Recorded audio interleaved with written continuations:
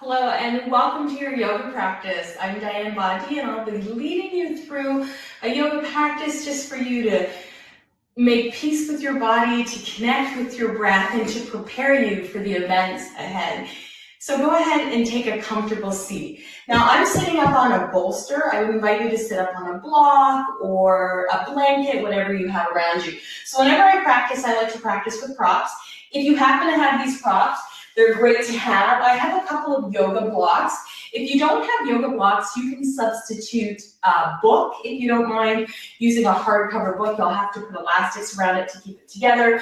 If you're like me, I've been spending a lot of money on Amazon, which I'm not 100% proud of, but it is COVID times. If you have some smaller Amazon boxes, you can stuff them with plastic bags or paper to make them a little bit more stable for your practice, and you can use those instead. You can also grab a blanket, whatever you have around the house, and if you want to use a bolster, grab a cushion off your sofa, like those big dense sofa cushions, and they can help you use that for props. And then I have a strap over here, and if you don't have a regular yoga belt like this one, a strap from your bathrobe, a dog leash, a necktie, a sweater or a sweatshirt with long sleeves, anything like that can substitute out for a strap. So I just like to have those kinds of implements all around me. We may or may not use them. It just really depends on how you're feeling in your body. So you always want to give yourself an opportunity to make peace with your body and to appreciate that your body is going to help move you through the world and help you to achieve all the goals and aspirations that you have. So this is your vehicle for greatness, right? We are more concerned with how we feel. We are more concerned with the things that we can do, and we want to let go of the things that we can't do, or the way our body looks or is supposed to look as deemed by society.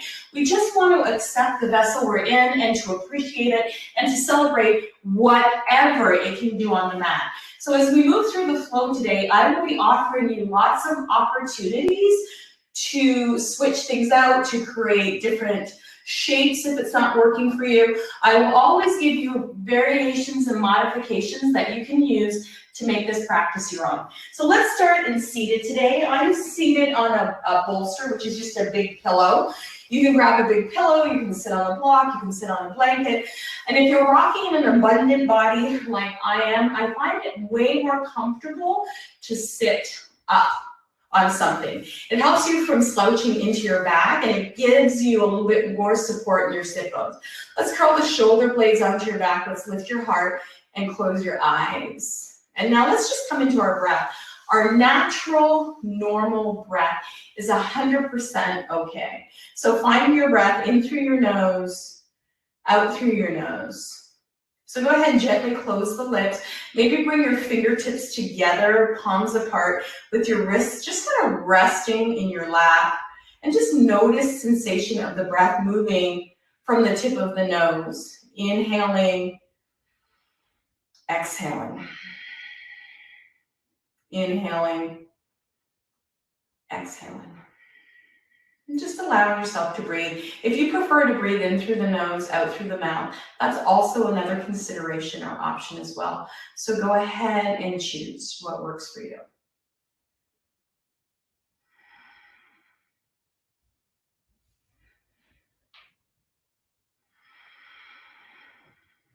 And just being in your breath. And with each exhalation, allow everything to soften and to relax.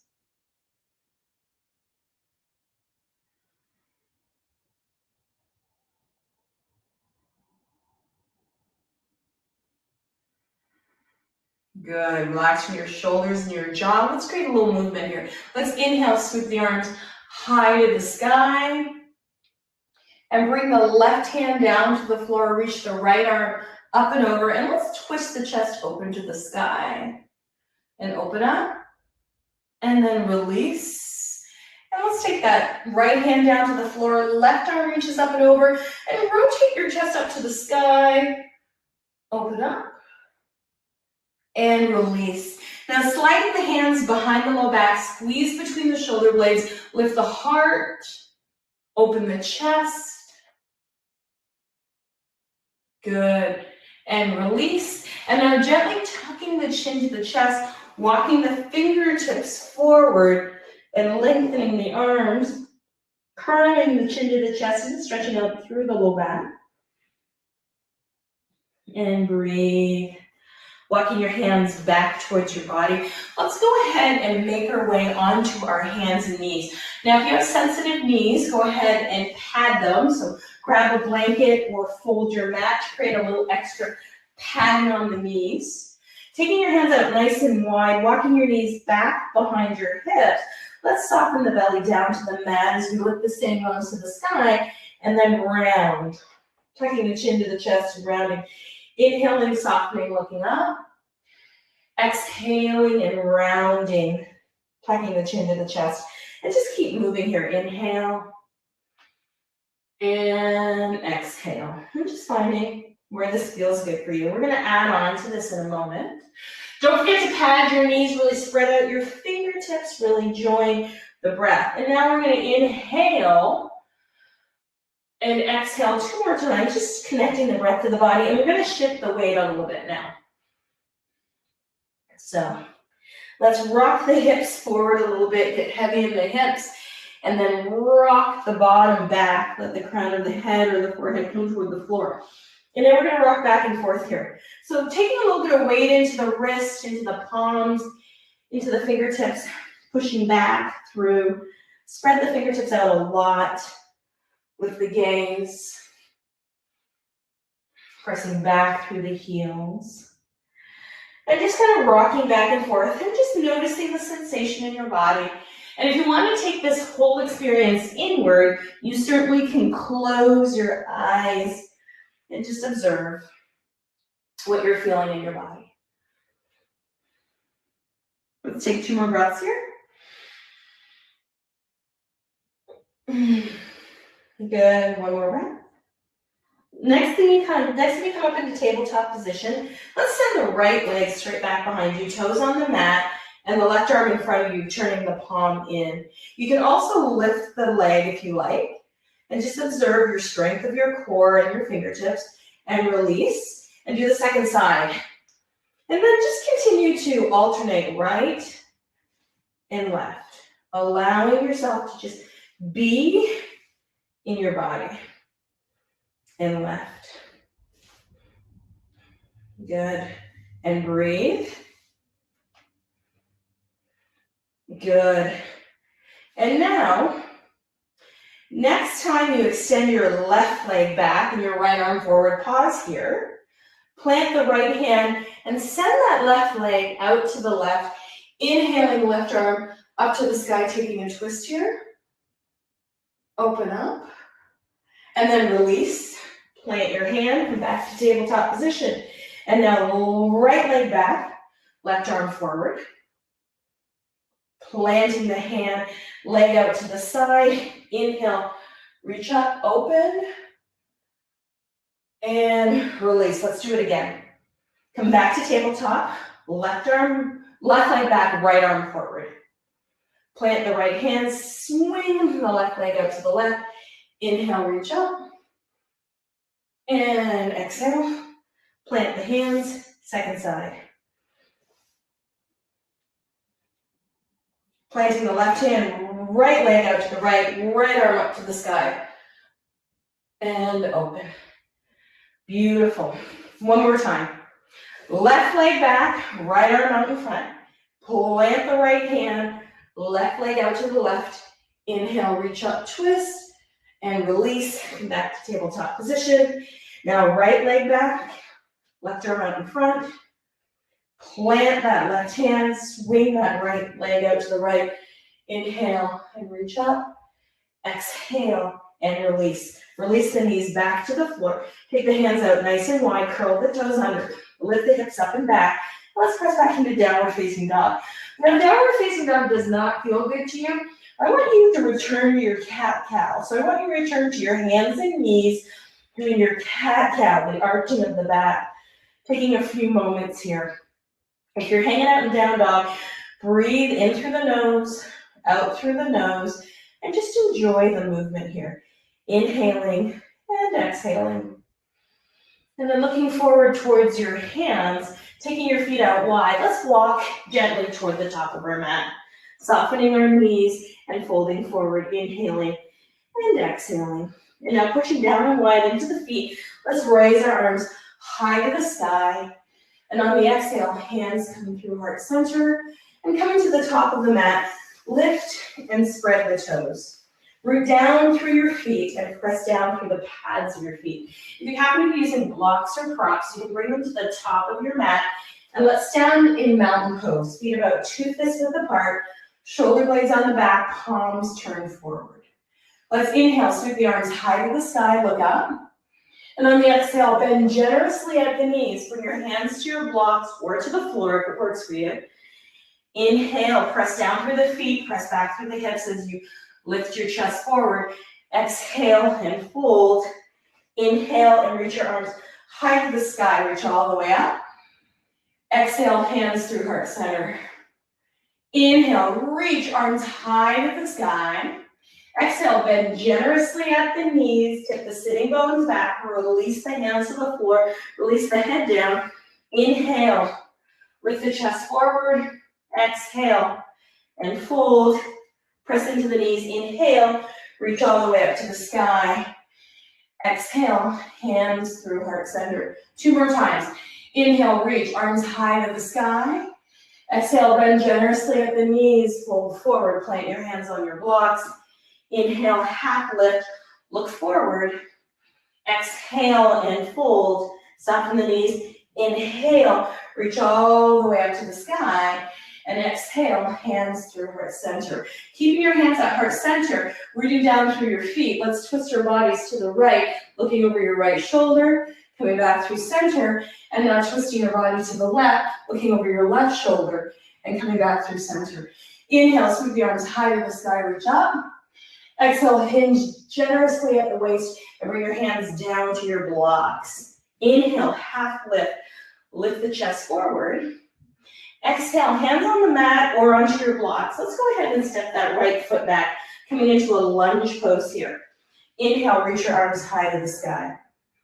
Option to take a twist here, right arm forward, left arm back, or to hook your elbow, right elbow behind the left knee, and bring your palms together. So just find where this works for you, okay? It can be arms up and out, or it can be the hook. So I really just want you to find it for yourself. Taking a deep breath in through the nose. Let's see if we can step that right foot forward to meet the left and come into chair pose. Now you might have fallen out of that pose, and that's completely okay. Just embrace it. Come back to it however you come back to it. It's not called yoga perfect, it's called yoga practice. Folding forward when you're ready. Inhaling, half lift. Exhaling and fold. And now take that left leg back behind you for lunge pose. Bending into the knee here. Pressing out through that back heel.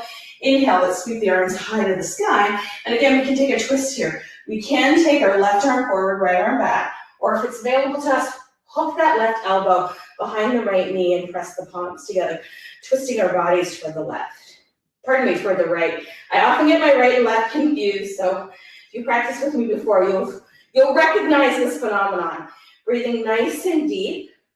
And then, even with the arms open, you can try stepping, and you can take a couple of steps.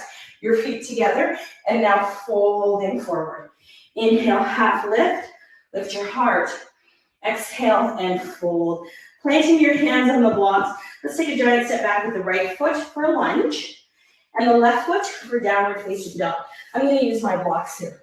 You can come to tabletop for cat-cow, or you can move through vinyasa, forward to plank, knees, chest, chin, lower down. And on the inhale, pressing the tops of the feet down, curling the shoulders back, moving through cobra. And then back either into puppy pose, which is up onto your fingertips, knees wide, crown down to the floor, or you can press back to downward facing dog. The option is yours. Lift the hips up and back, squeeze between the shoulder blades. So choose the option that makes the most sense for you. And remember in this practice, it is not all or nothing.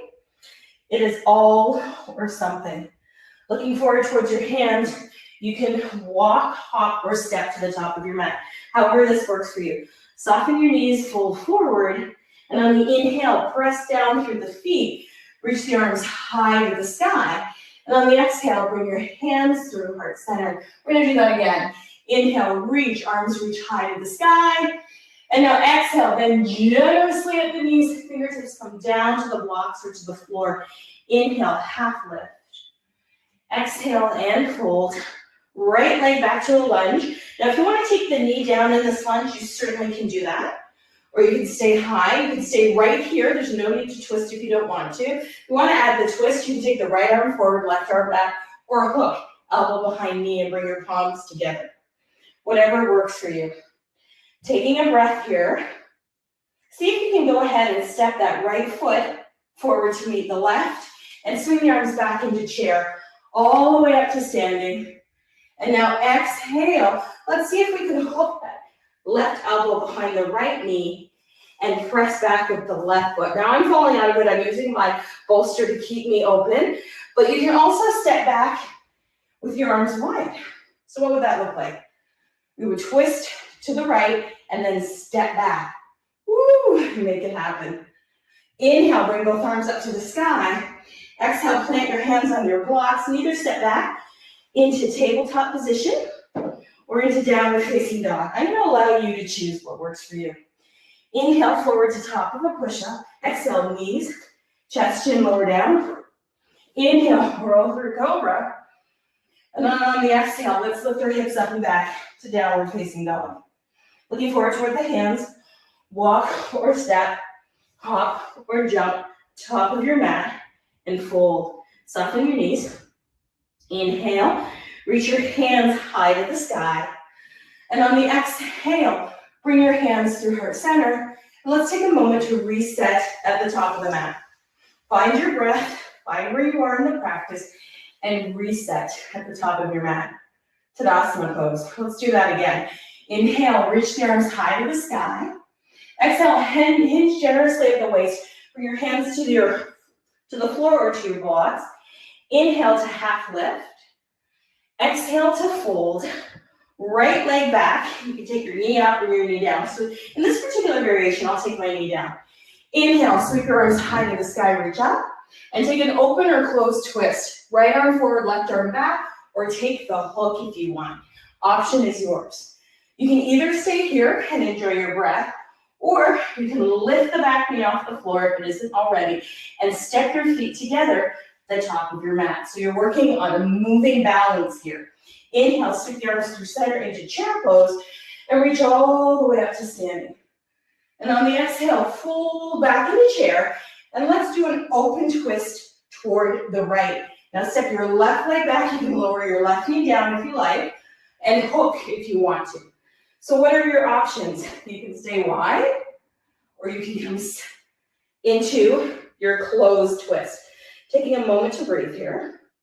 Knee can be up or knee can be down. The option is absolutely up to you. We're going to add on here. Take a nice deep breath in, bring both hands to the floor or to your blocks, and come into a lunge pose. If your knee is down, go ahead and lift your knee up. Now gently walk your blocks forward and take a couple of hops off the back leg and lift that back leg up to the sky. This is a standing split pose.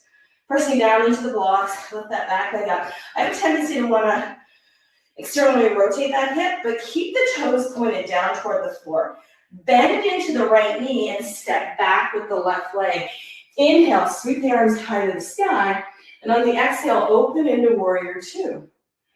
Pivot and plant that back left leg and flow your arms out into T. Inhale, peaceful warrior. And now exhale, go ahead and take your right forearm to your thigh, left arm up and over the ear, extended side angle. And now sweep that hand down to the mat and pivot your toes to the long edge of your mat, lifting your sitting bones to the sky and taking a moment to breathe. So both sets of toes are pointing toward the long edge of the mat, widening your heel apart, softening your chest down to the mat.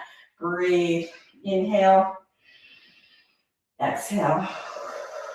Allow yourself just to be in it. One more breath. Now soften your knees. Take your hands to your waist. Lift your head and your heart. And now turn your right toes out to the top of your mat. Take a big circle with your arms, warrior two. And now move into peaceful warrior. Left hand down the back of the left thigh, right arm up to the sky. And now windmill the hands down to the mat. Spin up onto those left toes. You can either tap that knee down and come back to your tabletop position for cat-cow, or you can come back to your downward facing dog. So you're either here in cat-cow or down dog. And let's gently move through vinyasa. Forward to plank, knees, chest, chin, lower down. Inhale, press the tops of your feet down, roll through cobra pose. And exhale, press back to the downward facing dog pose. Looking forward towards your hands, walk or step, hop or jump toward the top of your mat. Soften your knees a lot and come into forward fold. Taking a few minutes to breathe here. Pushing down and pushing wide into the feet. Inhale, reach all the way up to the sky. Good, and exhale, bring your hands through heart center and breathe. Inhale deeply, exhale completely. Rooting down through the feet, curling the shoulder blades on the back, turning the palms forward. Let's breathe here. Inhale and exhale. Inhale, reach high to the sky. And now exhale, hinge forward at the waist. Bring your hands to your blocks. Take a moment to breathe here. Inhale, half lift, heart comes forward. Exhale and fold. Now you're going to step back with your left foot. Remember, the knee can come down or it can stay up. So let's see what it looks like from knee down. Inhale, reach up and take a twist. So you can take your left arm forward, right arm back, or you can take a closed twist here, hooking the elbow behind the knee. Let's lift the back leg up. Good. Give it a try.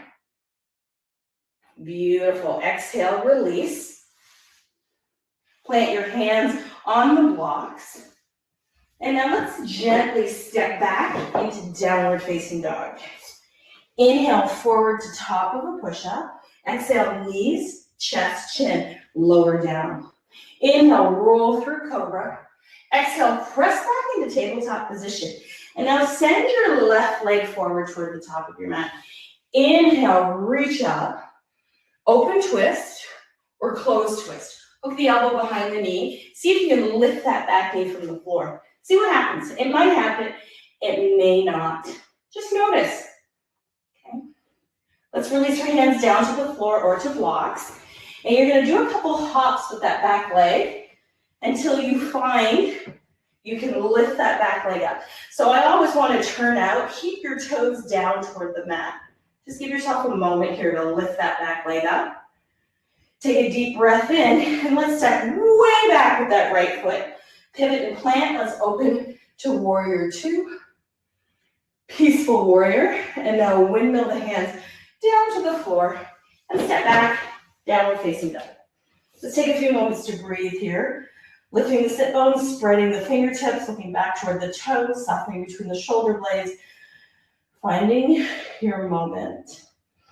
Lowering your knees down toward the mat, bringing your big toes together, knees wide, sit your bottom back towards your heels, and now stack forearms on top of each other, and release your forehead down towards your forearm, and then you rock a little bit here, just allowing that expansion to happen in the low back. Taking a few more deep breaths right here. Inhaling, exhaling, taking a moment to breathe. Now, if you find that sitting in this particular child's pose is just way too much on the knees, I'm going to invite you to sit back onto your bottom and bring the soles of the feet together instead and fold forward. So that is going to give you the same kind of movement, or the same kind of feeling as doing a downward facing pose. So we want to always give ourselves lots and lots of options. Breathing deeply and slowly.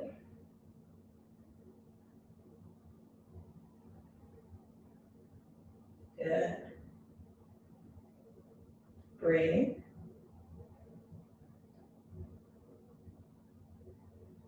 Beautiful. One more breath. lifting the head and the heart. I'm gonna ask you to turn to the long edge of your mat. Widen your heels apart, nice and wide. Pressing down through the back of your thighs. You can do a manual inner spiral of your thighs, leading with the collarbones, spreading the toes. Let's gently fold forward, best you can. Now, a lot of us don't have like the flexibility to fold all the way forward and like bring your chest to the floor. Not necessary. But make sure that you're doing a nice inner spiral of your thighs so that your pelvis is slightly tipped forward and you can fold forward. You can also take a bolster, if you like, or a blanket or blocks and lean into it. So let's just push down through the back of our legs, finding our breath, breathing deeply and slowly and mindfully. Allowing ourselves the opportunity just to be in our breath.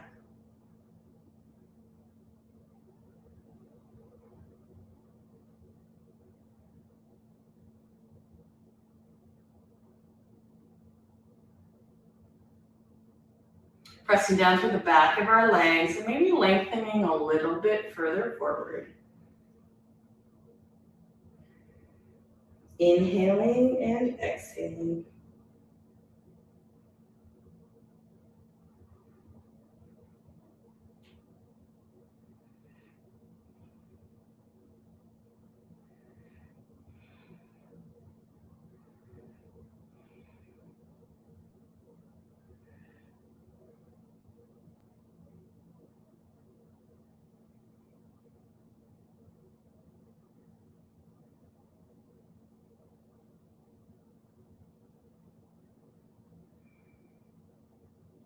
Walking your hands back towards your body. And let's bring the soles of our feet together. I'm just going to move my bolster out of the way. Bring the soles of our feet together. But first, maybe shake out the legs a little bit if they're feeling like, wow, that was a lot of sensation. So bringing the soles of our feet together once again. Rooting down through the sit bones and folding forward. From here, we're going to move into a couple of hip openers. Now, you can stay here for as long as you like in this particular version of a hip opener, which is just lovely here. Like it's completely and utterly lovely here. But if you're looking for a little bit more sensation, there's a couple of things that we can do. We can stay here like this, or we can move into deer pose. So I'm going to take my right knee and take it to the top of my mat and my right toes to the left side of my mat. Then I'm going to bring my left knee down next to me. Okay, so now I'm kind of in a almost 90-90 if I walk my leg out and come into something called deer pose. So we can be in deer pose, we can fold forward into deer pose here and release. Or if you want to move a little deeper, you can lean forward onto that front knee, stretch that left leg back, and come into what we call a pigeon pose, something that's a little bit more traditional hip opener when we think of yoga, but not necessary. You can do either or. If this doesn't work for you and deer pose doesn't feel good in your knee, then I would invite you to do it reclining. Right ankle over left knee into the heart, and stretching out the back. So just go ahead and find which version of pigeon works for you. If you're lucky enough to be close to a wall, you can do a pigeon at the wall where you plant your left foot on the wall and cross your right ankle over your left foot and just pause. So there's a couple of ways that we can play or appreciate this inhaling and exhaling, taking a few minutes just to be in your breath.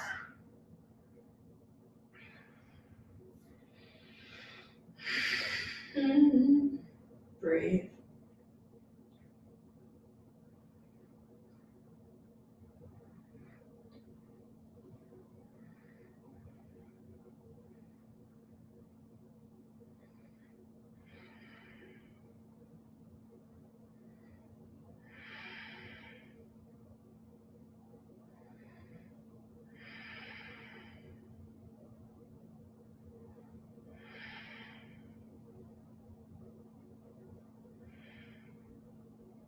Good. One more breath here. And let's release and do the second side. So if you're choosing deer pose, now it's going to be left foot in front, right foot behind. Okay. You can take a pigeon pose, or you can do a reclining pigeon pose. So that's what I'm doing at the wall here. So now I'm going to invite you to find your second side. So remember, you have the option with your deer pose, it's going to be left knee in front, right leg behind, folding forward. Okay. Option to move into pigeon, a downward facing pigeon. Or option to do what we were doing at the wall on our back. So I'm going to allow you, or not so much allow you, encourage you to take the option that makes the most sense for you, that works the best for you, that feels the best in your body. And I'll offer you that.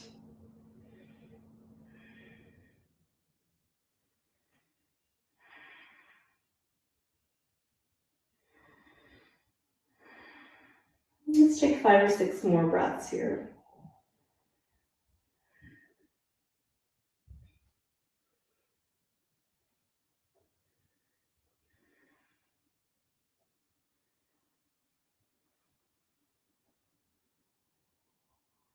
Good, take one more breath.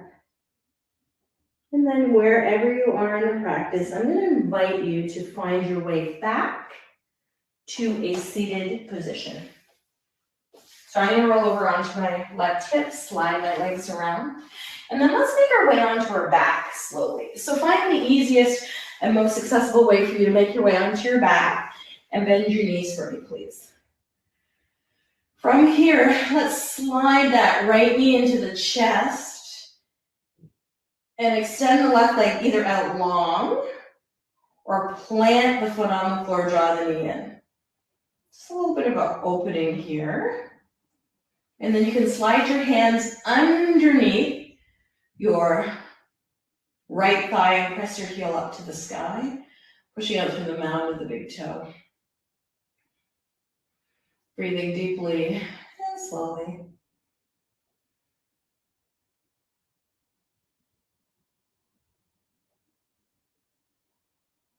And from here, let's move into a half happy baby. Opening your knee up to the right. You can either hold on to the outer edge of the right foot, the ankle, the knee, whatever makes sense. Just breathe.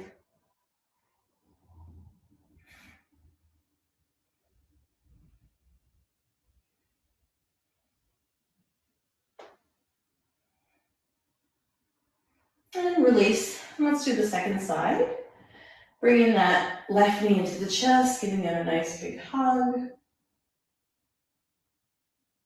And then sliding the hand underneath the left thigh, pressing the heel up to the sky.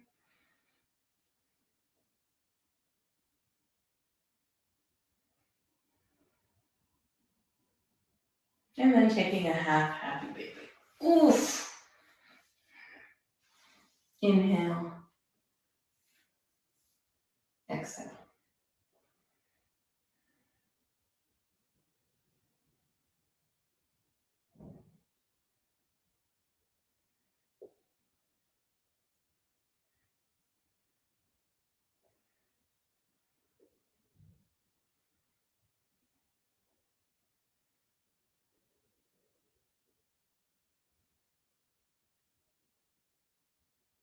Breathe.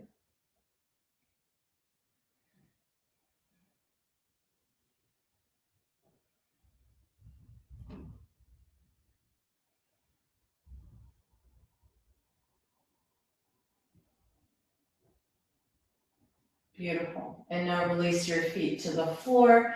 Bring the soles of your feet together, your knees wide, and stretch your arms up overhead. And just close your eyes and breathe. Now, if you find that this is uncomfortable in your low back, then plant your feet and let the knees fall in on each other instead. Okay? So just find where this feels the most available. I like to bring the soles of my feet together and then cross my hands or cross my arms with my hands on opposite shoulders. For whatever reasons, this really speaks to me. You can rest your hands on your belly. You can do whatever speaks to your heart.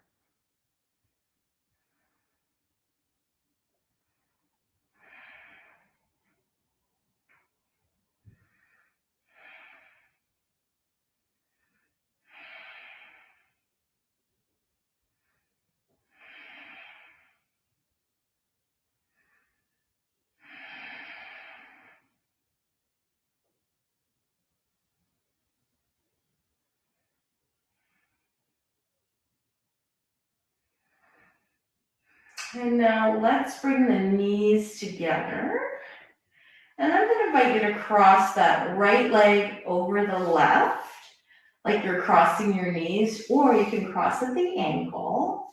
And then gently bring the knee into the chest. And then I'm going to invite you to cross your left elbow underneath your right and come into eagle pose on your back. Now, if you find it hard to cross the arms, place your hands on opposite shoulders instead and draw the knees into the chest here. Stretch out the low back. You can also stretch your arms up overhead, or if you want a really intense stretch, and this is intense, you can grab opposite feet. So you're going to grab your left foot with your right hand, your right foot with your left hand, and press the knees away from you. That's another option to do, to breathe, to be.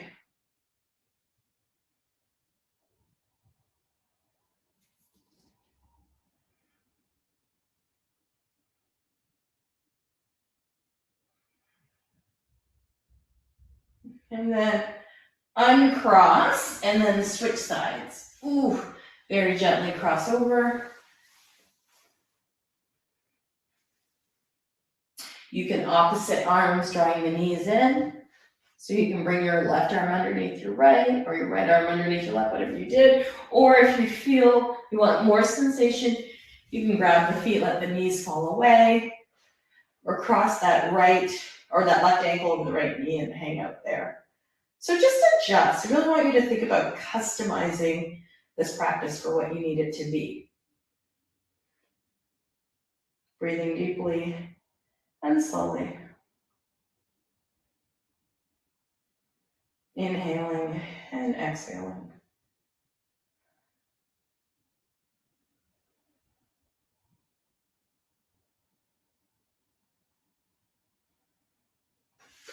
Oof, clickety hips. Exhale and release when you're ready. Planting both feet flat on the floor. Walking the heels closer to the sit bones. Tucking the shoulder blades underneath you. Pressing down from the back of the head. Let's lift the hips up toward the sky. Pressing the knees away. Bridge pose. You can also grab the outer edges of the mat and tuck your shoulder blades a little bit, if that feels better. So we're trying to like pull the mat wider, coming into a bridge pose. And then gently and mindfully lowering your hips down to the mat, releasing your shoulders, and now floating your arms out into T, drawing the knees into the chest. Let the knees fall over to one side. Gaze up toward the sky, turn your palms open.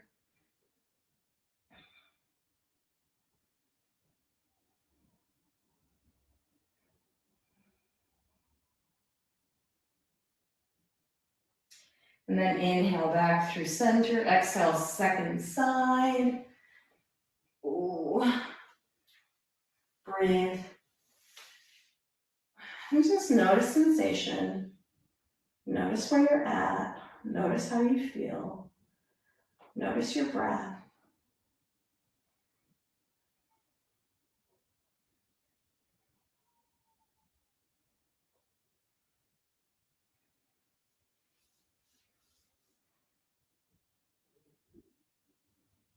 And then inhale, bring the knees back through center.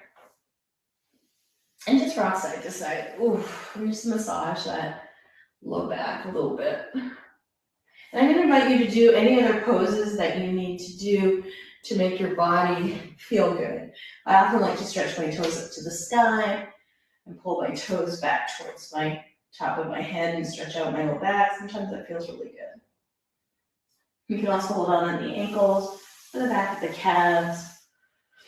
You can reach your arms up, just an opportunity to play and breathe and be.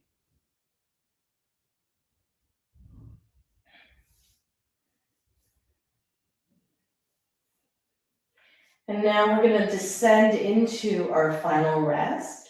So you have the option to bring your feet down to the floor, take your feet out as wide as your mat, and let your knees fall in on each other. You can also lay on your side if you like, tucking your arms underneath your head and just kind of noticing what feels good here.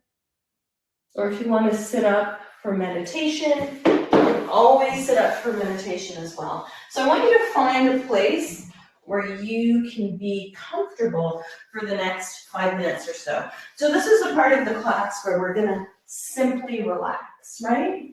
So I'm gonna invite you to find a comfortable position to be in. You can put your socks back on or your sweatshirt, whatever you need to get comfortable. If you happen to have your blanket available, you can cover yourself in your blanket. But let's find that space where we can take a few moments of rest. I'm gonna opt for quiet contemplation. So once you get comfortable, I want you to return back to your breath, back to your inhales and your exhales. Allowing your body to completely soften, allowing your face to soften, allowing your jaw to soften, and just finding your breath.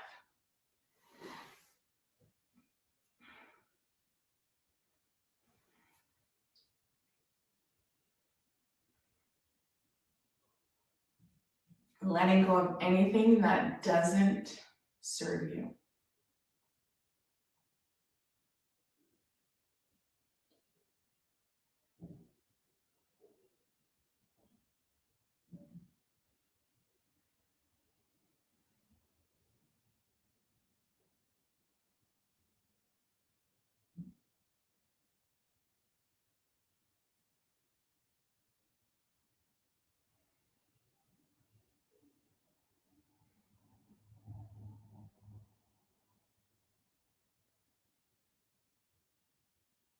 Just softening back to your breath on the inhales and the exhale.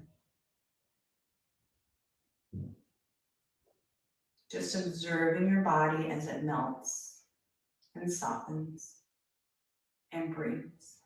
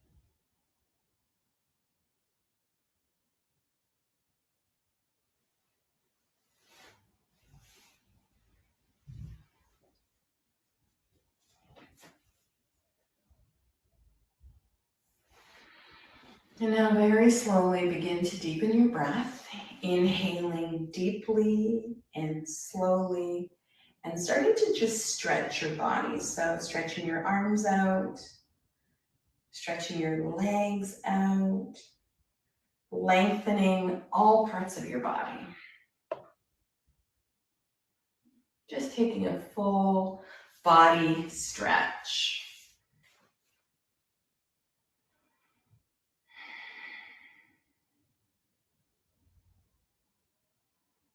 Now when you're ready, bringing one knee at a time into the heart.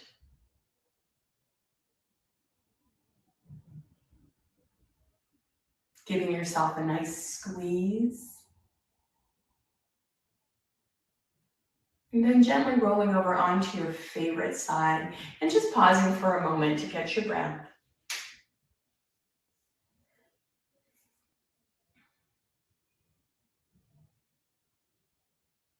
And then gently and mindfully pressing yourself up to seated when you're ready.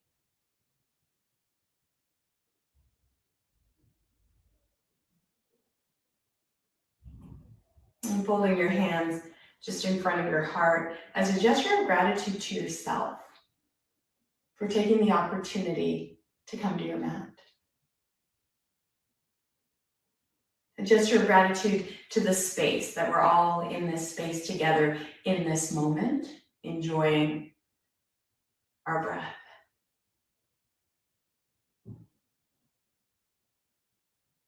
And may this be the launching pad for whatever comes next, for whatever it is you're about to experience and learn and connect with. It has been my absolute honor to have joined you for this practice, to have been a guide on this particular journey. May you be happy. May you be healthy. And most of all, may you just be. Thank you, everyone.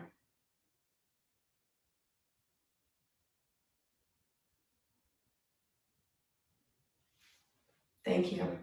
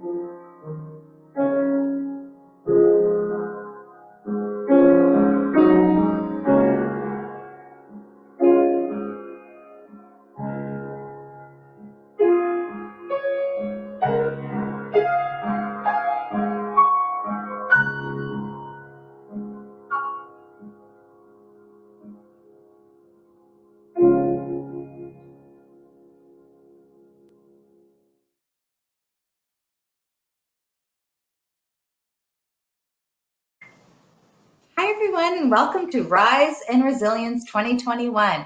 I'm Nicole Anderson. I lead Rise Windsor-Essex out of the Small Business Center at the Windsor-Essex Economic Development Corporation. I hope you enjoyed your morning mindfulness and yoga session with Diane Bondi.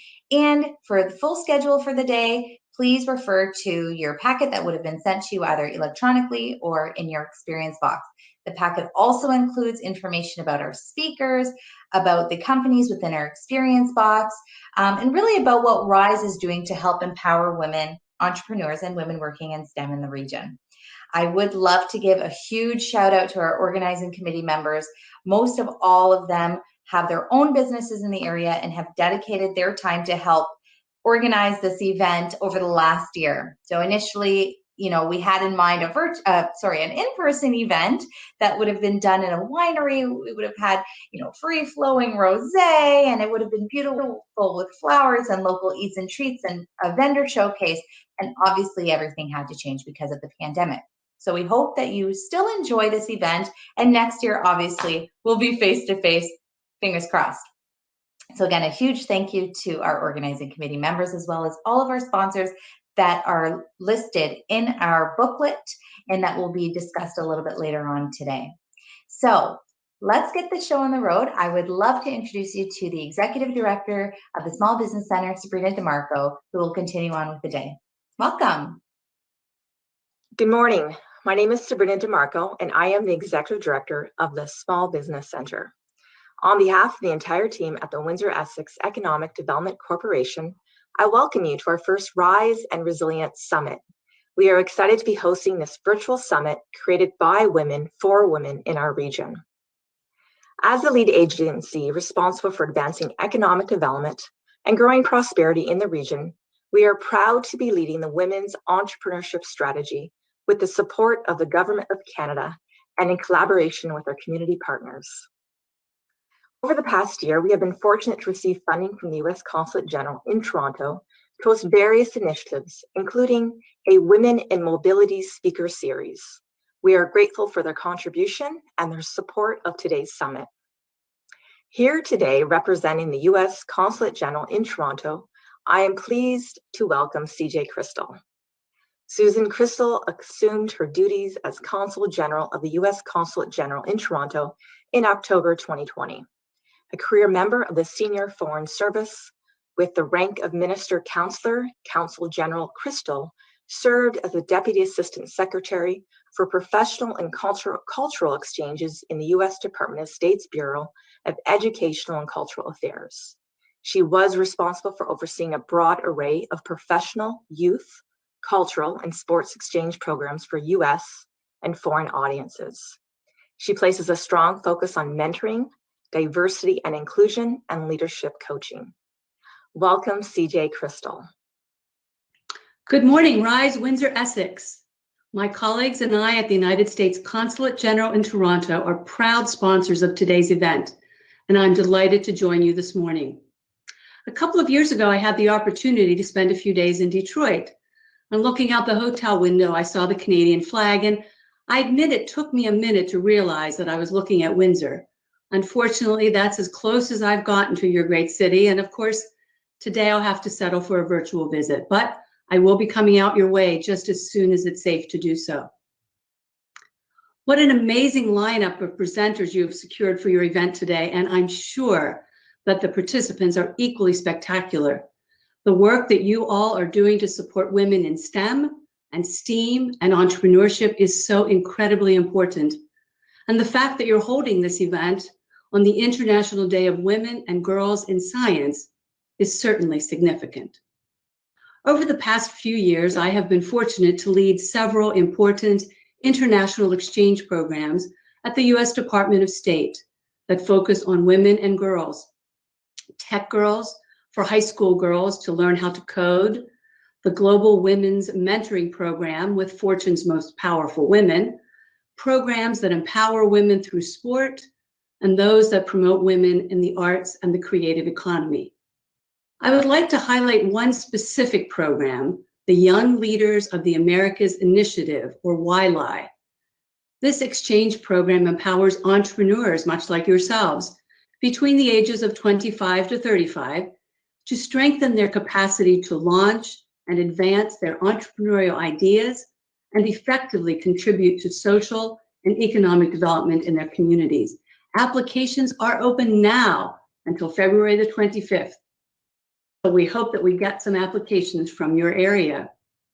There's also a YLI network that is free for anyone to join that is chock full of useful information. You can access digital resources, best practices, new ideas, and strategies for developing successful organizations. These programs, like your efforts in Rise Windsor-Essex, advance leadership, confidence, and resilience among women, resulting in expanded networks, better business acumen, and opportunities to pay it forward in your communities. And as you move forward, you lift your communities and you inspire the next generation of women and girls to reach even higher. As you interact today, making new contacts and hopefully some new friends, I'd like to leave you with a concept that I embrace called realistic optimism. Realistic optimism involves accepting what cannot now be changed rather than condemning or second-guessing ourselves. It's not wishful thinking, nice as that might be, and you don't have to be a Pollyanna. Rather, you can choose to look for the positive in a tough negotiation, realize satisfaction from a challenging decision, express gratitude to a colleague, seek inspiration from a family member, be kind to a friend, or delight in a great article or video or book. Using realistic optimism, we work to emphasize possible opportunities for the future. And it is this optimism that in turn allows us to strengthen our resilience. I wish you great success today and into the future, and I look forward to our continued collaboration. Stay safe and stay strong. Thank you. It is my pleasure to now welcome and introduce our MC for today's Rise and Resilience Summit, Aislinn Loron. Aislinn Loron is earning her Bachelor of Science with honors in Computer Science and Biochemistry at the University of Windsor and is looking forward to a career in bioinformatics or computational chemistry. She is a passionate researcher, Windsor's Women Techmaker Ambassador, leader of Google's Developer Student Club, co-founder of WinHacks, a quantum computing enthusiast, and developer of scientific analytical software. Welcome, Aislinn.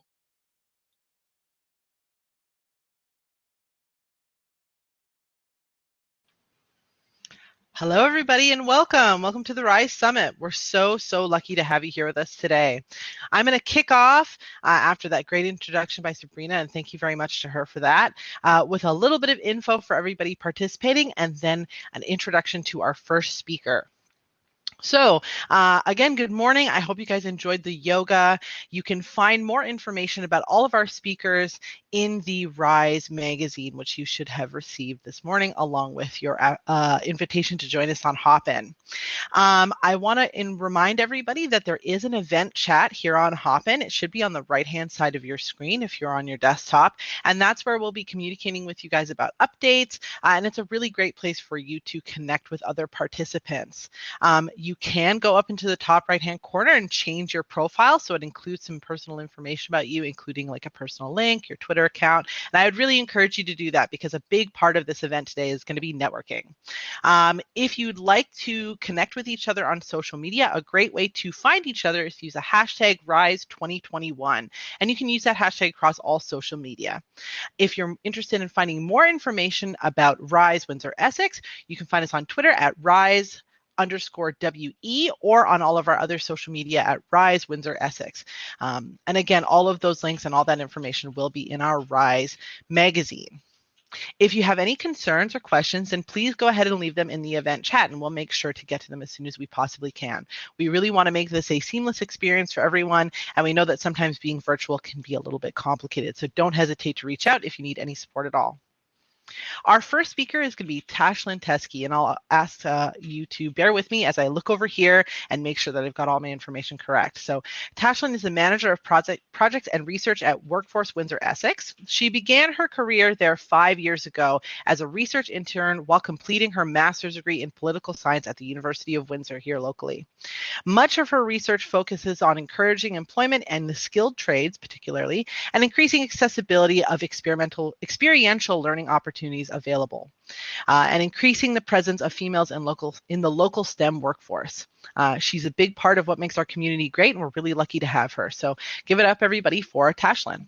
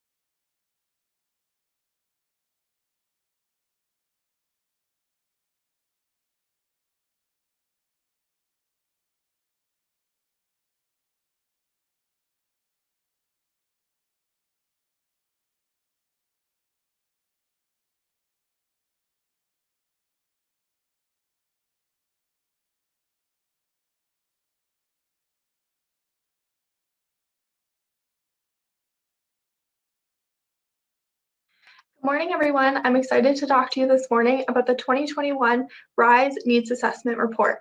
My name is Tashlyn Teskey, and I'm the Manager of Projects and Research at Workforce Windsor-Essex.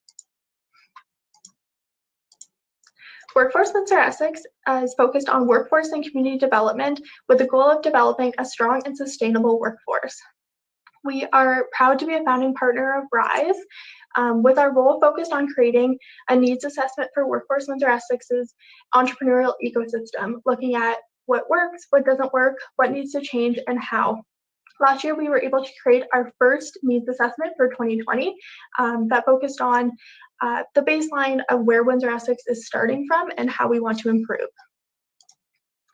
This year, we are proud to release our 2021 report that's focused on creating updated information, specifically with changes due to the pandemic, while identifying challenges and successes and making recommendations for community-based initiatives to support female entrepreneurs. To create this report, we did consultations with stakeholders, including entrepreneurial service providers, female entrepreneurs themselves, and provincial service providers to gather best practice information. So why Windsor-Essex? So we wanted to start RISE in Windsor-Essex because of the impact and the negative stigma that Windsor-Essex has had for entrepreneurship, specifically for women.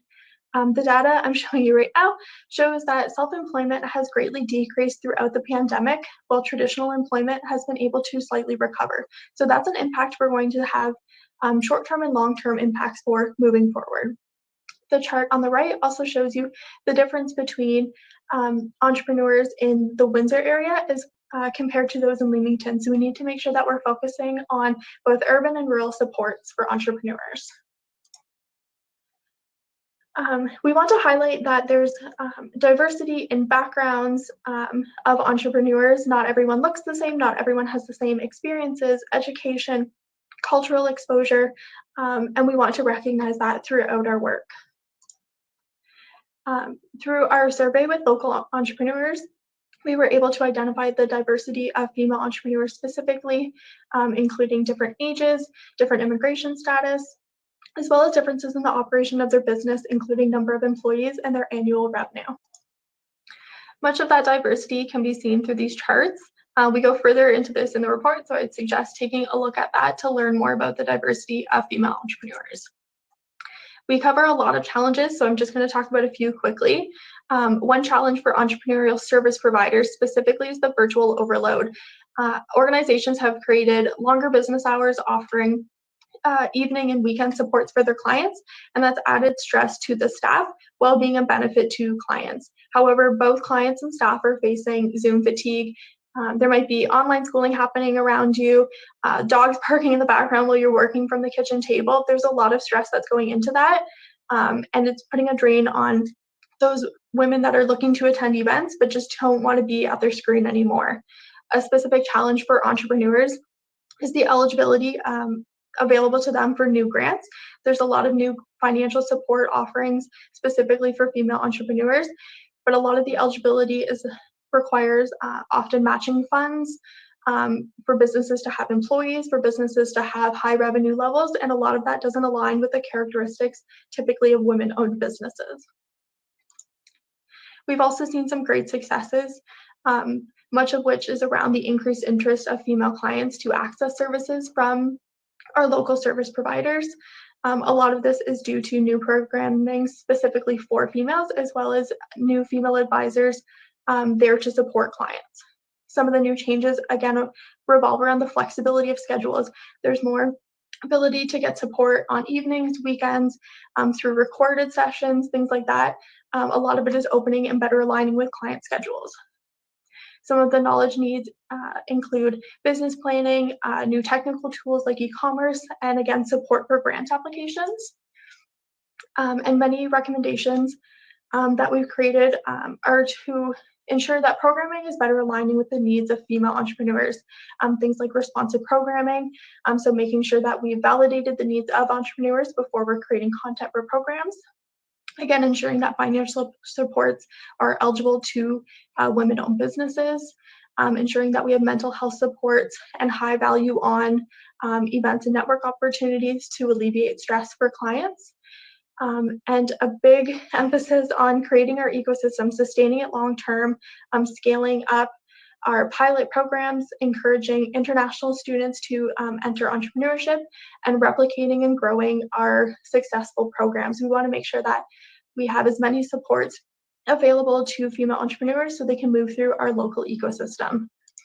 That was a very quick overview of everything that's in this report, so I encourage you to view it. It's available at workforcewindsoressex.com/rise, and I hope you guys enjoy the rest of the sessions.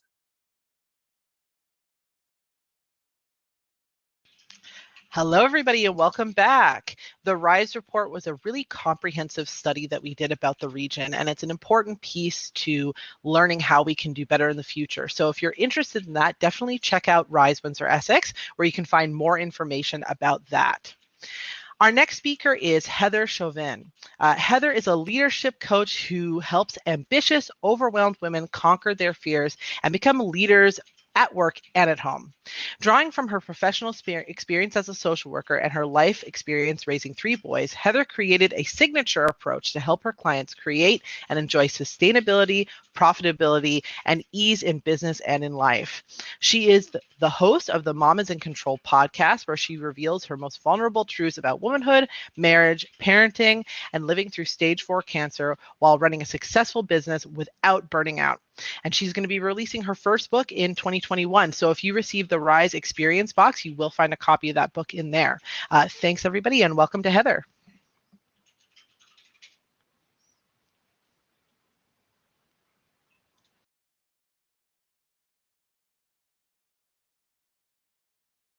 All right. Hey, everyone. So welcome to RISE. I'm Heather Chauvin, and you probably know a little bit about me right now, but I'm really excited to share with you kind of my story. And if you did purchase the RISE box, you may have received, or should have received by now, the book. So I'm really, really excited. You're one of the first people to get their hands on a copy of Dying to Be a Good Mother, How I Dropped the Guilt and Took Control of My Parenting and My Life. So today's going to be a little bit about the story of what is in this book, but also helping you as a female entrepreneur, business owner, a dream to make an impact in the world and to be the change that you want to see. And what I often find, or what people often ask me, is that question of how do you balance work and life? How do you do it all? And I think that's a really old question to ask. And I think it's old questioning that we're still asking ourselves that is keeping us stuck miserable, burnt out, overwhelmed, in spirals of shame and often depression and depletion. And this, what I noticed, especially for female business owners, shows up in our time, our energy, and our money.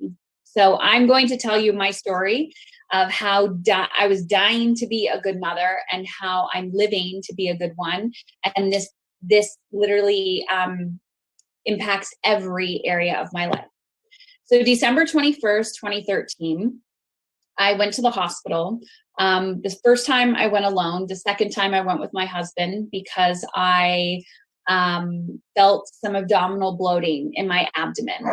And because I felt some abdominal bloating in my abdomen, I just told myself, I don't have time. I don't have time to consider my needs. I don't have time to go to the doctor. I don't even have time to drink a glass of water, let alone, sit in a doctor's office, wait for results, and go through that whole process. And the first night I left the emergency room as my husband was at home with the kids. The second night he forced me to go back because my pain was so bad and I was getting night sweats and all of these symptoms. And I remember sitting there and the doctor saying, you're here for abdominal bloating and lower back pain. I was like, yeah, I don't matter. I literally do not matter. There is no reason for me to be in this room. I am not sick enough. So through a CT and blood work, on the spot, of course, throughout the wait time, told me that I had cancer. And I had no idea that I was that sick, but there was a part of me that deeply inside knew that I had cancer. And it was this inner knowing of me running away from myself, running away from my knowing again and again and again and again until the universe was like, stop what you're doing. You need to slow down, to realign and get super crystal clear on how you want to feel. So when I walked out of the hospital with my husband that night, it was supposed to be snowing, right? We live in Windsor. You'd think it would be snowing around Christmas time. It was raining.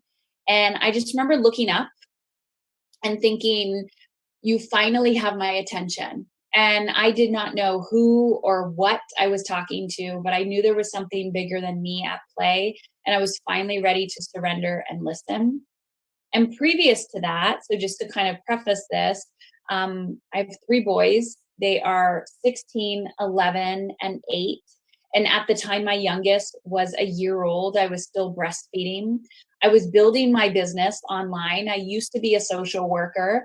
And it was actually a few months before I left I was returning to my corporate job after my maternity leave. And I made the decision not to go back. So when I went on mat leave, I said, okay, Heather, it's time. You got to build this business. You got to hustle. You got to make magic happen. And it was in September that I said, I'm not coming back because my year was up and I didn't have that safety net to fall into. And so I was all in on building my business. So a few months later, being diagnosed, I had nothing to return to. So if you're self-employed and you're in the startup phase, you don't get to, fall back on your sick benefits and all of that. I did not have critical illness insurance, didn't even know what that is. So if you don't have it, check that out. Go talk to a financial advisor, someone who can help you with critical illness insurance. Didn't have any of that set up.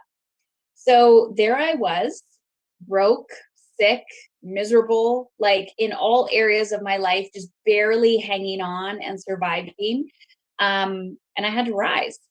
Previous to starting my business, I was invested in personal development. I hired the mentors. I did the workshops. I went to the retreats. I was drinking the green juice and doing the yoga. But there was one thing that I was not doing. I wasn't giving myself permission to want what I want because I didn't think I was worthy of it. And I also was not giving myself permission to feel the way that I wanted to feel. And when I was diagnosed, I said, I will never, ever get to this point of suffering and pain and lack in my life in any aspect ever again. because we always have a bigger why to why we started our business in the first place. And my why was I really wanted to make an impact. And I wanted to, my oldest son, who at the time had behavioral issues, and I had a degree in social work and mental health and child development, and still felt like I was failing and I couldn't support him. And so I went in, I fell in love with meditation and mindfulness. And then that brought me to conscious parenting. And then that brought me to, understanding energy. And then it brought me to personal development. And it was all building up. But I wasn't giving myself permission to do it because I was afraid of the fear of judgment, the fear of failure, the fear of success, the fear of, disappointing my parents or what they're going to think of me. All of these beliefs and thoughts and stories that we tell ourselves as women, that if I actually feel good, somehow I'm taking away from other people. If you have ever felt like that, post in the comments below, because I'm sure I'm not alone. I hear this from my clients and women all the time, especially when they write me after listening to the podcast. It's very easy to discount ourselves. It's very easy to discount our prices, to discount, to overgive our time, to begin to feel angry and resentful. And then ask ourselves, like, how did I get here? But how do I get out of it? I want to feel in control. So post-cancer, when I decided that enough is enough, and now I need to actually implement what I'm doing, I completely shifted my business model. And what I noticed was pre-cancer, I was working a lot with women, but our work was child focused. They were trying to understand their children's behavior. There was a disconnect. They didn't know how to use conscious discipline. They didn't, they wanted to feel good as a parent. But I would hear things from her like, I don't have time. I don't have the energy. My marriage is falling apart. I'm not living in alignment. Like, I don't know what my purpose is. I don't feel good. I don't feel alive. We don't have enough money. There's just so many things, right? There's so many things. So the second that I actually was in treatment, and I talk about it a lot in the book, there's a lot of stories in there around, I still had to work while I was going through treatment. I still coached people. I still ran my business. When you need to feed your family, you will do whatever you need to do. But I wanted to get out of that survival mode as quick as possible, learn those lessons, and get to what I call momentum, and then thrival, and then the state of creative abundance. And while I was doing that, what I didn't realize was all of these symptoms, what I call red flags, the behavior, right? I always talk about, our children's behavior is a language. Our human behavior is a language. You do not need to live in pain or discomfort or debt or lack of time, lack of energy. These are symptoms that are trying to get your attention. So as I was implementing, as I started to shift into course correct, what I decided to do was create a system that I call energetic time management. And essentially what this is managing your energy, not your time. And it's based on the belief and the work. One of the people that really, really inspired me was Danielle Laporte, who I think is Canadian as well. And I feel like her father or her parents live in Kingsville, maybe. I don't know if they still do. Who knows? If you know, you can post below. But she, at the time, I believe her book, The Desire Map, was coming out. And she's not the one who invented this concept, but there was something about the way that she was saying it that just rang so true to me. And it was like, it's not the thing that you want, it's the feeling. So it's not more money that you want, it's the freedom that you think money is going to give you. It's not the bigger house that you want, it's the space that you're craving. It's not I'm looking at a messy desk right now. You can't see it. It's an optical illusion. But it's not the organization of the desk that I want. It's the feeling of being clean and organized, right? You can still want these things. You can still want more money. You can still want more time. You can still want to travel the world. But remember, it's the feeling that you're after. So when I was there, literally on my deathbed, having absolutely no energy, feeling like I was dying inside and being paralyzed in fear, I'm dying. I had to stop one day and say, Heather, how do you want to feel?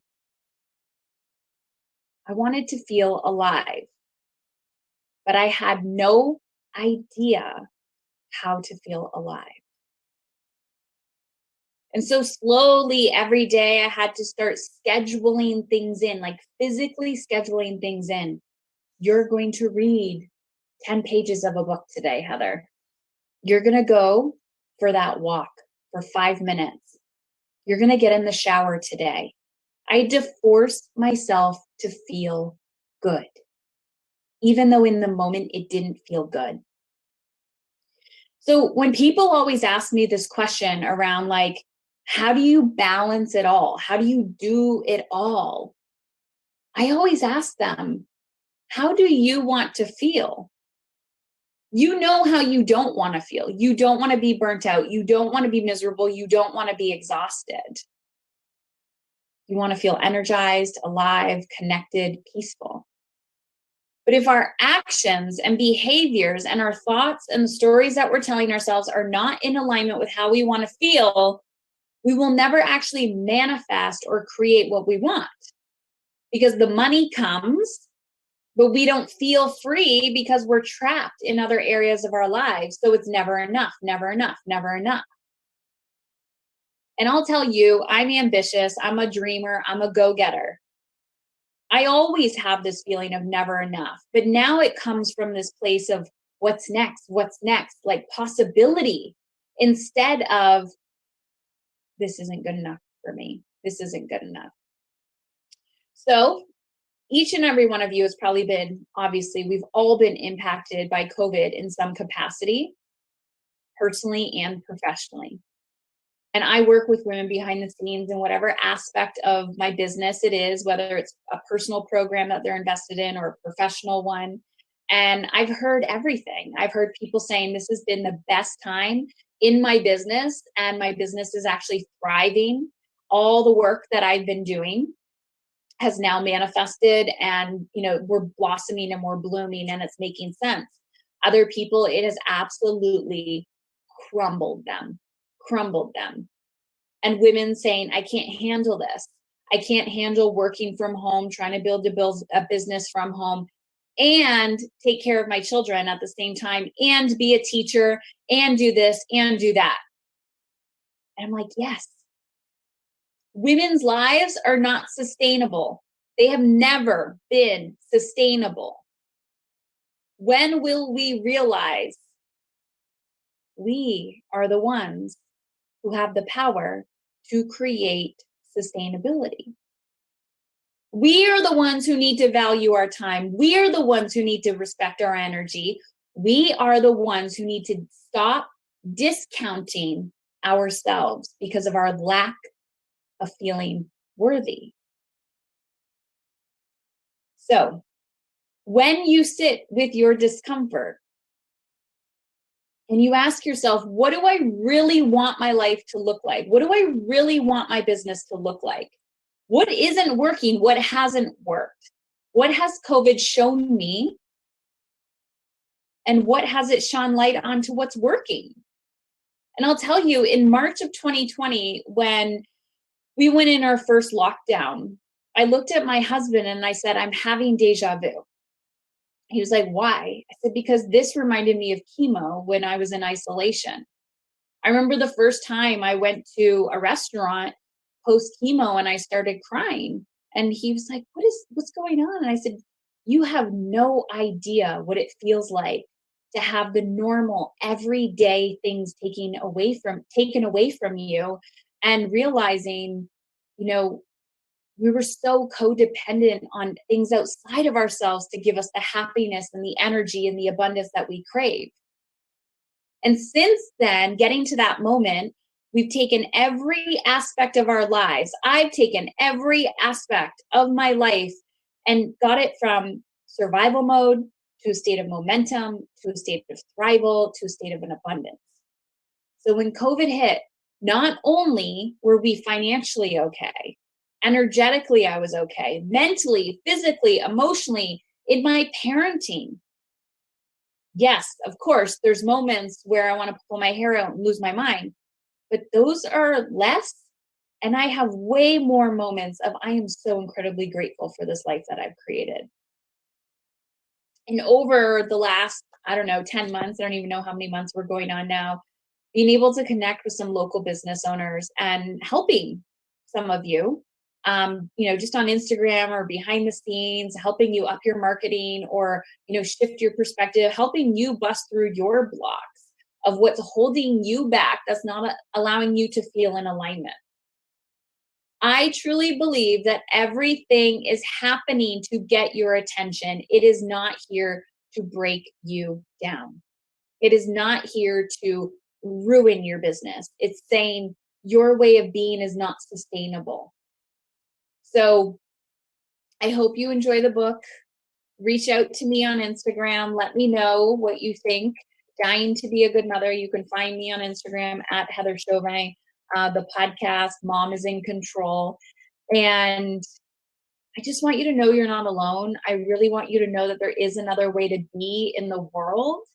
And I don't believe that women need to suffer. I really don't believe we need to. I do believe that we have an opportunity for growth if we're willing to take radical responsibility for ourselves and not try to control our children, not try to control our partner.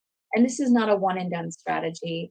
It takes work, it takes effort, it takes consistency to have sustainable success.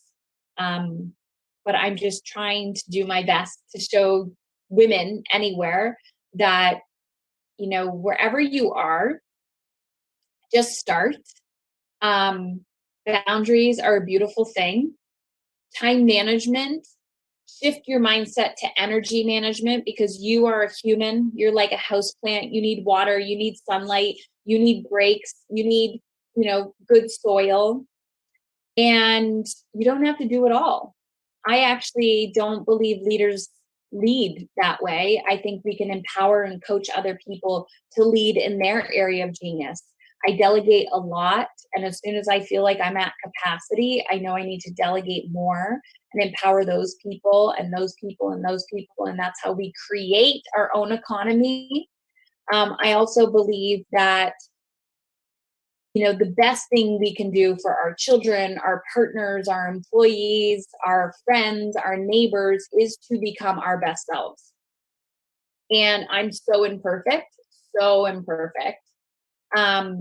But if I try to learn in every moment or shift my mindset to become 1 degree better, I'm inspiring somebody else to do the exact same thing. So thank you. I know Nicole has a few questions for me to ask. And yeah, there's so many things I could say, but I know you have some additional questions. Heather, that was so inspiring. As a working mom, I totally feel, the feeling completely overwhelmed, especially now through COVID and online learning. There's so much on our plates, and research has shown, and a lot of articles have been coming out lately discussing how, women are mostly affected by COVID. So I think your discussion is very timely. So thank you for sharing your story of resiliency. That being said, first and foremost, I want to know who inspires you. So, initially you had your husband bring you to the hospital and really and push you to make that step in your own health. But who else inspires you? Who's inspired you in the past? I'd love to hear about your kind of woman network. So the interesting part of this is when I started my business, I was frantically searching for women that were doing both well. And the feedback that I was receiving was, you have to choose one or the other. And I saw women, going full force in business and full force in motherhood and feeling burnt out. And I honestly had absolutely no role models that were doing both well. And so from that aspect, I had to become the role model that I wanted in that aspect, where I truly believe you can do both well, but you're going to be a trailblazer in that area. I get so inspired by like wise women, like the Marianne Williamsons, any woman. I mean, like someone like Beyonce, like just a woman who just goes out there and she's her badass self and she's like, I have no apologies and I don't check the comments on my YouTube.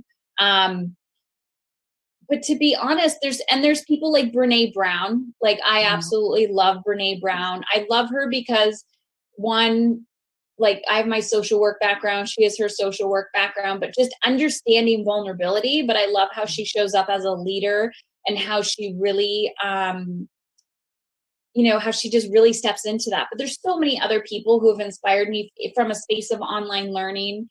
Like at the very beginning phases, it was like a Marie Forleo. And then now I'm really stepping into the space of just other women. There's someone who I'm currently following, Rachel Rogers.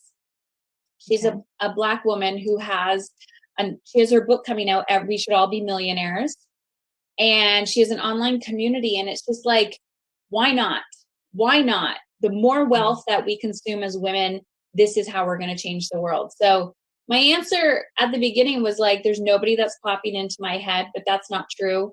All of these women are inspiring me in different aspects.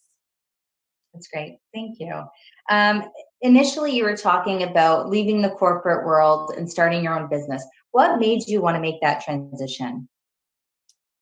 So that was actually early on before I even went into corporate. I always had this feeling of, just being curious. I call them breadcrumbs. Like, oh, I really love meditation, or, oh, I love doing this. And then when I was in corporate, almost immediately, I was like, not this, not this, not this.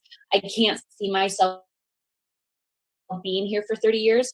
And there was a lot of guilt and shame around that because I felt like I was failing.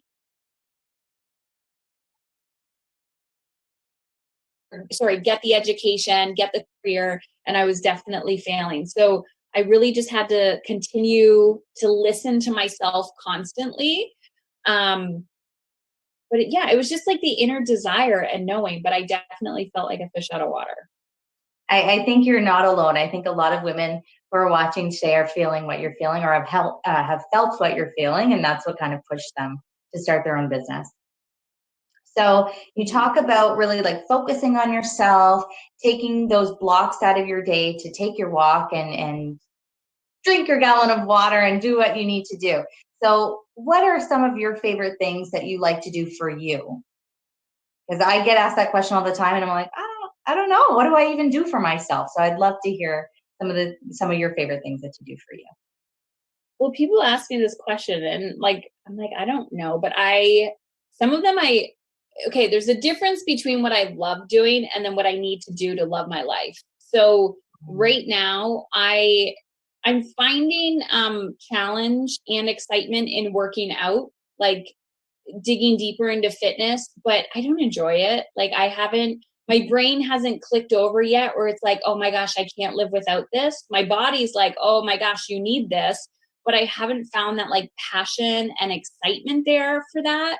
But it is something that I would much rather, go to a yoga class than, sit and gossip or something like that. I love, love, love nature. I love being outdoors.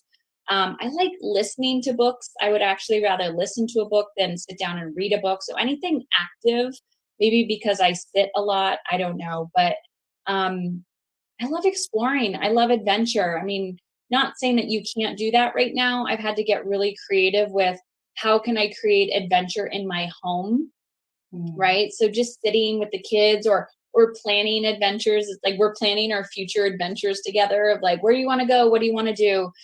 Travel, meeting new people. I love learning new things and just helping people, even though that is part of my job.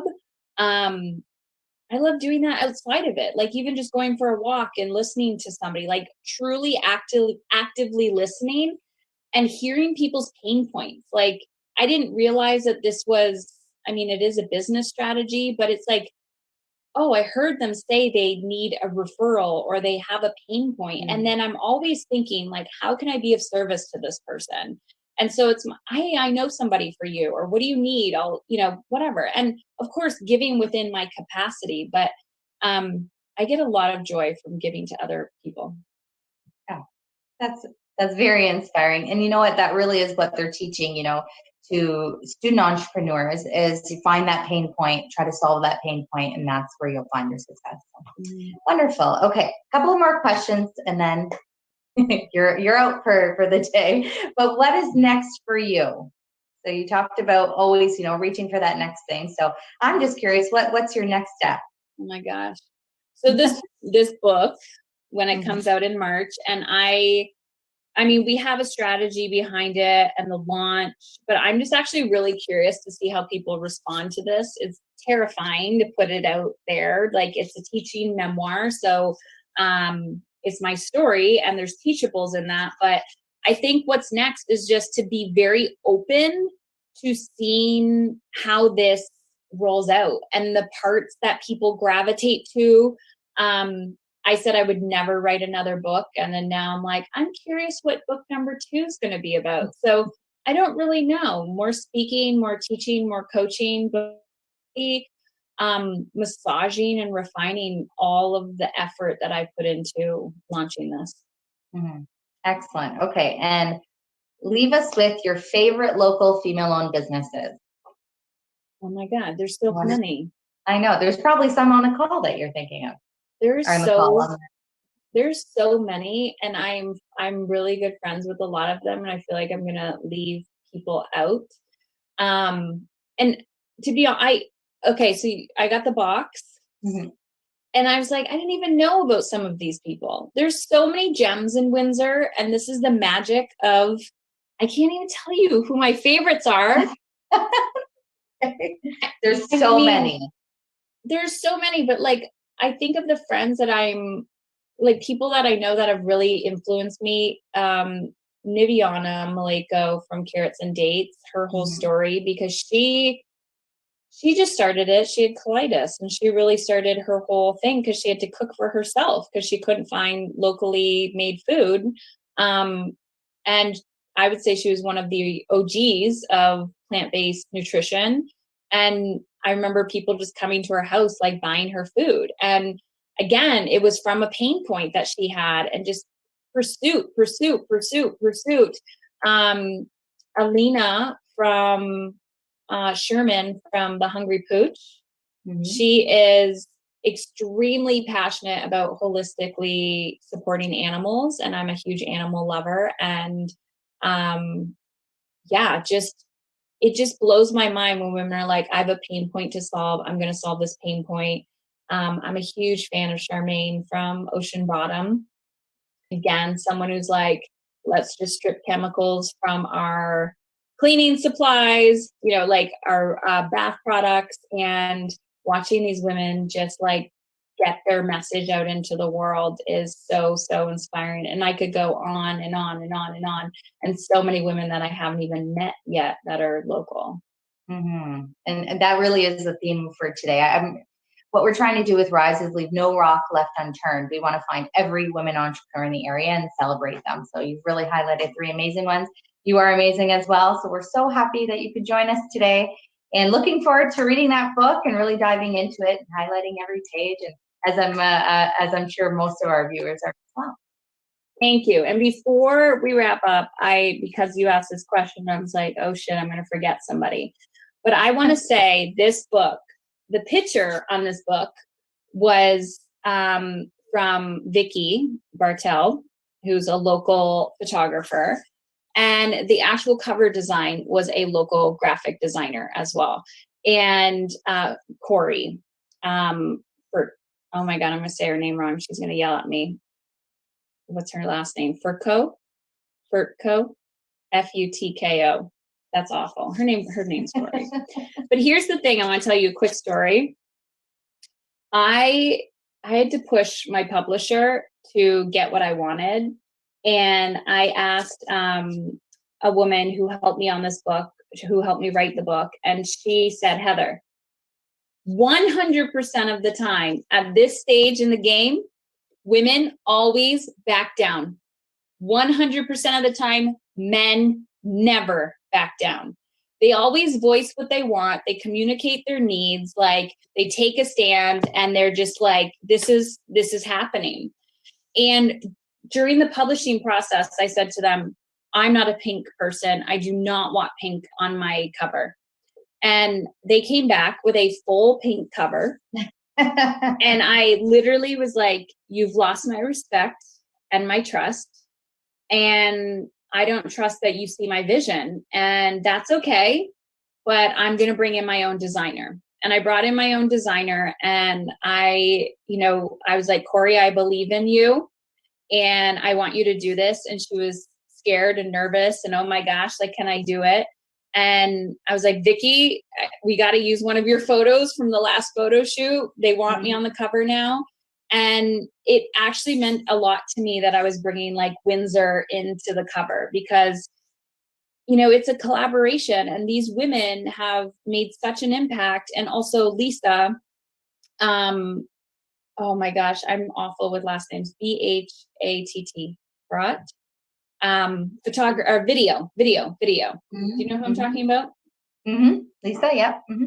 Helping me with the book trailer. And it's just like, there has been so much magic of these women just coming together and saying, what's your vision? And like all of us using our modalities and our art together to just create a beautiful piece of art. So like, I wanted this to be like a we movement, not a me movement.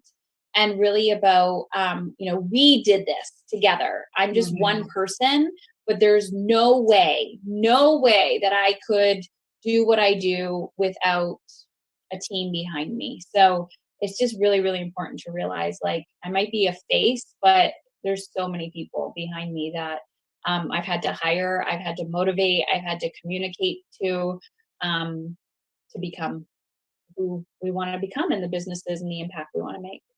And that's, inherently one thing I think women do really well is use those networks. We can lean on one another, especially in Windsor-Essex. So those are great examples. Thank you so much, Heather. Thank you for joining us, for sharing your story, and we're looking forward to everything else coming our way from you. Thank you. Bye, everyone. Right, have a good day.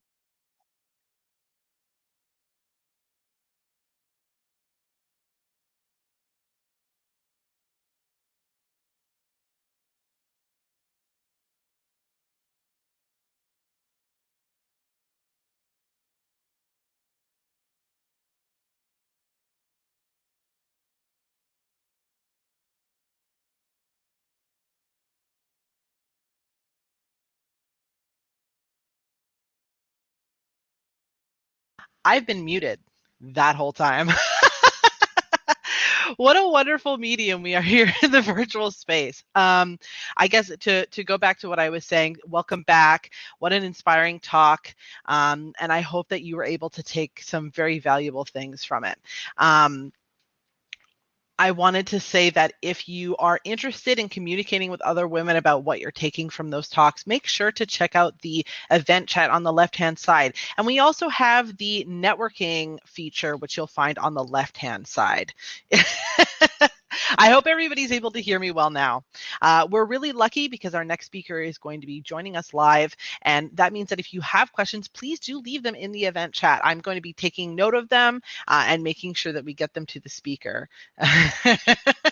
You can tell if I'm on mute because the red light is on. So if you see my red light on, yell at me. Okay, so our next speaker is Irene Moore-Davis, who is an educator, a historian, an author, and an activist who speaks frequently about diversity, inclusion, and African Canadian history. She fulfills a variety of communication roles, including the president of the Windsor-Essex Black Historical Research Society, the programming chair at Bugfest Windsor, and the co-host of the All Right in Sin City podcast. She's also the co-chair of Black Women of Forward Action. Irene's publications have included poetry, history, and journalism. She's a graduate of the University of Windsor, Western University, and Queen's University. 3 whole universities? I'm barely getting through one. And she's an administrator at St. Clair College, where she teaches English and Underground Railroad history. Please, everybody, welcome Irene. Should be joining me on the screen in just a sec here. There we are. Hi there, Irene. It's great to have you. Hi, how are you doing? Excellent, excellent. Just trying to look like I know what I'm doing. We're so honored to have you here, and I'm really excited for your talk. I'm excited for it as well. Thank you so much for having me. Absolutely, absolutely. Just going to I think, share my PowerPoint with everybody. Yes. So Perfect. That. So in the meantime, while I'm bringing this up, everybody, thank you so much for allowing me this platform today. I'm always very excited to have the opportunity to talk about diversity and inclusion. And I also want to say it's Black History Month. And yes, while I'm bringing this up, I definitely want to, I'm not finding my PowerPoint. That's really exciting. See, we're here when everything's smooth, you know, Yeah. when you're on stage, everything's going exactly as planned. But while I'm finding the PowerPoint to bring it on, I want to dedicate this presentation to two very phenomenal women who I think were the epitome of rising and of resilience in terms of Black history locally.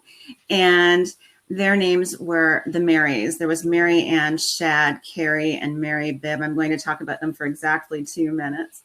But what I would say is Mary Ann Shad was this phenomenal woman who arrived here in 1851 in Windsor, who was an educator of African descent from America and who wanted to open a school. She also founded a newspaper, the Provincial Freeman, and when she did so, she became the first Black woman in all of North America and the first woman in Canada to found a newspaper. So there's going to be a statue, a bronze statue of her unveiled at the University of Windsor this October, and we're so excited about that.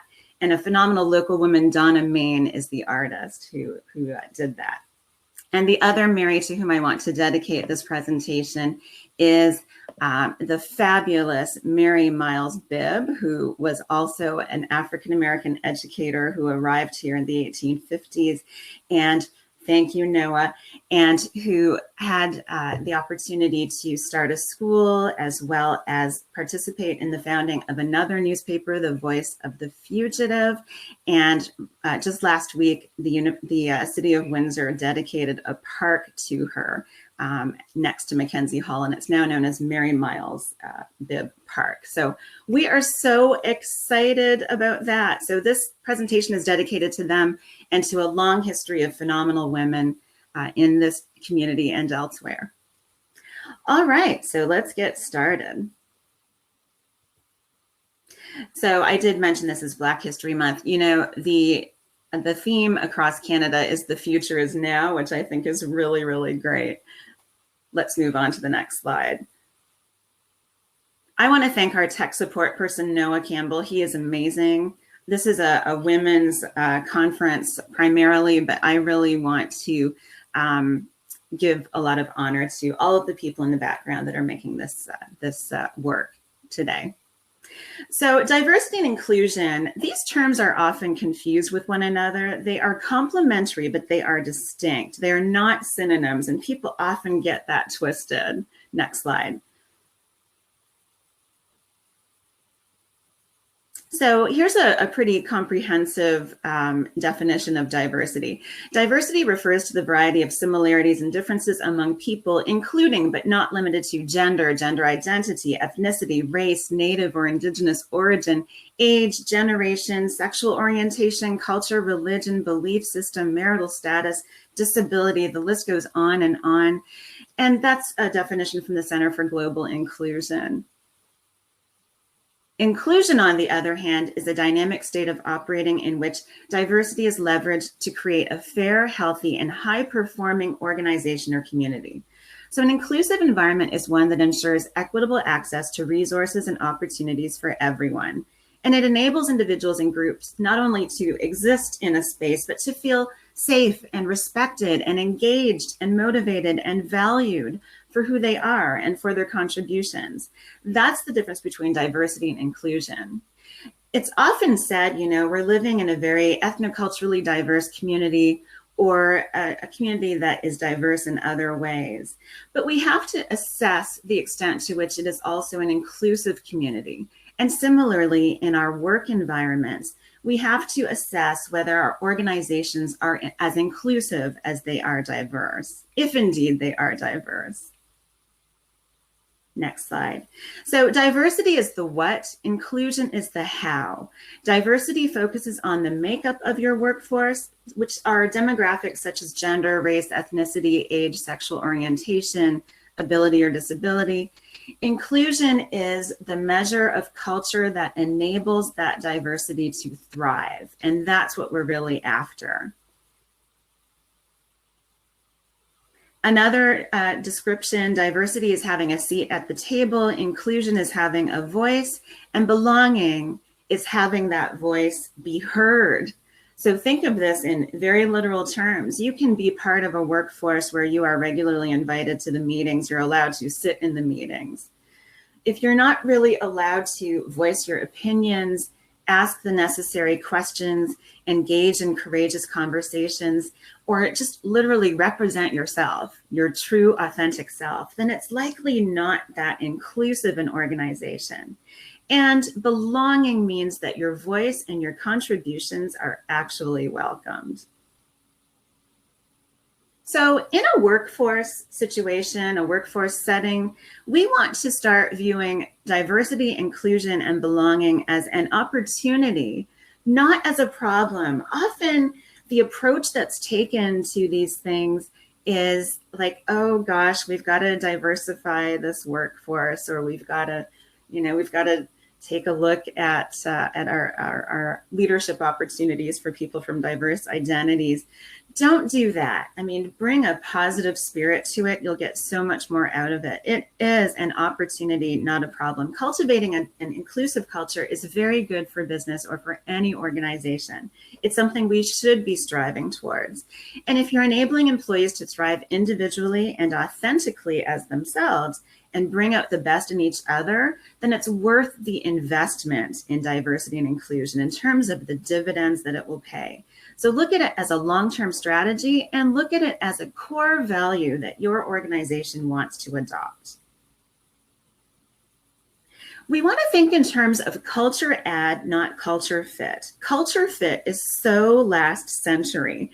There was a point of view that it was a great idea to bring in individuals into your organization or company, your work environment, who were very much like all the other people there. But if you think of that in terms of an orchestra, for example, do you want everybody just playing the violin in the identical way, or do you need to have a variety of instruments and sounds to achieve that beauty? So you want to have a culture add orientation, not a culture fit orientation. Next slide. This is a very commonly used graphic that sort of talks about cults versus cultures when we're just looking to have the same kinds of people and the same kinds of thoughts and perspectives. We are building a cult, not an effective culture. Let's move on. So let's think about this in terms of implicit bias or unconscious bias, which is often how we have a tendency to just replicate ourselves when we are bringing people into our environment.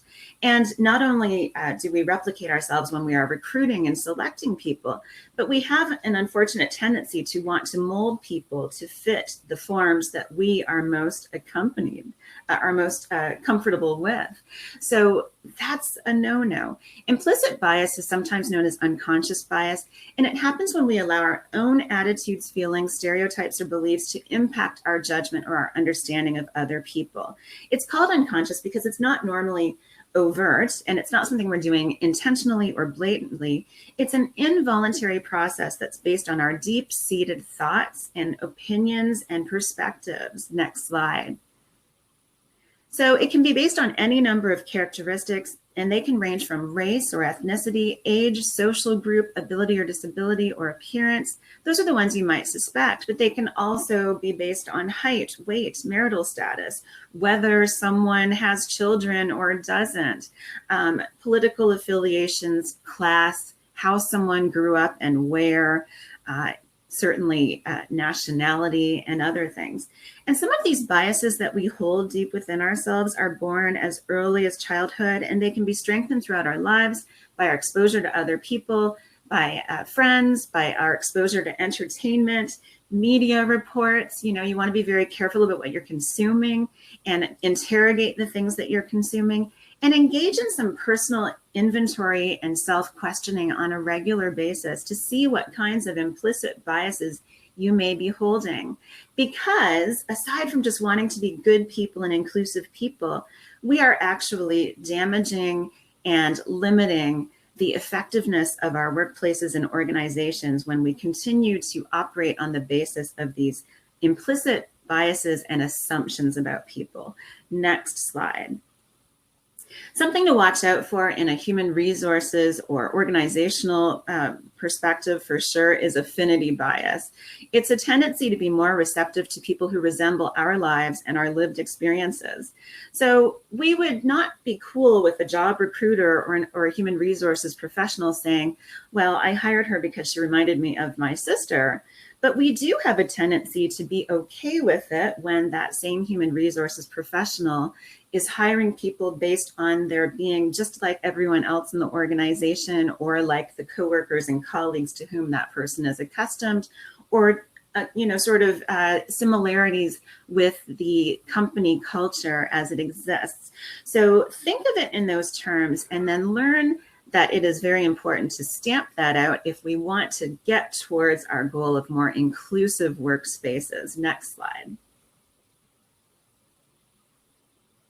So if we're looking to integrate diversity and inclusion thought in a pragmatic way, then these are some of the things we want to watch out for. We want to build a workplace that is inclusive, not just diverse.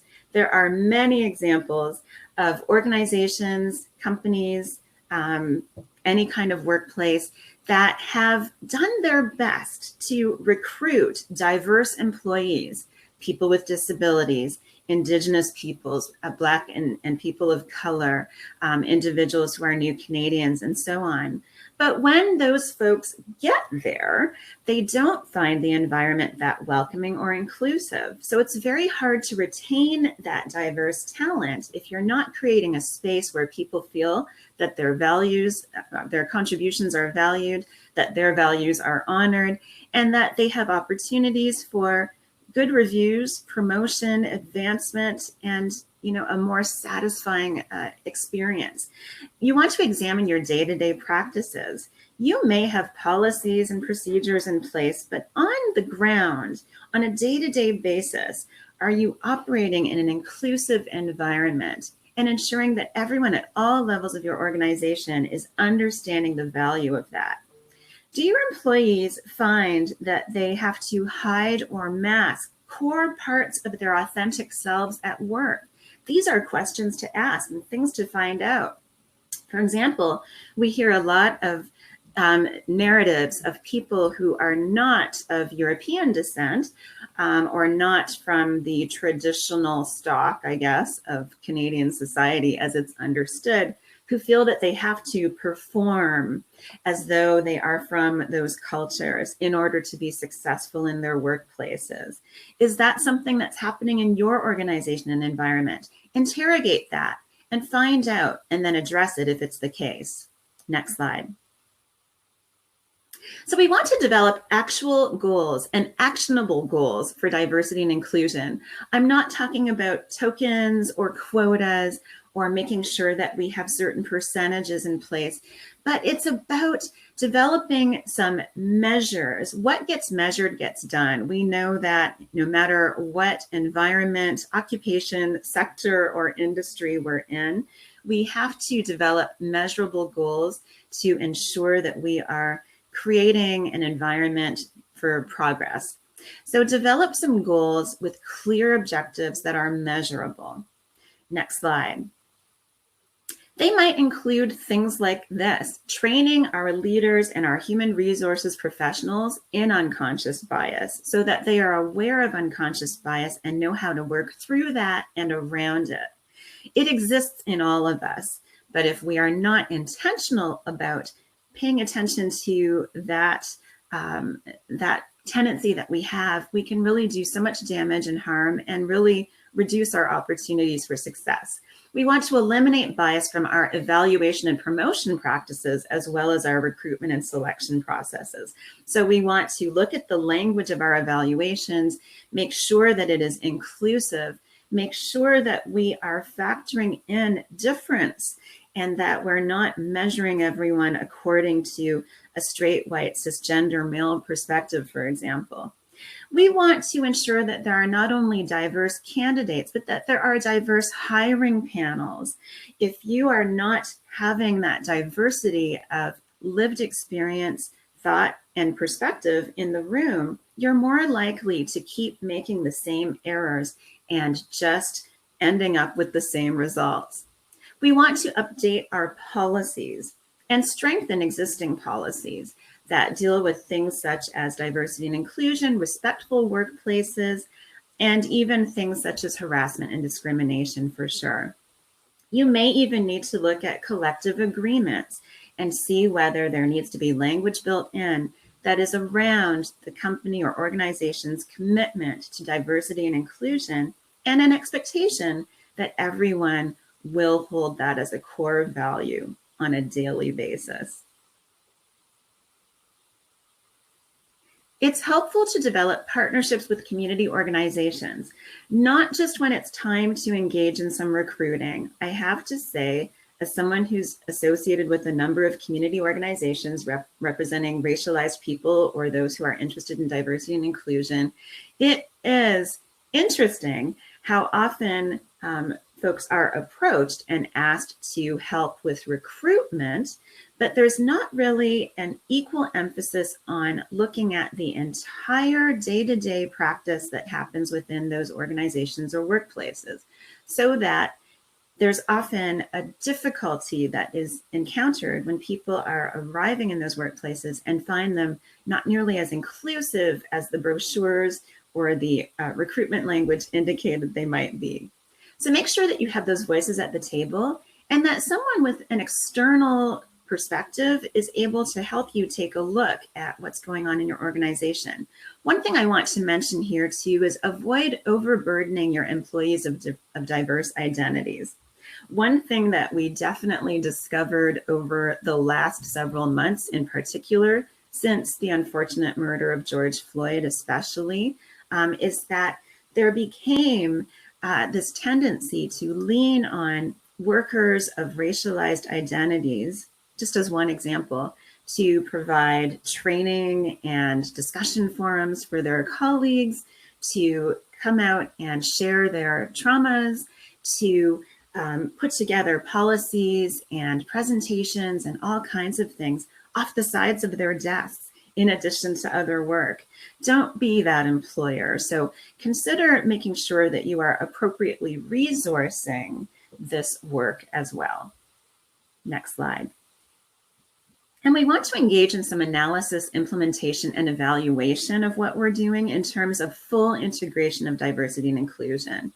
That could take the form of not just sort of conducting a census of who's in the building or who works for the organization, which is easy enough to do, but there should be employee engagement surveys as well. And those might ask questions such as, do you feel that your contributions are valued? Do you feel respected? Do you feel that you are treated with dignity and with fairness? Do you feel that you have equal opportunities for advancement? And take a look at those surveys. Consider sorting them by demographic group so that you get the best possible data. Look at turnover data as well. If you're finding that you're recruiting a lot of great people from diverse communities and diverse abilities, etc., diverse genders, but that they are not sticking around, they're leaving, they're not feeling comfortable, they keep seeking other opportunities, then you need to interrogate that and find out why that might be happening. That is a very common situation in a number of organizations that I won't name. And engage in exit interviews for sure. And be comfortable, be willing to engage in courageous conversations when those exit interviews take place. Another idea is to review complaints through a Dni lens. If you have sort of records of employee-employer relations types of complaints or intra-employee issues, you might want to drill down and take a look and see whether there are any diversity and inclusion issues that can be identified through a review of those past concerns.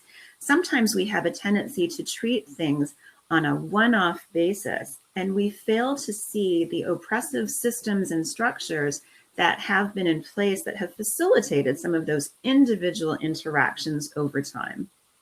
Next slide. Another thing is definitely to take a look, an honest look, at whether your leadership is a reflection of your workforce and of the community. Look at rates of advancement for women, for people of various genders, for people of various ethnic, cultural identities, abilities, and so on. And look at your pay practices too. Do a real audit of those pay practices and see whether through a diversity and inclusion lens and a pay equity lens, things are truly fair in your organization. Next slide.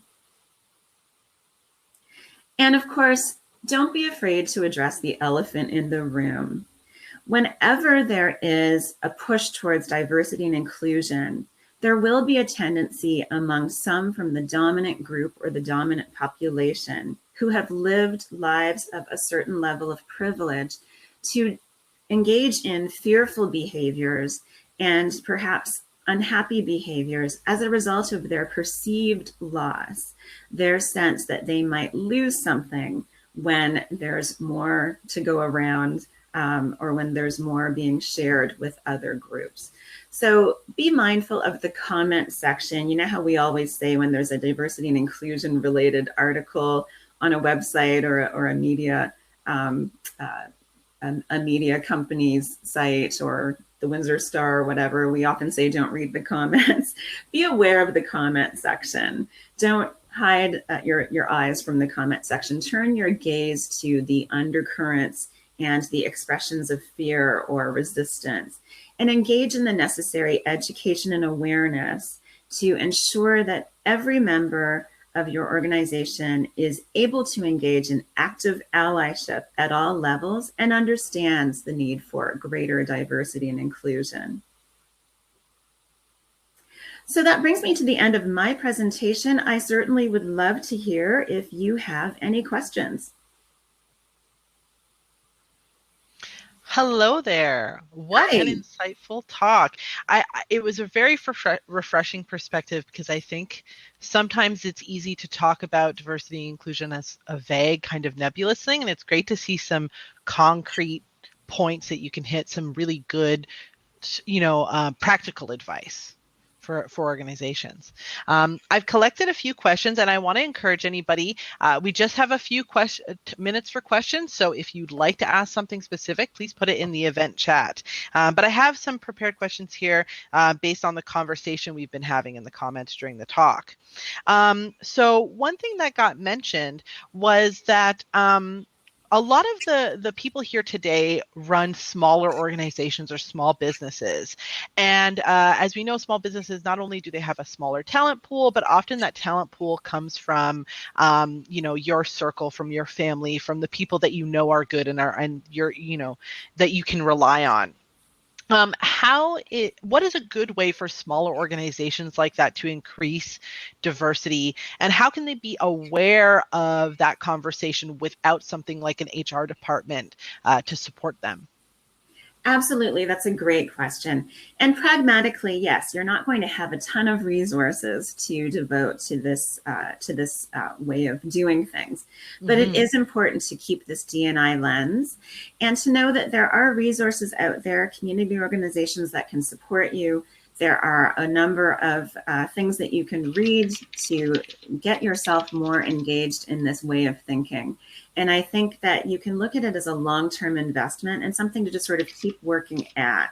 So take a look at not only how you are approaching D&I in terms of your staffing, but also what is the customer or client experience of people from various perspectives and various identities when they interact with you in your company or organization. Feel free and feel empowered to engage in some work to make sure through your customer engagement surveys or whatever kind of forum you can use to find out from folks how they're feeling about your company and the way you interact with them. Find out how they're feeling and if they feel welcome, if they feel that it's an inclusive environment for them to participate in. And that's a great place to start.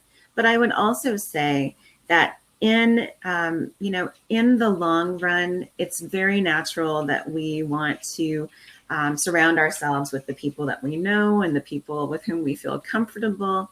But as you grow your business, and hopefully your business will grow, keep this not on the back burner, but as a core strategy and a major goal that you want to work towards, so that as you're increasing your staffing and as you're increasing your, the identities that are part of your company or organization, you are not just, using that affinity bias kind of perspective, and you're doing your best to ensure that you are inclusive moving forward. Yeah, and I think that leads into, and you can see there's some discussion about this in the chat right now. My next question, which was about developing that sort of inclusive culture and kind of identifying the things about your organization that foster that sort of environment for employees. What is a good way to get useful, implementable feedback from your talent that is also sensitive to the people involved, is encouraging them to talk about their genuine experience, and is preventing that kind of overburdening of people from diverse backgrounds? Well, for one thing, you have to engage in the conversations that will let people know that their feedback is truly valued, and that you're not just looking to check a box, and that someone's not going to be viewed as a problem employee just because they share the feedback that you have asked for. There's often this backlash that folks face when they are honest about their feelings about how they have been treated or what interactions have been like on a daily basis in their workplaces. And this is really an issue that we have to hold front and center. So if you are conscious and intentional about letting people know that you really want to hear their authentic feedback, that will be tremendously helpful. If you are in a larger workplace or organization, you have those opportunities for obviously confidential surveys and anonymous responses and so on. But the reality is that if you don't have a really super diverse workforce, you're pretty well going to be able to identify based on the responses who's doing the talking, if it's about, not feeling valued for their contributions or not feeling that their culture is accepted there, et cetera. And we just have to be mindful of that. So it's really about learning not to take things personally and learning not to take someone else's perspective as oppositional or defiant or aggressive, but as an opportunity to grow. And yes, I see that Heba is writing about being empathetic with what others are going through. That is so important. I mean, it makes us better people, but it also makes us better businesses and organizations when we can do that. Yeah, absolutely. That was something interesting that we talked about at the recent LGBTQ plus STEM conference. We had some non-binary people in the audience, and they were saying, if I fill out a survey and I'm probably the only non-binary person in the office, and the survey asks me for my gender identity, you're going to know exactly who put those responses in, right?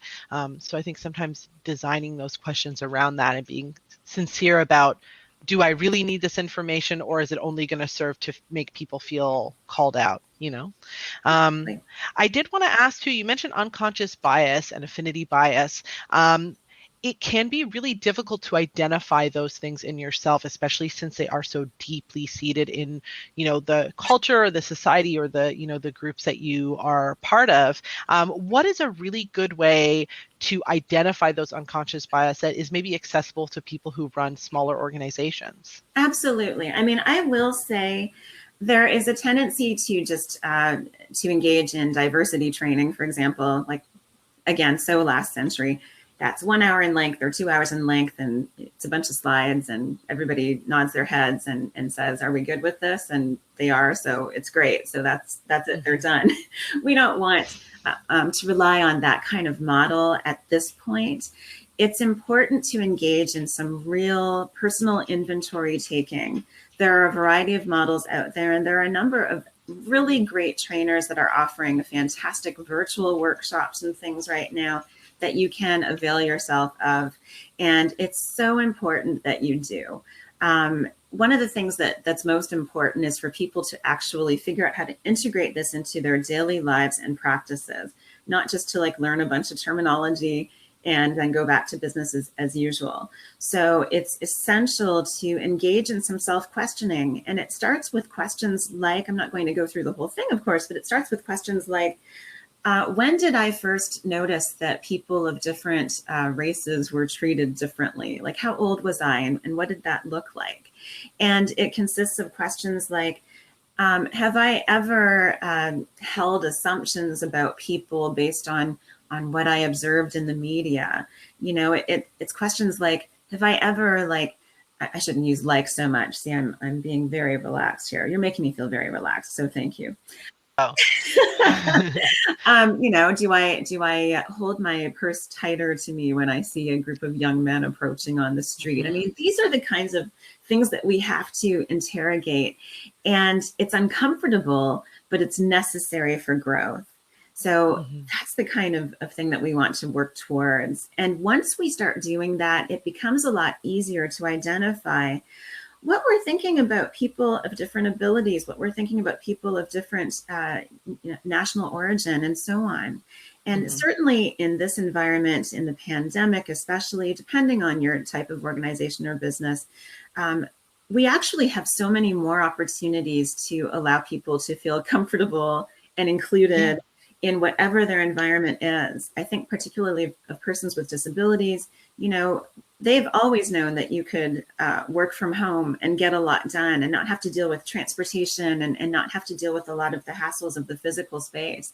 And this has certainly allowed many of us to see that that can be achievable. So why aren't we not only working to retrofit our buildings to make them more accessible, but also offering more opportunities for people to do their best work in the environment that suits them best? These are the kinds of questions that we need to ask ourselves. Yeah, absolutely. There is some opportunity that an interruption like this can offer, right? And that's in the form of being able to, like you said, retrofit buildings or look closely at practices and make things better over time, right? Thank you so much, Irene. This has been incredible. I can see there's a lot of engagement in the chat. Thank you so much to everybody watching for being involved. Is there a good place that people can find you if they want to find more information about you or the things that you do? Yeah, absolutely. Look for me on social media. That is the easiest way.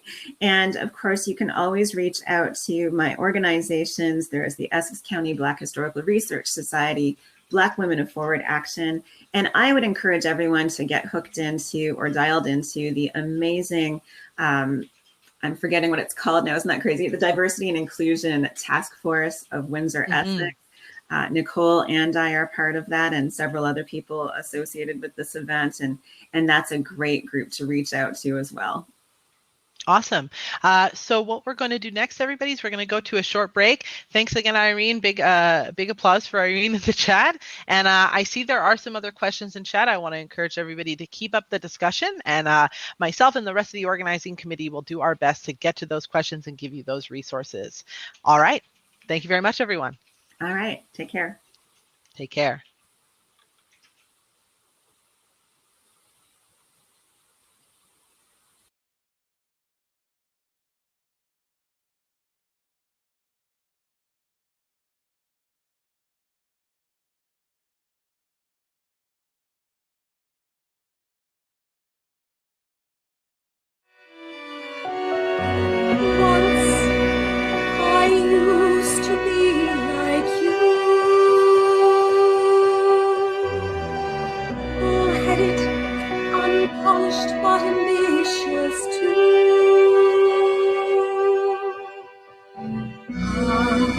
I had the chance to show the world what I could do.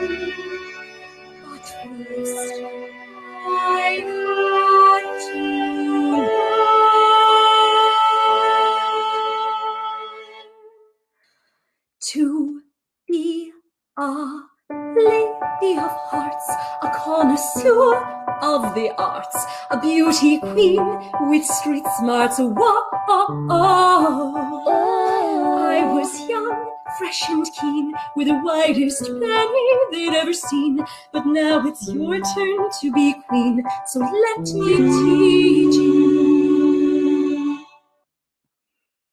To be a lady of hearts, give all of this a fresh start. You'll not come right in the arts with your elegance. You will learn how to speak with none of that sarcasm and cheek, just passive aggression. Master the techniques to achieve eloquence.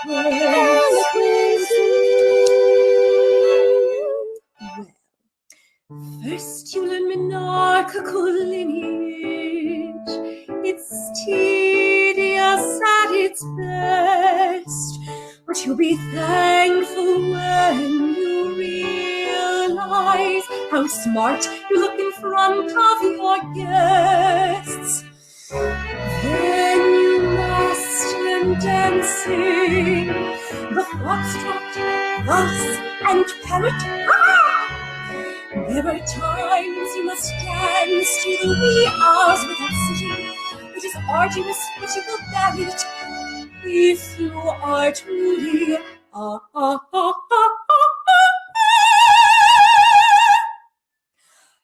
Lady of hearts, a life estate of the art.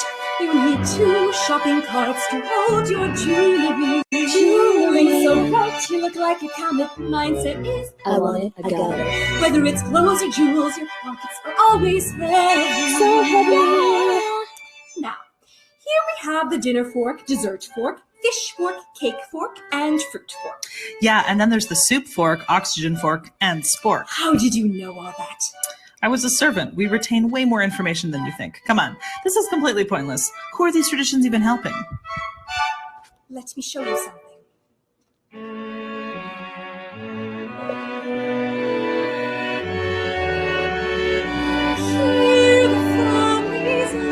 We're up so high, I can see everything.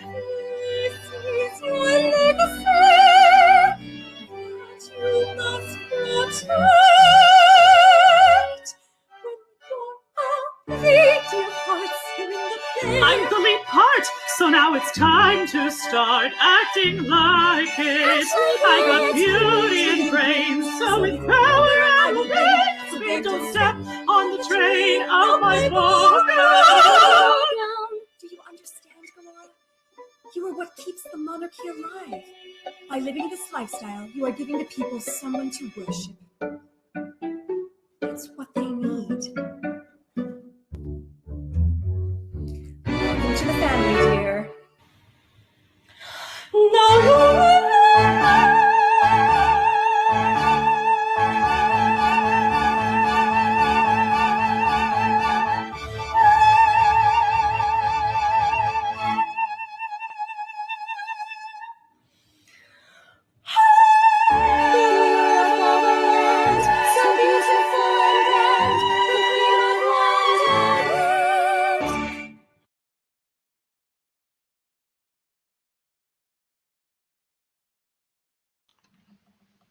Hi, everybody, and welcome back after the break.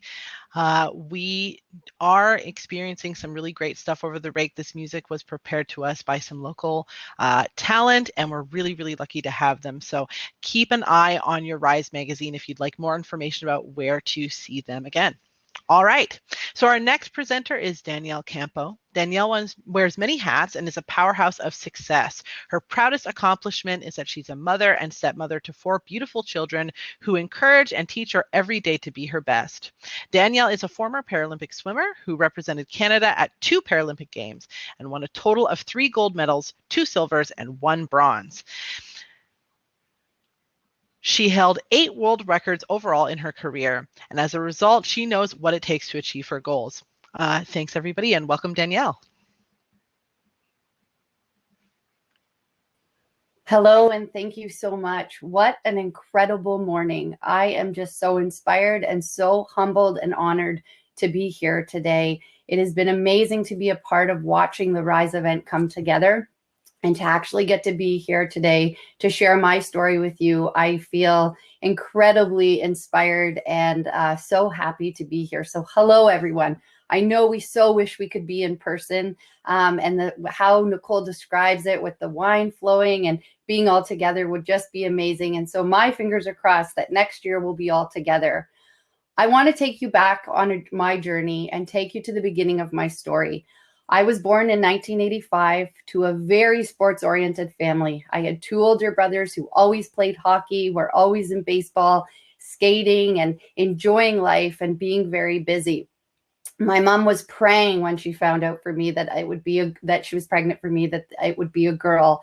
And I'll never forget, as I listened to her tell her story over the years, as she said, the minute she found out I was a girl, she thinks all of Windsor and Essex County could hear her screaming.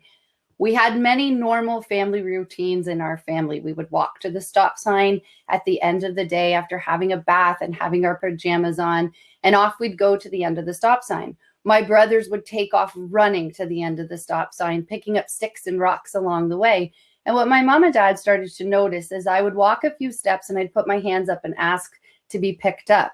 And my mom just thought, oh, this is just the difference between girls and boys, and she just doesn't want to run as far. And so she'd pick me up and she'd carry me.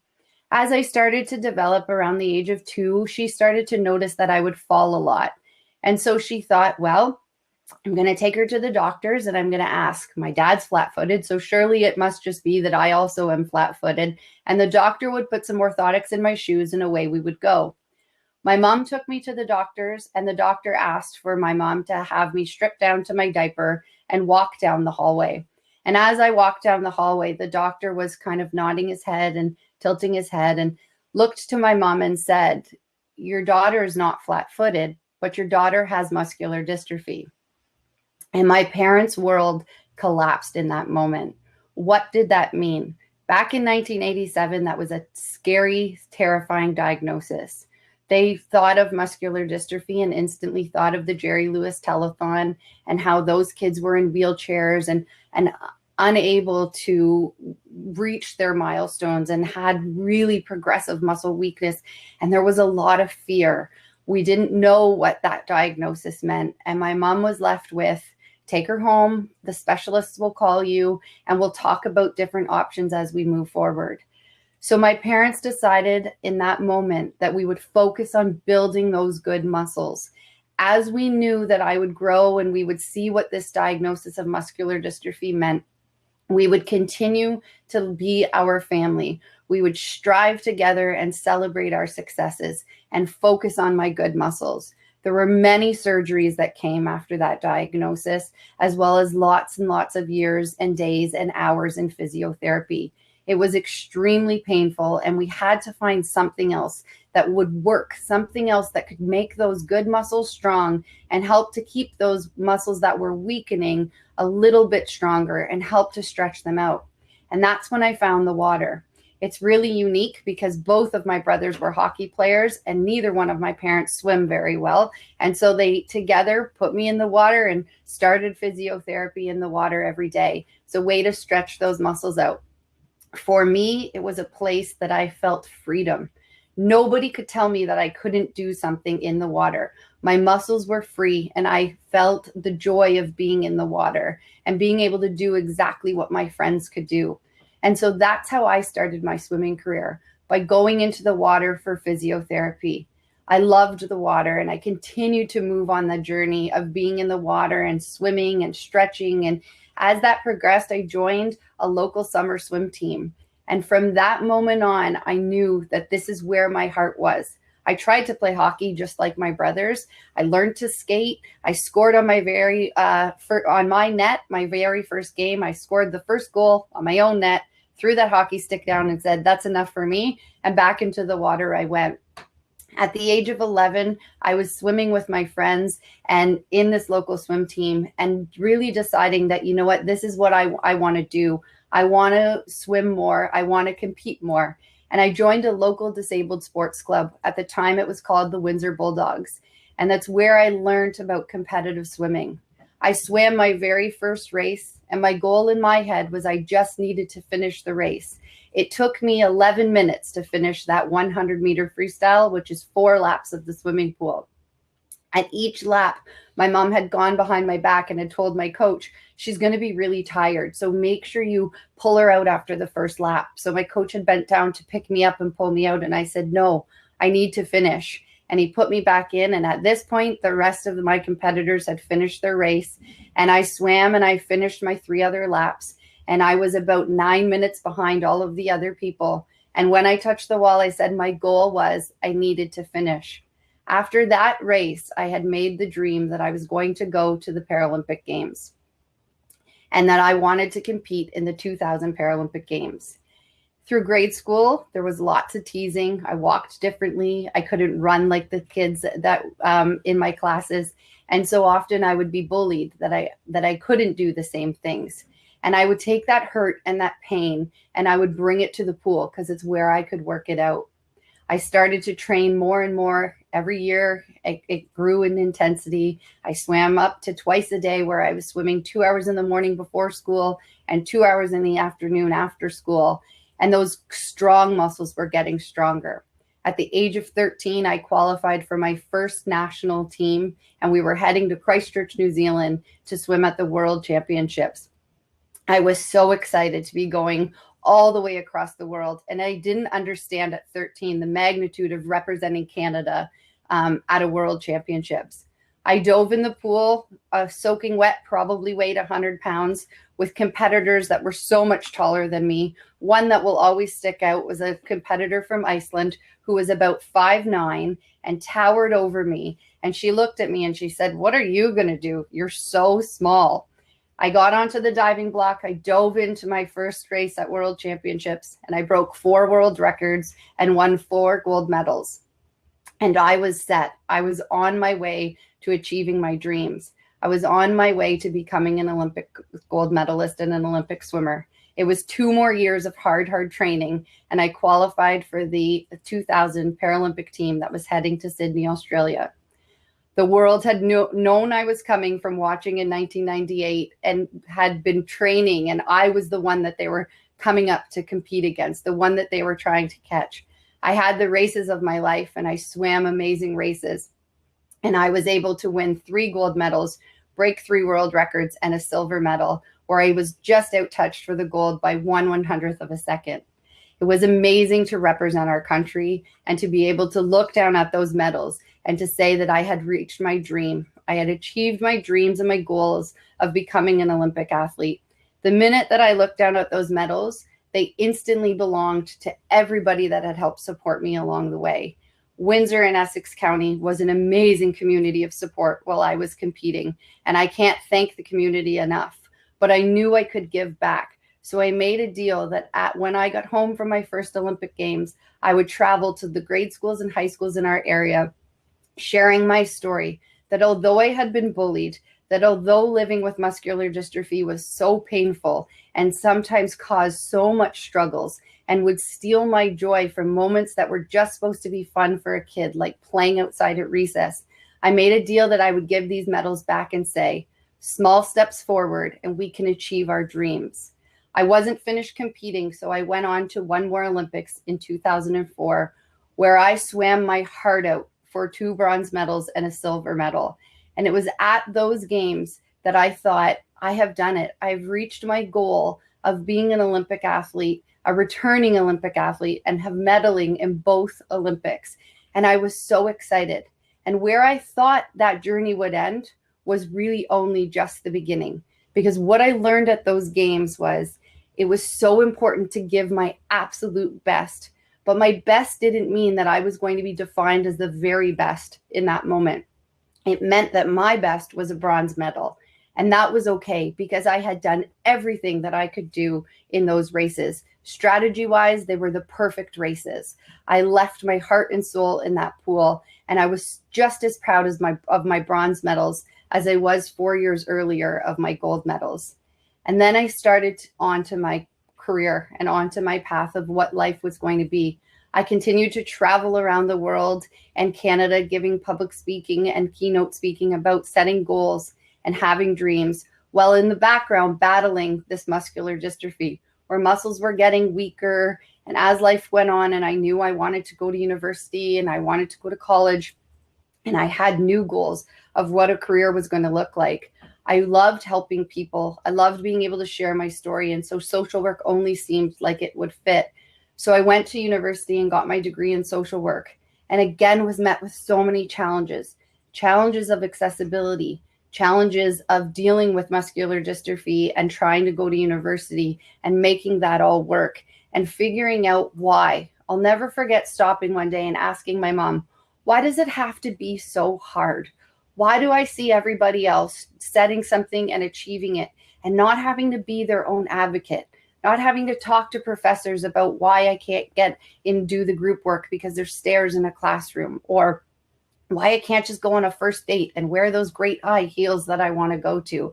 I had so many friends that played in the OHL, and a big thing would be going to watch them play hockey and being so stressed and so heartbroken about not going to be able to climb up those arena stairs like all of my other friends. And what if happens if because I walk different, and is it going to look weird? And are people going to make fun of me? And moments of my joy always being stolen. I describe living with a physical disability as sometimes it steals our joy. Sometimes moments that are just meant to be so wonderful are filled with fear or with sadness or simply just to have your joy taken. As I finished my degree at university and I wrapped myself around supports, it was time to start talking about having a family. I have an incredible partner and I wanted to be a mom. It was something that was in my heart and my soul. And I knew that this was part of my story. I knew that I wanted to be a mom, but I didn't know what that would look like having muscular dystrophy. I did know that if I exercised, I was able to reach. I was able to strengthen those muscles that they said that I couldn't strengthen, that they said that I wouldn't be able to achieve. I was 20 years old and then 25 years old, still walking, still strong. And so I went into my doctor's office and I said to my specialist, you know, I'm not matching. I'm going to start to ask different questions. I'm not following the path that you said would happen. I've now since retired swimming. I've now gone on to get a degree at university. Yes, I have some pain in my back. Yes, I'm feeling some muscle weakness and I can't walk as long as other people, or I can't bend down the same way as other people, but I'm not seeing the muscles progress the way that you have said that they were. And I really started to ask those questions. As I continued to be an active social worker in our community and continued to set new goals for myself, I started to move forward with what my plans were going to be. Like I said, I knew I wanted to be a mom. And so I went on to achieve that dream. My husband and I decided that even though we didn't have all the answers, we together were going to make that choice to have our family. I have two beautiful stepchildren, and we were so excited to get to share that joy of playing with them and attending sports and doing all that, that we knew it was time to bring a baby into our home. When we made that decision, I'll never forget finding out that we were expecting our baby and being so excited and thinking, this is great. This is what it's supposed to be like. And it instantly found out that I was pregnant, and I thought that joy would be there. And what there was fear. I was terrified. What if this body can't do what it's supposed to do? What if I can't carry this baby? What if I fall when I'm walking and I'm pregnant? What happens? What's going to happen? And I had to take a moment and I had to step back and say, again, I'm going to surround myself by supports. I'm going to set little steps so that I can reach that success of what this is going to look like. I had a beautiful baby boy. The delivery was perfect. Everything was great. We came home from the hospital and I was holding my son in our rocking chair, looking down at this amazing little boy that was in my arms. And for the first time, I realized I wasn't going to be able to stand up out of the rocking chair. I wasn't going to be able to get up when I was holding my son, because if I'm using my arms to hold something, I can't use them to push myself up. And suddenly the joy of being a mom, something that my heart and soul had wanted for so long, was stolen by a physical disability, by my muscles being too weak that I wouldn't be able to do the things that I wanted to do with my son. I'll never forget being a mom and wanting to take my son as an Olympic swimmer to his first swimming lessons, getting all packed up and packing our bag. We had that perfect swim bag. We had matching bathing suits. I probably went a little overboard. We had everything that made it look right. Our towels. I was so excited to go. And I turned and I took him in my arms, and I turned and I realized in that moment, I'm actually not going to be able to put him in the pool safely because I can't use my arms. And it was the first time I remember being angry that my joy was stolen. I only just wanted to share the joy of being in the water with my son. The world that I felt that had no barriers had just opened up for me anytime I wanted to go. I was the fastest in the world. I held world records, and I couldn't put my baby into the pool. And I remember being so angry and so broken. And I remember saying those words of, why does it have to be so hard? Why can't I just move to achieve this next dream? Something that I have thought of for my whole life, of sharing this world with him. And it took me a long time. I had to go back and I had to reflect on the mom that I wanted to be, on the person that I wanted to be, because I started to feel like my son was going to be cheated because he didn't have a mom that could do the same things for him. Again, I wrapped myself around my supports, and I decided that, you know what?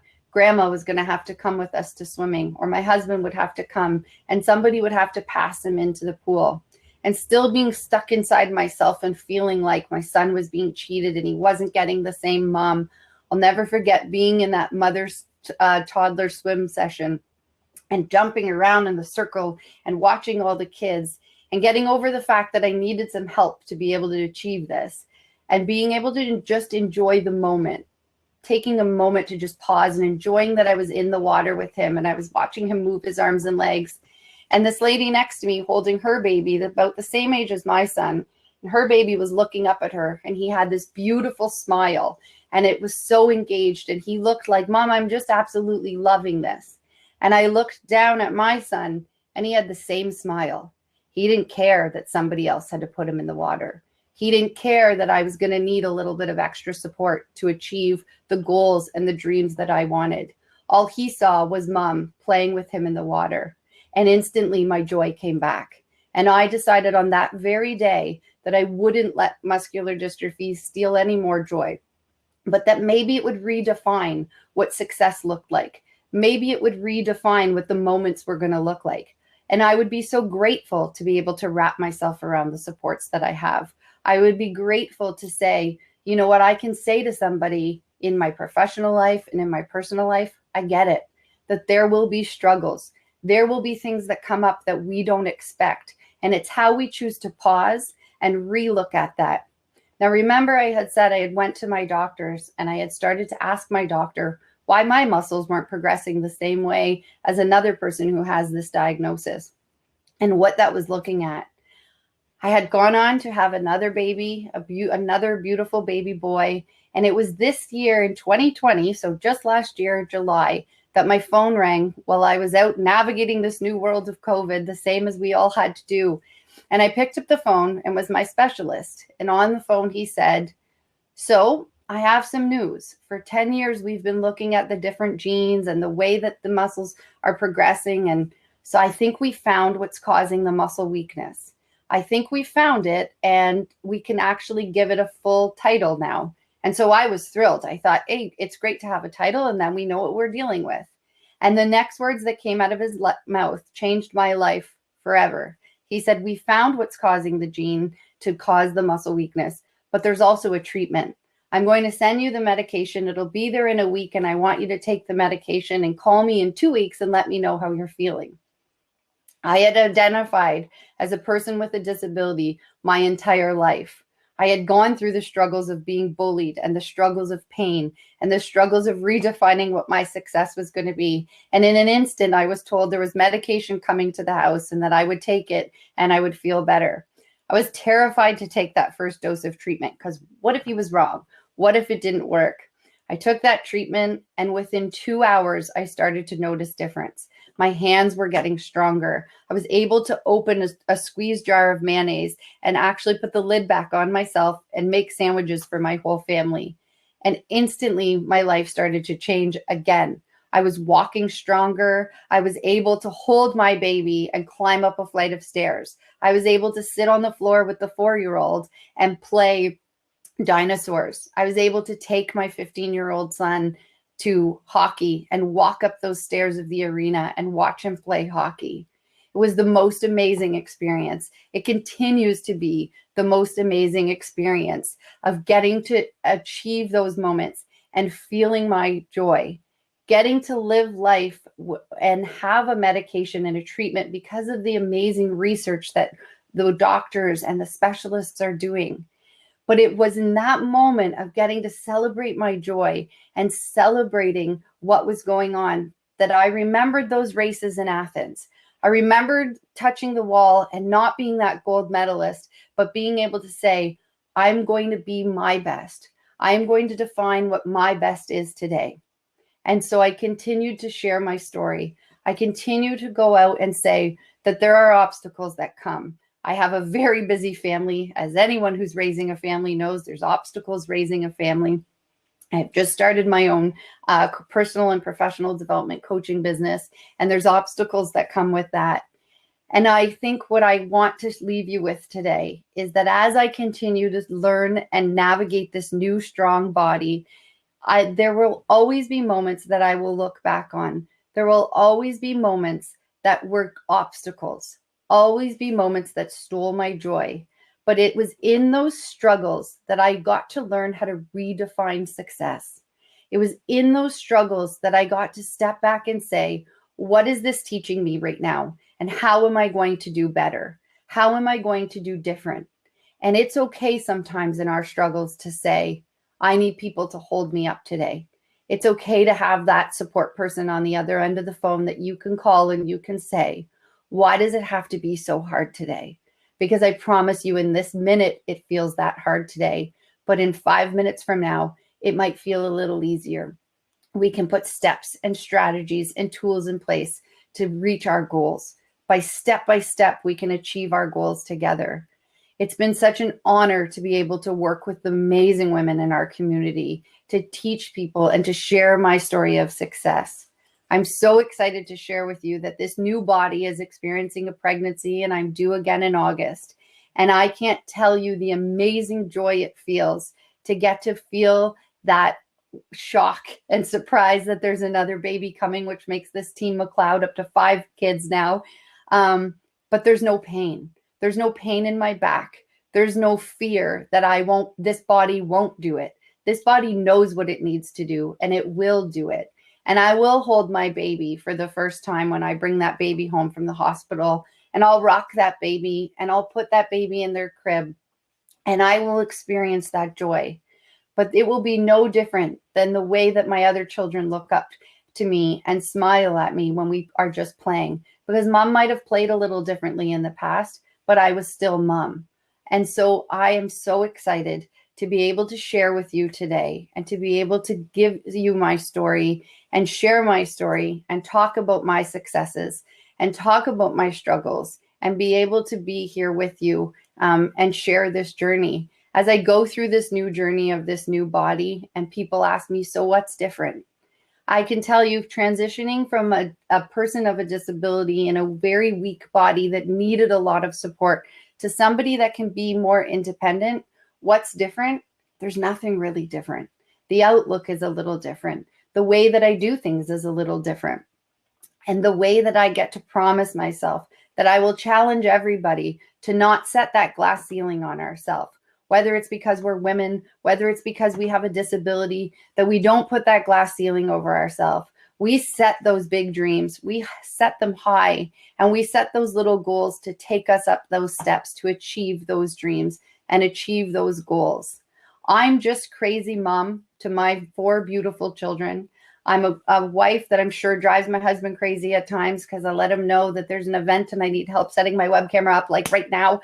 And we enjoy life. We enjoy joy. We enjoy laughing. We take the moments to pause, to look at our struggles and to redefine what success is going to look for ourselves. And I'm so honored to be a part of such an amazing event today. I can't tell you how I wish we could start our day every day with some yoga session and beautiful music and hearing from all the inspiring people and the talks that we have still coming up today.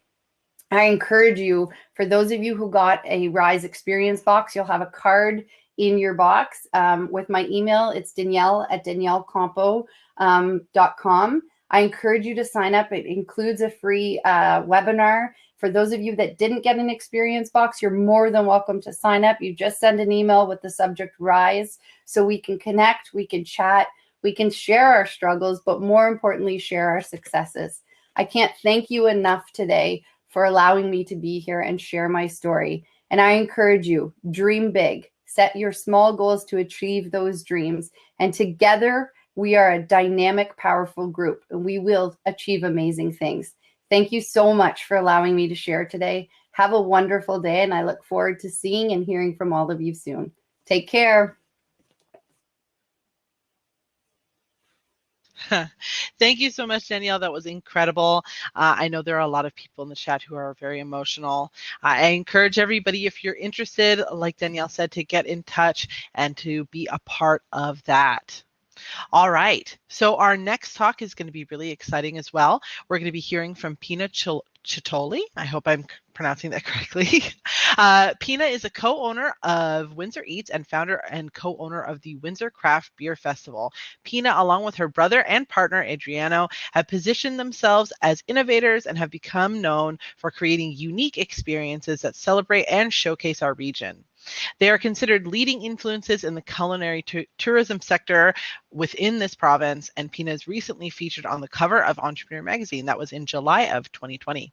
For WindsorEats' ability to pivot during the pandemic. Thank you so much, everybody, and welcome to Pina.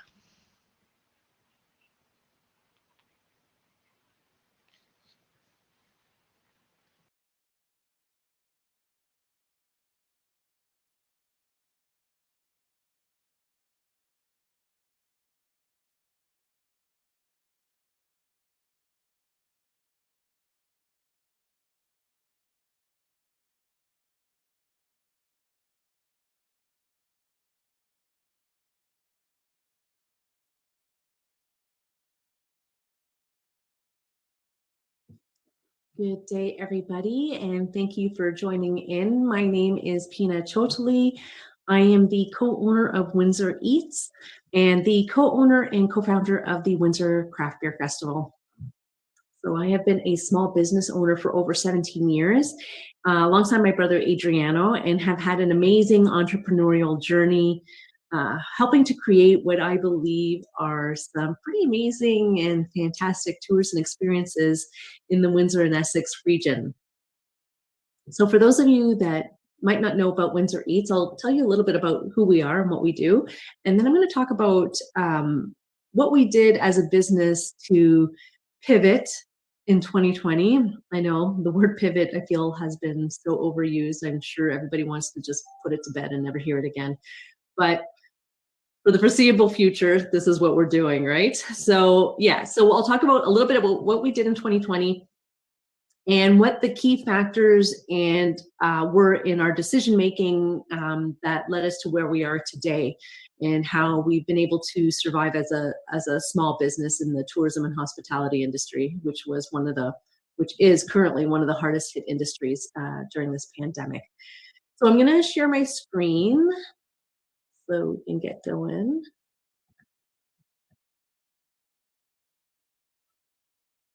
And there we are. So this is us. This is Adriano and myself. And we own and operate WindsorEats together. And a lot of people often ask us who we are and what we do. But Adriano and I kind of like to think of ourselves as curators and storytellers for our region.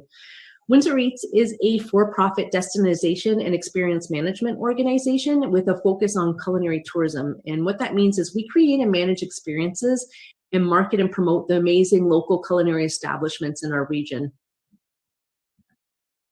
Our tours and events include the Wine Trail Ride cycling tours, which you see pictured here, Drinks of Walkerville, Whiskey Town Festival, Windsor Craft Beer Festival, the Urban Wine Fest, Dinner on Pier, and many others. Food and drink is basically the essence of what we do. WindsorEats was the first organization in Windsor-Essex to make a concerted and dedicated effort to promote culinary tourism in our region. And we are the leading organization for food and drink-based events in Essex County. We've won numerous awards locally and provincially, and for our efforts both in tourism and small business. And it's something that I'm quite proud of. And this past year, we were even featured on the cover of Entrepreneur magazine for our efforts in pivoting during a pandemic. And you'll see our small little faces there on the bottom. And I always like to point out P. Diddy because really, I don't know, when are you going to see yourself on a cover with P. Diddy? And really, there's a bunch of other people on there that are probably more notable than P. Diddy. So yeah, our year is normally a busy one. We're in a constant mode of planning and execution of events, tours, and strategies. And then once summer hits, it really becomes quite hectic with little time for anything else. But in 2020, the pandemic provided us with a pause. It was a unique opportunity to stop, listen, learn, and reimagine what and who we were as a business and how we were going to move forward. So what happened? Well, as we all know, a plague ravaged the land in 2020. And in December of 2019, while mindlessly scrolling through TikTok, of all things, I noticed something odd happening in China. So users were posting some pretty apocalyptic videos of people in hazmat suits barricading others in their homes. January, I found an online counter that was tracking an emerging virus, and each day I would check in 3,000, 4,000, 5,000 infections, and the numbers were climbing at an alarming rate. We have family in Italy, and we're watching how the hospitality and tourism industry was being affected. So when the first case hit Canada, Adriano and I started having some real conversations about worst case scenarios. Which brings us to key factor number 1. Always be aware of what is happening outside of your bubble. It's important to know what is happening in your industry from a global perspective as well as a local one. Tracking what was happening in other parts of the world gave us a really good indication of what was coming and helped us to somewhat prepare. So we knew from watching the pandemic in other countries that we were in for a long ride and that we needed to be prepared for the reality that events were not going to take place in 2020 and possibly longer. Our first casualty was our detour that visits pubs in Detroit and was scheduled in early March just before the lockdown. It got canceled. We lost 80% of our revenue in March with the cancellation of events, and the second one being Masters of the Bruniverse, a beer tasting event, was set to take place in April and had sold out. Now, we had already made purchases for the infrastructure of that event, and then we had to reimburse everybody. Key factor number 2 is use being small to your advantage. So here's the thing. The pandemic taught us many, many, many things, but most importantly, it taught us that we've been pivoting all along. We were pivoting before all hell broke loose. Being in events, pivoting was second nature to us, and it's also an advantage we have as a small business. WindsorEats is Adriano and myself, and when we have an idea, we run it by each other, hash it out, and begin the process of implementation. And as an example, in January 2013, we were sitting in a waiting room of a local radio station, waiting to go on air to discuss an upcoming event.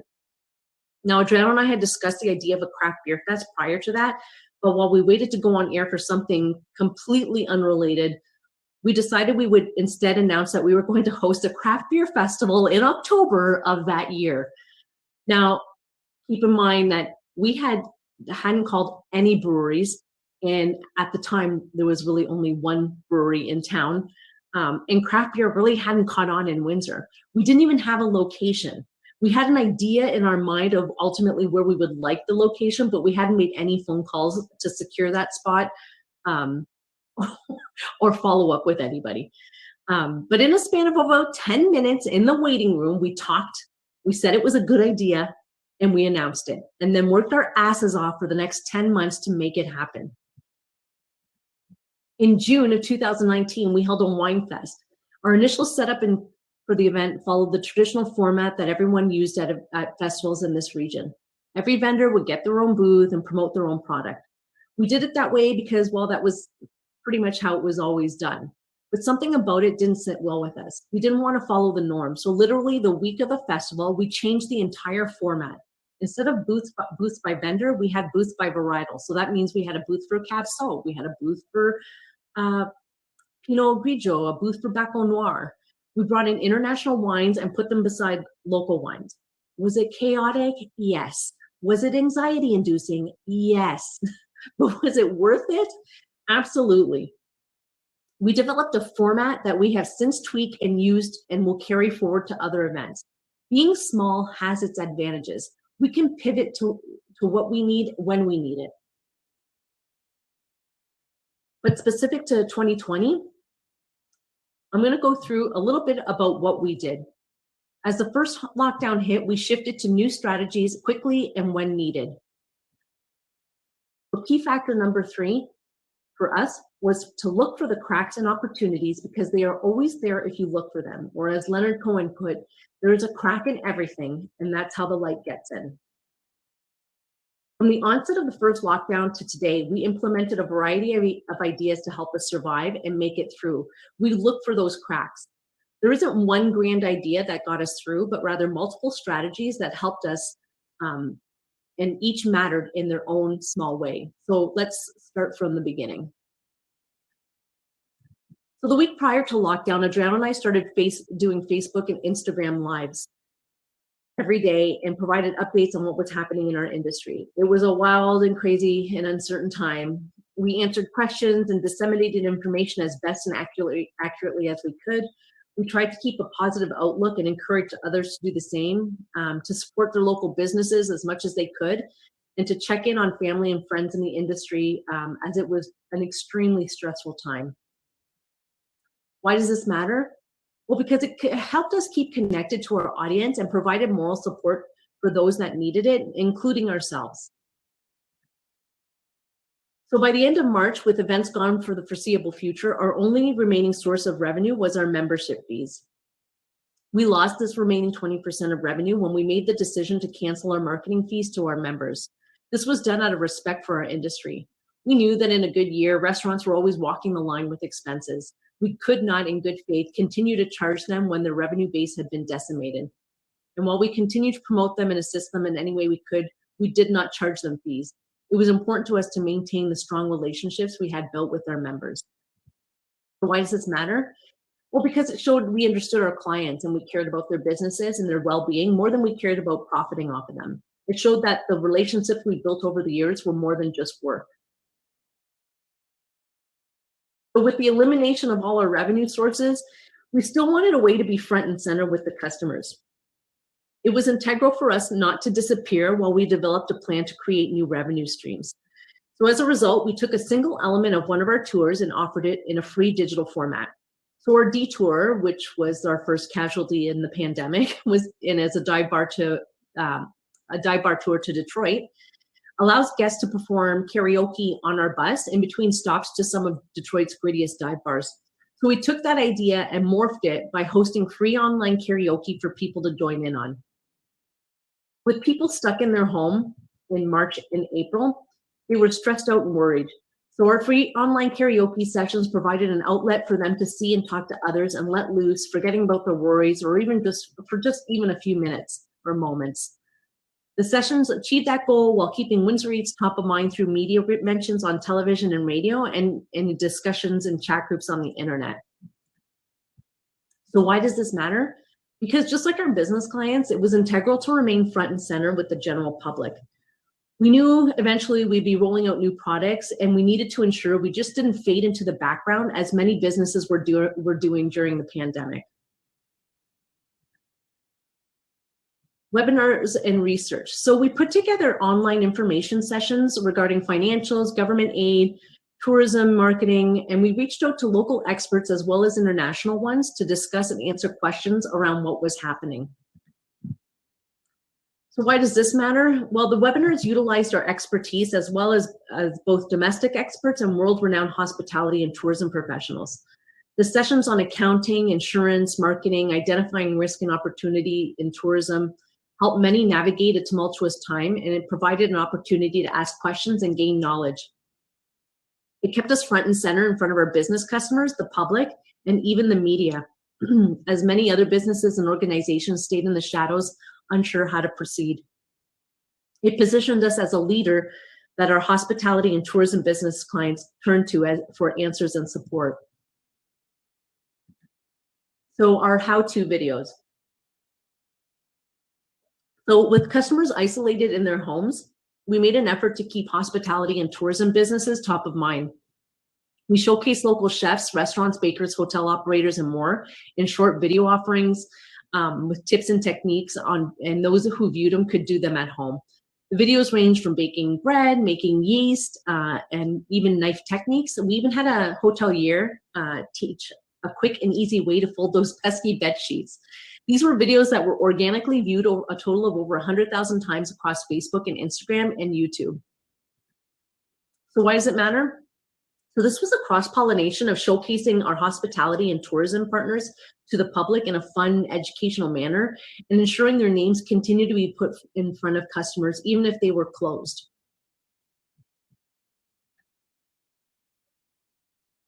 So our bevy box.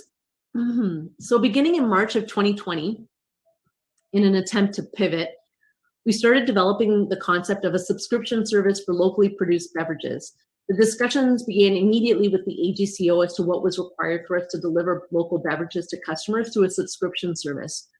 They didn't know if there was a license that would allow us to do that, but we insisted, and I have heavy emphasis on insisted, we insisted there was. We provided examples of others that were doing it, and they admitted that they weren't exactly sure how those businesses were doing it. So after about a month of daily discussions, they provided us with a license to allow us to deliver. So it was basically a month of like daily conversations with the AGCO reps, and eventually after about a month of conversation, the bevy box was born. So to differentiate a lot of other people were doing delivery at the time. All the craft brewers, wineries, distillers were delivering their own products, but we wanted to differentiate ourselves from them by delivering their own products. And our value proposition was variety. Our 6-pack of beer provided customers unique craft beer from 6 different local breweries in one box. So in an effort to support other small businesses during the summer season, we even partnered with other local businesses and makers to create entire kits.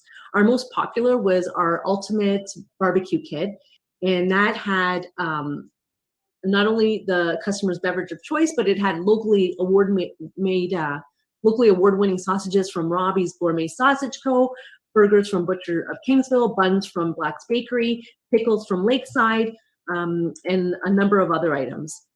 And as the holidays approach, we even collaborated with Windsor-based businesses, including Sophie Studios, who is a world-renowned glass design firm, Positively a Dog Thing that did dog treats, local gift shop Whiskey Jack Boutique, a local barbershop, Lombardi's Shaving Co., and others to develop boxes that were pretty much made perfect gifts over the holidays. So since the bevy box began in April, over $60,000 in sales have been generated, with over 3,100 cans of beer, 526 bottles of wine, and over 40 small businesses supported through the bevy box. And in December of 2020, the AGCO actually changed their license to allow subscription services, and we like to think that we played a little bit of a role in helping to change that. We also leveraged funds through our tourism agencies who were offering free Shopify accounts, and began using Shopify as our point of sale system for the bevy box. So for those of you who received a Rise Experience box, you visited our Shopify account for the bevy box and made that purchase. And we even worked with Shopify directly to ensure we were in compliance with the AGCO, and added an age checker and used apps like Circuit to help us develop routes that were time-saving and economical. Why does this matter? Well, money. It introduced a new form of revenue for us and allowed us to keep supporting local businesses. So after the pandemic left Point Pelee National Park with no equipment rentals or food or beverage service, WindsorEats approached Parks Canada to form a partnership. And as a result, we stationed our Traveler, which is our mobile bar, at the Northwest Beach to provide bicycle rental services as well as beverage services to park visitors. There, we served customers from across Ontario and offered creative mocktails like the Monarch Mojito, which is pictured here, and which complemented Point Pelee National Park and its offerings. And by providing online availability for the bike rentals, we regularly rented out our allotment of bikes prior to even coming into the park and setting up. Our outdoor food hall. So with COVID restrictions making it extremely difficult for hospitality and tourism businesses, WindsorEats created an outdoor food hall. So early on in the pandemic, we submitted a proposal to the City of Windsor for the creation of an outdoor food hall. In May 2020, through the Small Business Action Plan, Windsor City Council formally approved the proposal of the use of Lansbury Park or Lansbury Rink as an outdoor food hall to assist those businesses that normally relied on festivals and events to generate revenue, or those who didn't have access to brick and mortar or outdoor patios. If you don't know Lansbury, it's an outdoor covered rink which was converted into a dining hall and allowed us to leverage the 100-person capacity for outdoor events once the region entered into stage 2 of reopening. The outdoor food hall offered space to businesses unable to open a patio or outdoor dining space for a variety of reasons. We were contactless and entirely digital. We even partnered with local makers on a makers market just outside the outdoor food hall for the holidays. And in just 21 operational days over a 3-month period, the food hall generated over $113,000 in sales to local businesses who participated. Over 3,300 people dined in, with hundreds more ordering takeout.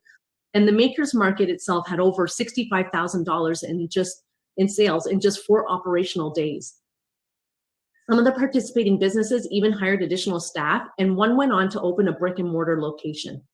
We utilized a number of tech options to streamline the order process and provided a socially distanced option for diners. As you can see here, we kind of went above and beyond the 2-meter rule for social distancing. We used Square. Using Square, we created an online menu that allowed customers to order from their phones. And this allowed us to reduce touch points, eliminate interaction between customer and vendor. All orders were routed into a centralized system, which we called the Expo or the Expediter, which would then be redirected to each vendor. Once the order was ready, a server would then bring the item to your table. So why does any of this matter? We found the gaps. We looked for the cracks and we found the lights. All these efforts helped to ensure that we survived as a business.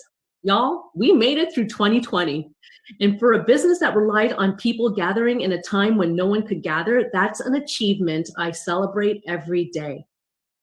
We are still running a deficit in terms of where we were prior to the pandemic.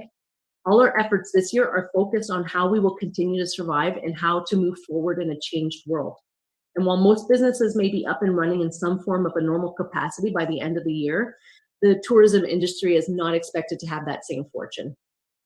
But despite all the losses and need to generate revenue, we never lost sight of who we were as individuals or as a business, which leads me to key factor number 4. Stay true to who you are. We have always believed in offering small, intimate experiences and in supporting local. The pandemic hasn't changed that for us. In December, we began developing online experiences to launch in January 2021. While none of the classes officially launched until January, they sold out in a matter of weeks. And there's a little snippet of our pizza class.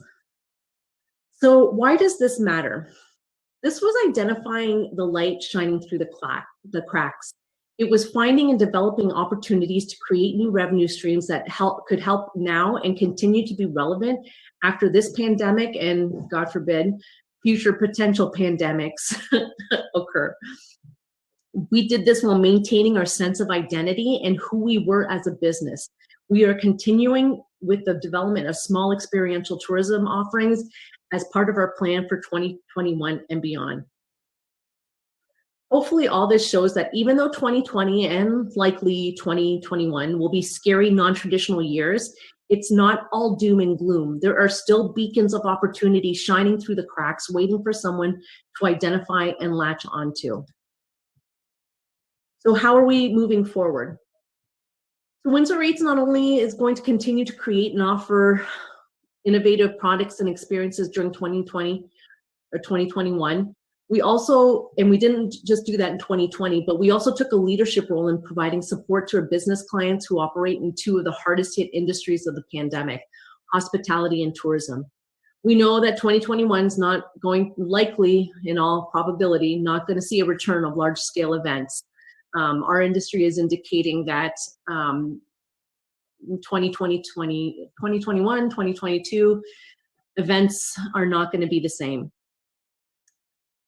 And we're preparing for that possibility, and we'll be moving forward differently from this point on. Our industry is indicating that things are changing, and things have changed. A key indication of that is the announcement made last week by the Great Lakes Cruises that regularly have port here in Windsor and in Detroit. They announced that they were not coming back in 2021.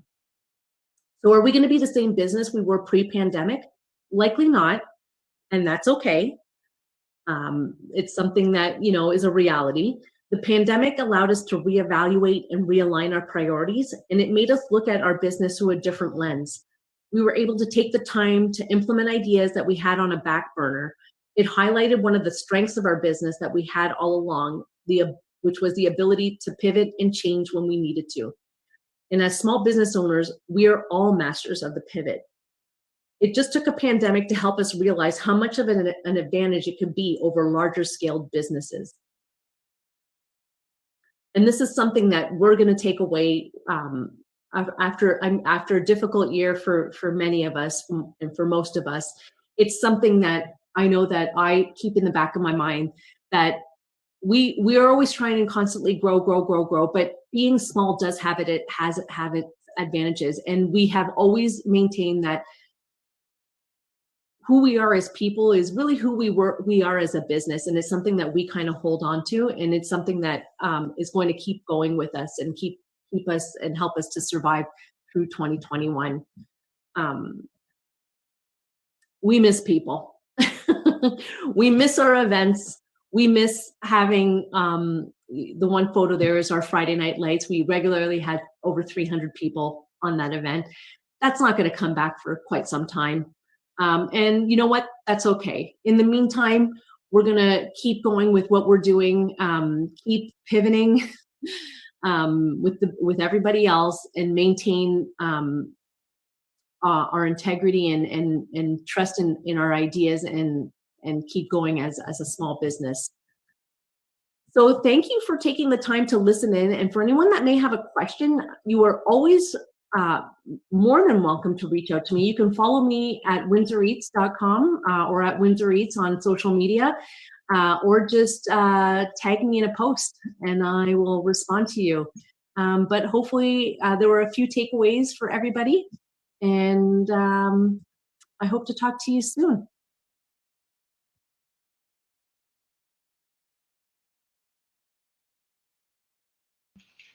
All right, everybody, thanks again and welcome back. Huge thanks to WindsorEats for all of their support with the event today. They help make the experience boxes happen. So if you received one, you can thank them for helping with delivering those. I want to take a moment to just welcome everybody back to the stream. We're going to be getting started with our panel in just a moment. And we have some really great speakers on this panel. We're going to talk a little bit about using your resources and having the flexibility to do things like pivot your business in times like these. So I'm just going to ask my, my stream manager here for the thumbs up if we're going to bring our panelists on, and I can begin introductions. All right, so firstly, I'd like to introduce Kavanaugh Boismer.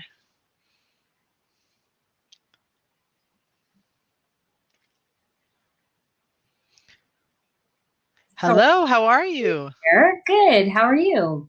Great, great. Can you introduce yourself to us? Yes. So my name's Kawan Beaumier, and I am a local Windsorite. I'm an entrepreneur through and through. I have recently transitioned from the industry of banking and personal finance into tech, still working in finance. And I do quite a bit of nonprofit work as well. I'm the president and founder of a local organization called the Women of Windsor Mentorship Collaborative. It's pretty grassroots, and we've grown astronomically throughout this pandemic because of the great need in our community. So happy to be here and able to contribute today. Thank you. Awesome. It's great to have you. And next we have Christine. Hi there, Christine. How are you?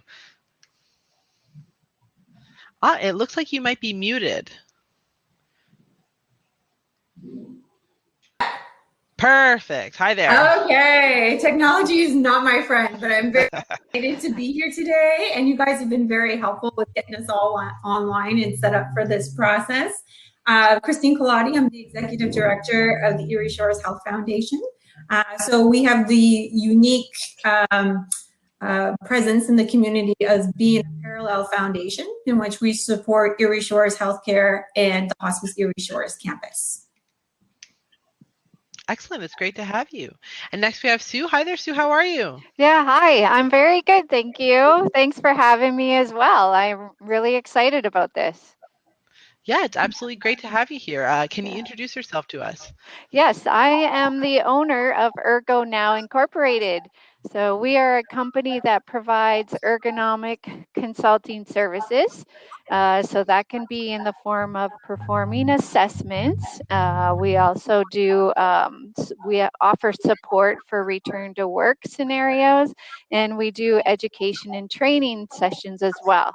So part of that consulting side, we've also entered into the sales world. So we are actually a provider of ergonomic furniture, not just regular furniture, but your sit to stand options, all those great solutions, office chairs as well. We provide a lot of good ergonomic, high quality office chairs, and then a lot of unique accessories to go along with our computer workstations. So we do a bit of both. We have a combined expertise there on ergonomics, but then we also educate and help people purchase the right products when they're looking to improve their setups overall. So thanks for having me. Yeah, absolutely. And we are going to bring Andrea on in just a moment. I will ask Sue, I think you might have some audio coming through your speakers because we're getting a little bit of feedback. Okay, I will check that as well. All right, thank you. And I will ask if the participants don't mind terribly muting yourself at the bottom of your screen there while we cycle through some questions and stuff. I think we're still having a small technical problem with Andrea. So why don't we go ahead and get on with a couple of the questions for some of our other panelists. And when she's ready to join us on stage, then I'll have her do her introduction. So Chauvin, can you explain to us the importance of using mentors to help grow? Oh, here we go. Well, then let's do this now. Hi, Andrea. Can you hear us? I'm sorry. Nothing ever goes as planned. Let me in, but yeah, I'm here. It's great to have you. I'm so glad you're able to make it. I think your audio is a little bit quiet. Is there any way for you to boost your microphone for us? Sure. Let me.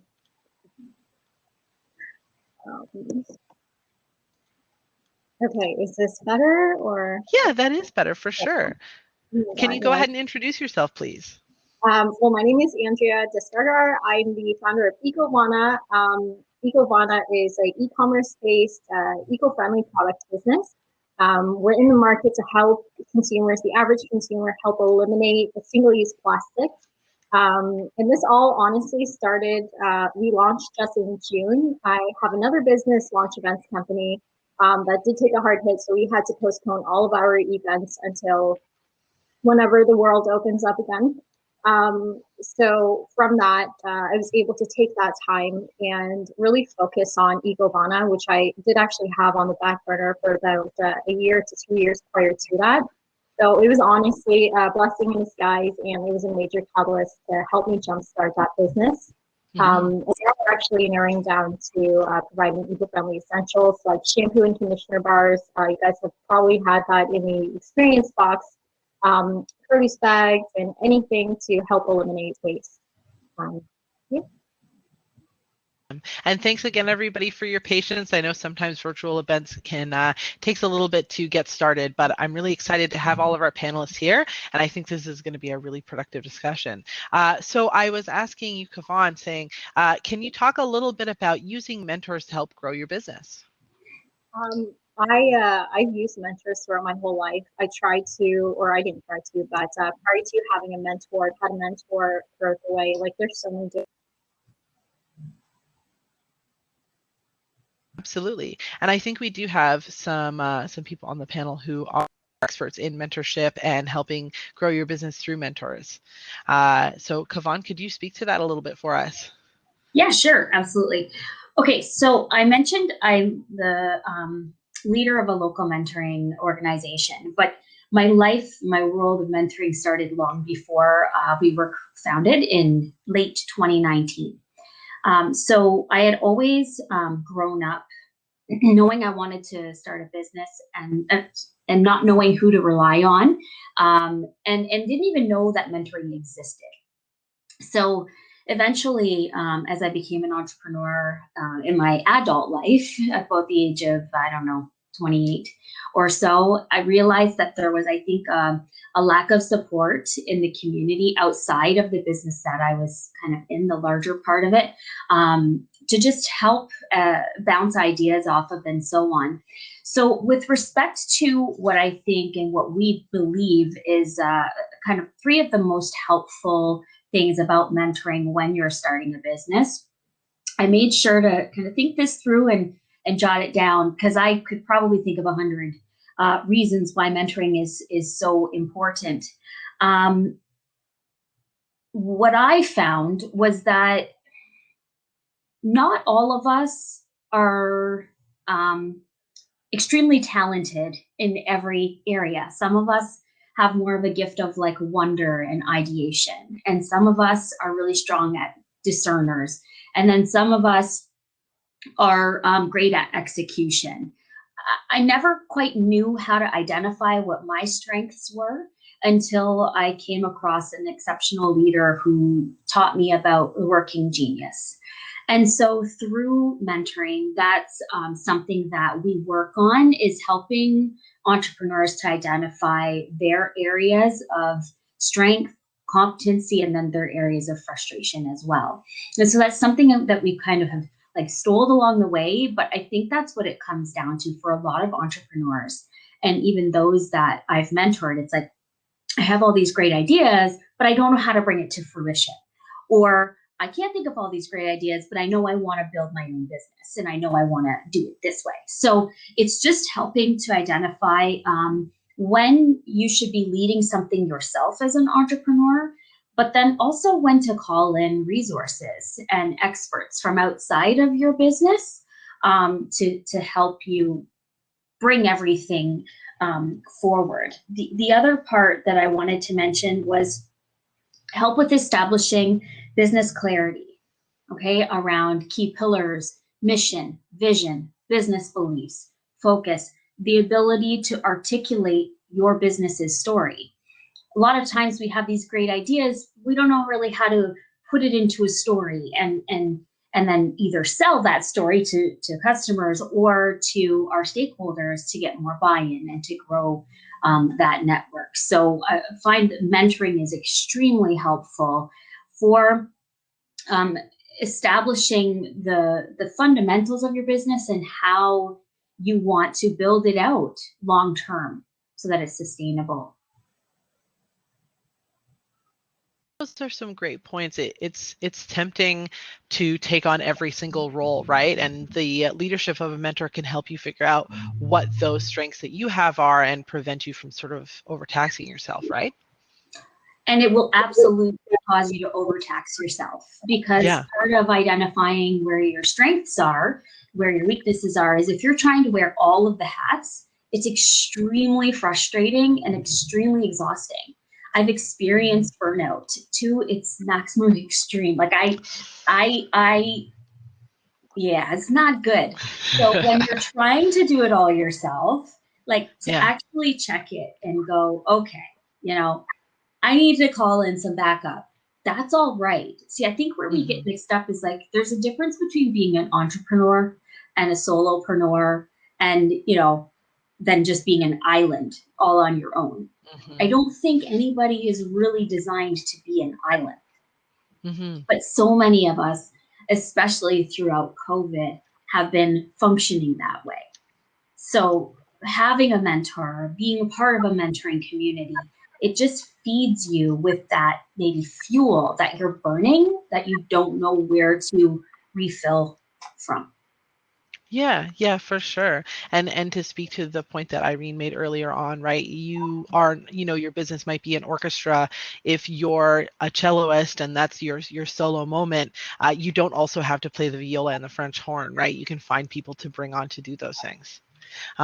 That's a really great point. And Christine, can you talk a little bit about, speaking of, you know, reaching out and connecting with people with other skills, can you talk a little bit about networks and how networks have helped you be successful?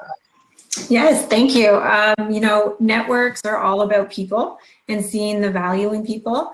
So I really thought about this question, and I too made some notes. I like that, being prepared. And I really broke it down into groups that I have, my network groups that are the reason for my success and continue to be the reason. First and foremost, family and friends. You need to surround yourself with a group of people that believe in you, that inspire you, that give you that confidence, and also encourage you to take on those challenges, to not be afraid of it, and give you that flexibility with being able to go after your dreams, and still have a family and still have social outlets. It's a great way to alleviate stress too, when you can go to those people and say, you know, I had a really bad day today, or I'm thinking of this, I'm not too sure. To piggyback on what was just said, finding mentors. Mentors have been a critical component of my life. Not only me looking at people I admire and saying, well, how did they get to the position that they're in today?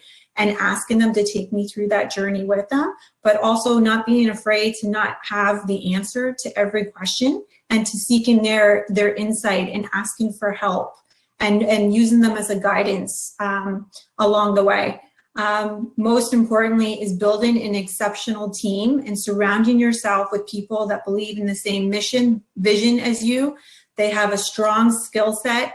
When it comes to leadership, I believe everyone in the organization is a leader. We just have different responsibilities, and that those responsibilities that we all do work in synergy with one another.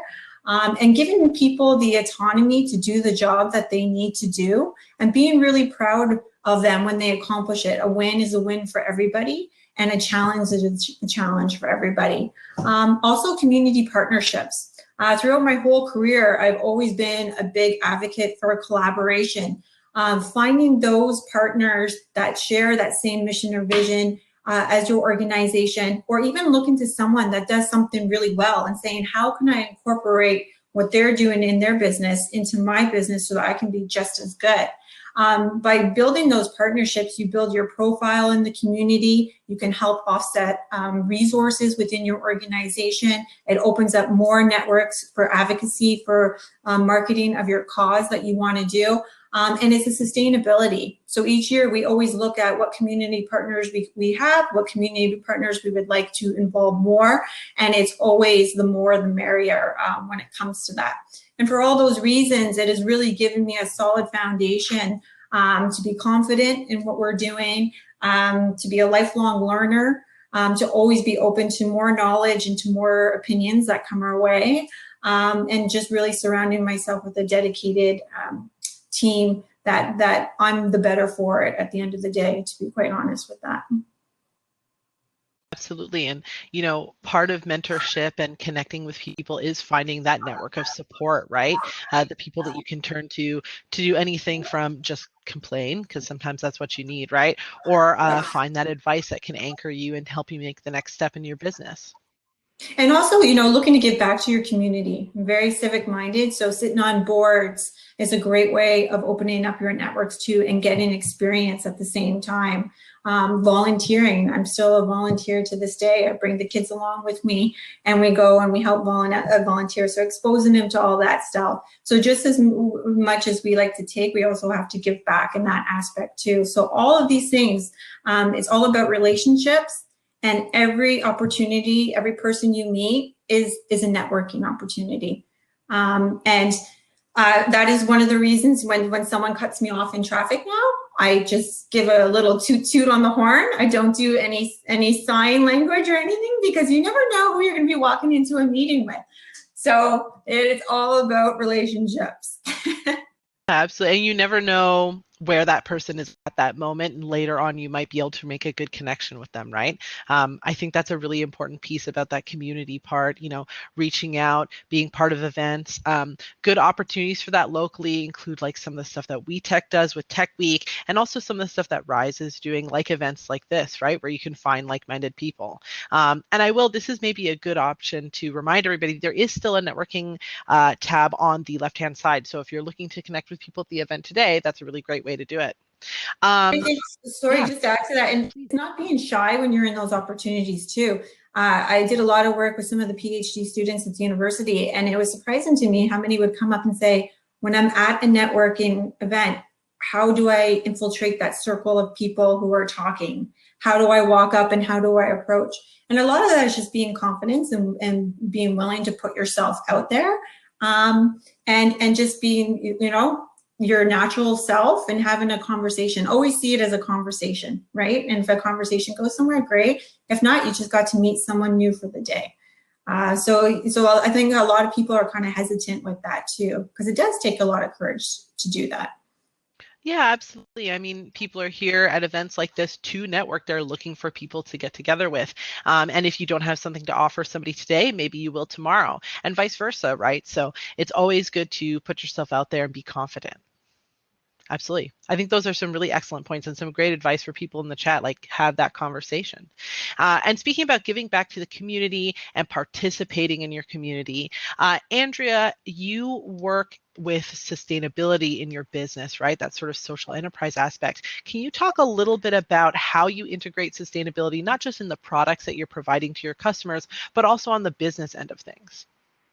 So on the business end of things, when it comes to sustainability, I really like to, not only is it the products that are obviously sustainable, but taking my industry knowledge of waste management and providing that to our audience. So I always tell people, feel free to reach out, ask me any questions. Is there any way that I can connect you, even if it's not like Ecovana related, if it's not product related, who can I connect you with?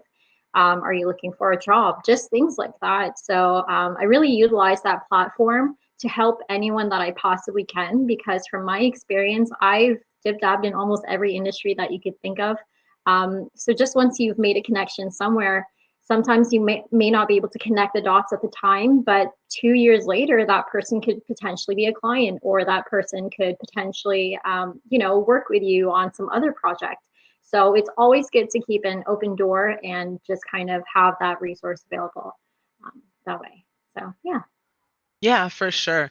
Sustainability in our relationships and sustainability of the community, right? The more that we can help each other and worry less about sort of being on our own hill alone, we can really build something that's better for everyone, right? And I think in this sort of new situation with the pandemic, technology is a huge part of that. So, Sue, can you talk a little bit about how you've integrated technology into your business? I think you might still be muted, so if you can check at the bottom of the screen for me. I don't think, I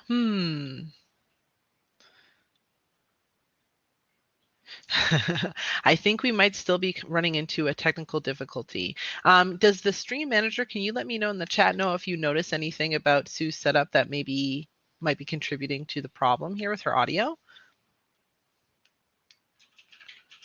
Okay, it looks like your settings are correct. Sue, is your microphone enabled? Okay. Can you do me a huge favor and can you leave the session and come right back? And maybe we'll have a little bit more of a discussion with Andrea while you work on that. Is that all right?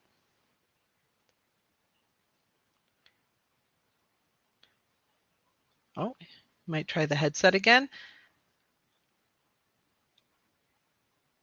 Okay. I think, no, we still can't hear you. Yeah, I think it might be a problem with the microphone that your browser has selected. So if you don't mind terribly leaving the session and coming right back.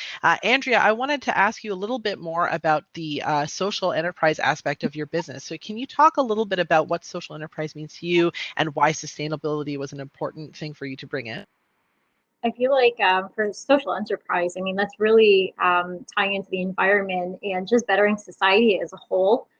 Starting with our community, I know that there's so many great programs that the University of Windsor offers and things, local, I guess, grants and that really help, that are able to help us pivot our business that way.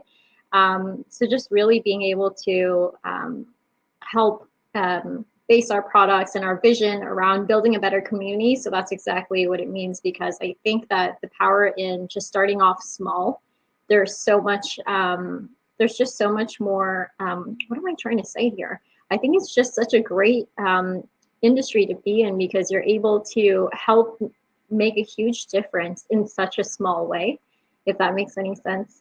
Being able to just start small and then grow from there, because I know with Ecovana, we have such a big vision. There's just so many projects that we have going forward that are on the line, but I know people see us right now as a small business, but there's a lot of things we want to tackle. Again, having the industry knowledge of recycling and waste management, I see the bigger picture for how it is and how Ecovana can be a solution to help better society that way. So. Yeah, absolutely. Keeping that vision in mind and sort of moving forward with your overall arching goals as part of what you're doing, I think is really important. So for the whole panel, can we talk a little bit about advice? Because I think we receive a lot of advice day to day. And I think as women, sometimes we receive a little more advice than other people might. What is some of the best advice that you've received as part of your business? Anyone gonna go? Yeah, maybe. I can answer. I think it's asking the advice that I think is the most valuable to me is asking for feedback. So when I go into a meeting, if I'm doing a presentation, or if I wasn't sure if my my point got across the way it was, is turning to my coworker or someone there and saying, what was the impression that you got from what just happened? Or is there something that I could have perhaps done better in that? And you know, the feedback and the advice that I usually get from that is, you know, you take it with an open heart, and it can be good sometimes. Sometimes it can be like, you know what, it came off a little bit more this way. Is that what you intended? No. So just be always, so always being relevant, always staying on top of things, knowing that you constantly have to, as much as you're investing in your organizations, you have to invest in yourself too, to make sure that you're giving off that impression that you want to give off, and that you're making the points that you need to make. And you know, if you're worried about a presentation, sitting down with some mentors or someone that you trust that gives good opinions, running through that with them, and then letting them help you with that. So I often seek the advice out just to make sure that I'm doing the best that I can. Is so important, and it's surprising how when asking sort of people that you wouldn't expect for that advice or that feedback, you can hear a lot of valuable information about how you're presenting yourself and how your business is presenting itself, right? Andrea, I think you had an idea that you wanted to share as well. More so advice. It's just to Lee McGrath from Small Business of Windsor. She had mentioned to just kind of go for it, especially being in sales and all these sorts of avenues, especially as an entrepreneur, creating your own opportunities, just to explore. Like, honestly, it doesn't hurt to just try and see. Like, if you get rejected, that's great. Like, you just move on to the next one. It's almost like a numbers game. A lot of people say no, but then once you get that yes, it will really be worth all of it. So, and then you just grow from there. So, yeah. Absolutely. Not being afraid, not taking things too personal, not getting down on yourself, right? And just being on moving forward, right?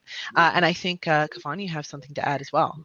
Yes, actually, I always approached it with like an attitude of servitude. Like I want to serve the community. I want to take everyone's opinion into consideration. And regardless of my vision, I just always made sure that everyone felt included and in the business and in the fundamentals. But one of my board members said one time, and it just changed my whole perspective, the buck stops with you. So we were doing our whole visioning strategy, and I was like, well, I don't know. What do you think? And I like this, and I like that. And she goes, no, Chauvin, like, and she's a communications specialist. She said, the buck stops with you. Like, you can't take opinions into consideration that much at this moment. You have to own it, and it doesn't matter what other opinions you've received. You have to be able to sleep with it at night. So that changed my whole entire mindset, and it got very real at that point.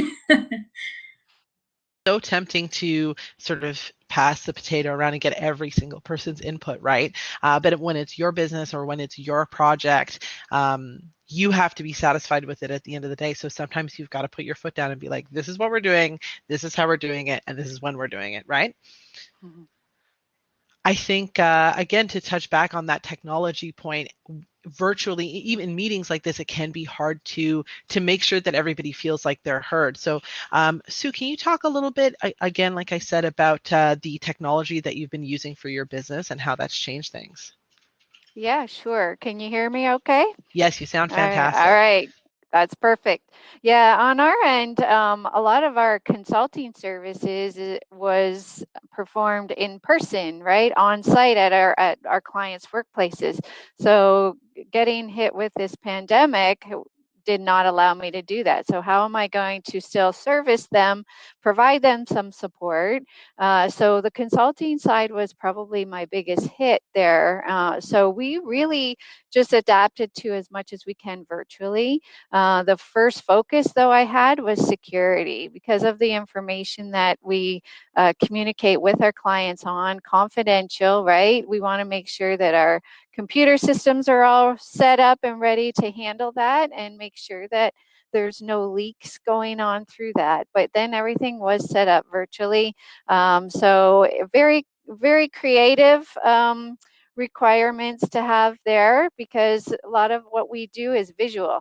So when we go to do assessments, I'm looking at what is going on in their workspace, looking at what their workstations are like, what equipment they're using.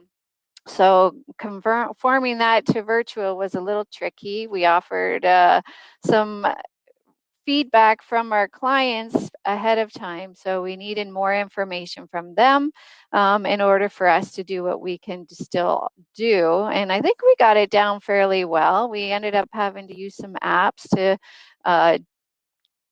collect the measurements that we require because that's a big part of what we do is having measurements, making sure people are fitted properly and they match their work height. So that was an interesting one where we incorporated some apps that could help us with those measurement tools and whatnot.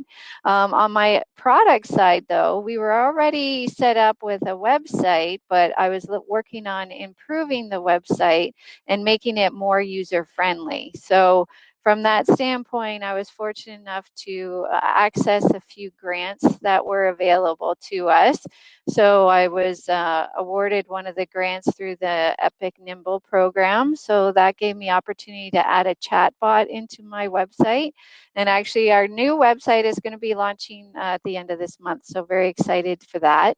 From the product standpoint, though, that was a tricky one as well. Just getting things up and moving on that end, online shopping, that kind of thing, took time for my end to put in place, but worked out fairly well, honestly. What else can I add? Our webinars, we transferred all our education and training through online webinars. So these type of meetings. Of course, it's me that doesn't get the sound right when when we get onto this, but overall, I think we've adapted fairly well for that as well. So Been a good opportunity for me to learn all the ins and outs about social media, learning your Google, how to work the Google business. So a lot of that from my standpoint, getting some marketing out, because when last year is when I opened up my first showroom. Always had my business working from home. So this was a huge leap for me to take on all these added overhead expenses. I get the showroom just about ready when the COVID hit our region. So it was a little disappointing on my end. Took us longer to open up. We opened up in July. So I was panicking as well, going, how am I going to market ourselves? People don't even know we exist. And here we are with this showroom now. So I really had to streamline and go different avenues, and so far so good. I still work in progress, of course. But I think that's something really important to highlight is there's so much different technology available now, right? So many different apps, different programs that are designed to help connect you with other people, to connect you to your customers, to connect you with your peers, and to help you network. And taking the time to sort of look through those options, learn how they work, and learn how to utilize them for your business is such a key pivot point right now, I think, right? Yeah, for sure. Yeah, absolutely. And I think that's a question that we can sort of bring to the entire panel is, what types of technology have you started to use over the last year, and how have they been helpful for you? So maybe something like Zoom, maybe some sort of scheduler for social media, something like Google Business that Sue mentioned, maybe Chauvin, we can start with you. I'm chomping at the bit to talk about this one. Yeah, it's a good one.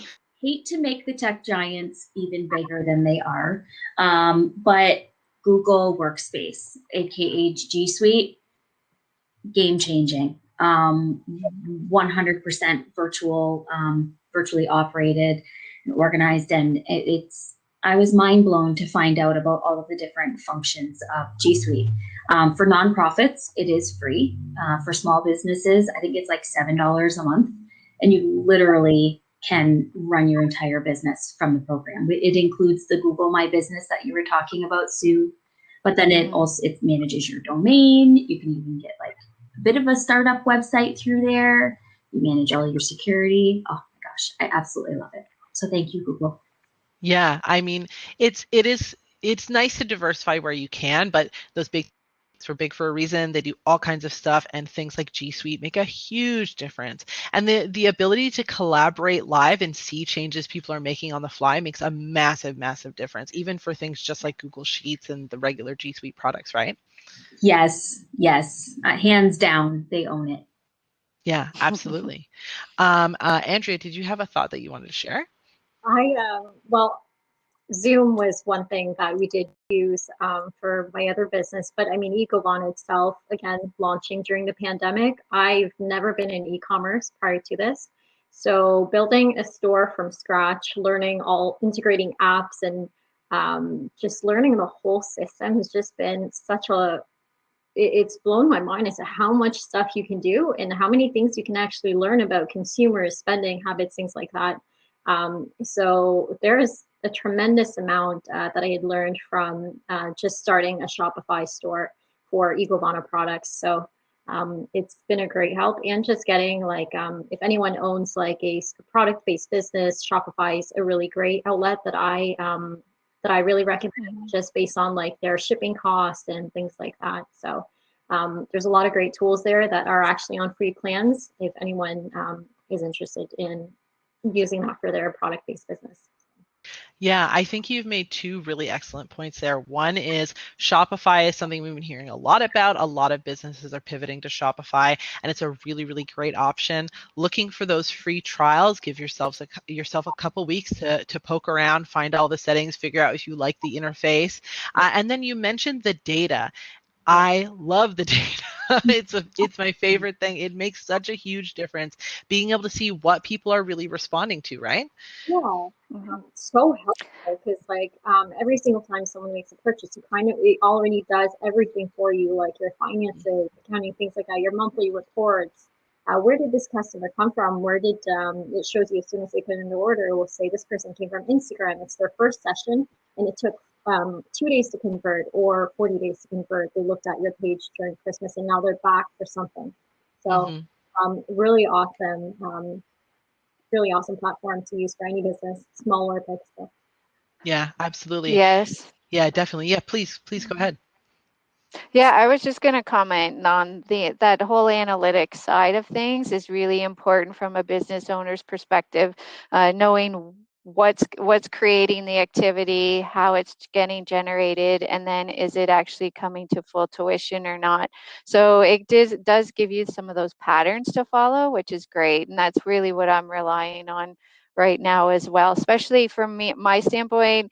Having my first showroom, I can actually kind of start from scratch and see where it goes from there, and how people do find out about me in that sense. So it's a very good tool to use, no matter what platform you have. I think most of them do offer that. So take advantage of really reading into your analytics there. Extra opportunities to be flexible, right? Okay, I'm getting a lot of engagement through my Instagram stories and not so much through Twitter. So spend less time on Twitter, right? Christine, do you have anything to add? Yeah, so much what everybody else touched on, improving the website to make it more user-friendly, using Zoom. We onboarded 2 employees during the pandemic, so that was a whole new process for us, using technology just to make sure they were, through orientation, communication. But one thing I love about this, because I'm a little old school when it comes to things, is it has kind of made us go back to picking up the phone and call people. And so that's the way, relationships is a huge part of what we do. We're making sure we're always in contact with our donors and everything. It's now picking up the phone and saying, hey, how's it going? And so, what's life like for you right now?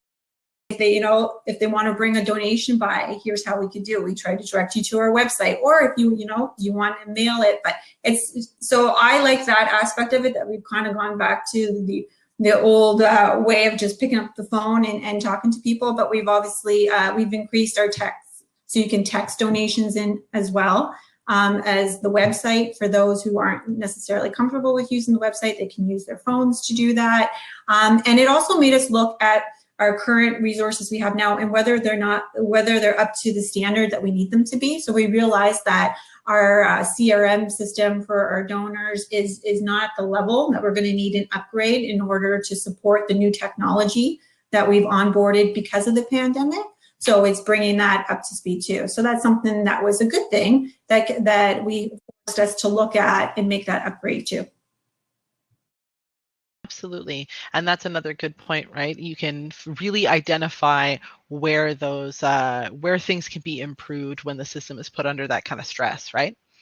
And it looks like we're getting a lot of love in the chat for phone calls. So love a good phone call. Love to be on the phone. Love to have the chance to communicate with people, right? Whereas before, you may be running around the office, you don't have time for that.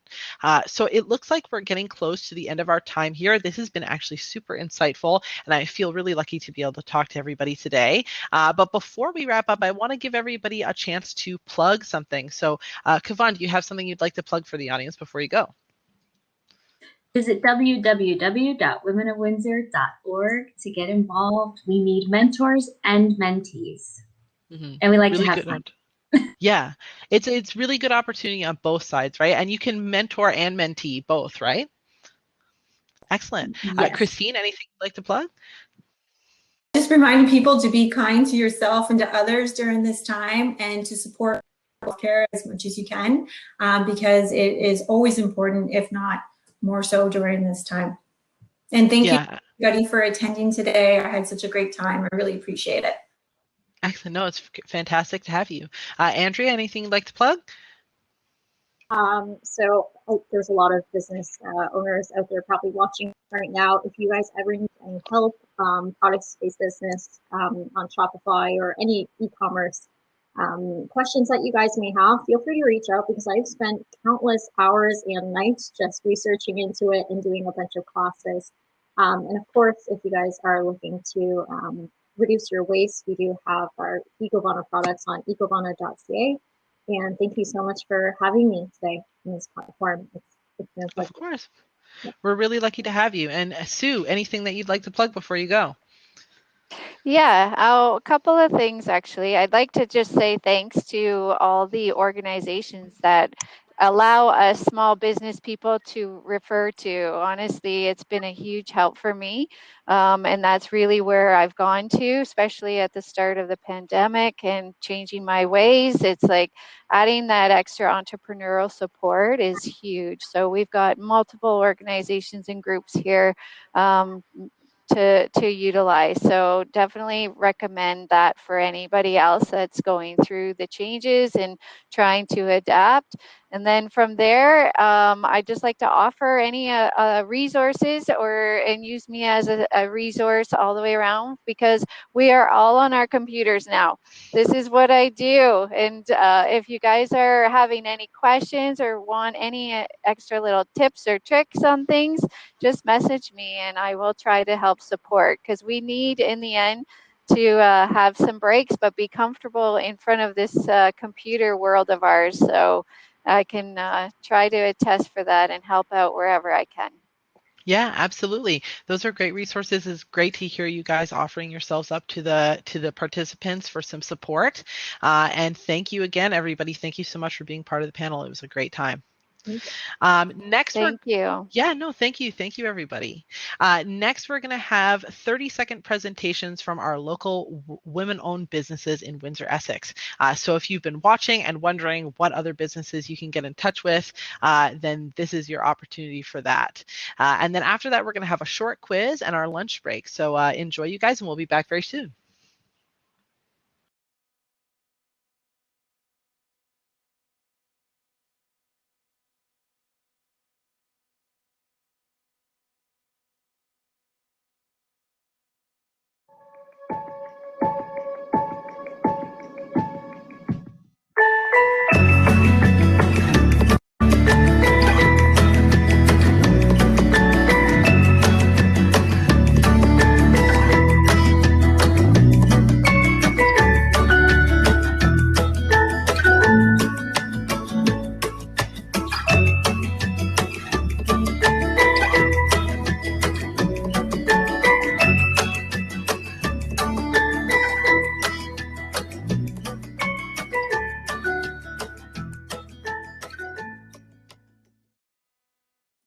Hello, Rise community. My name is Dr. Pam, and I'm a chiropractor here in Windsor-Essex.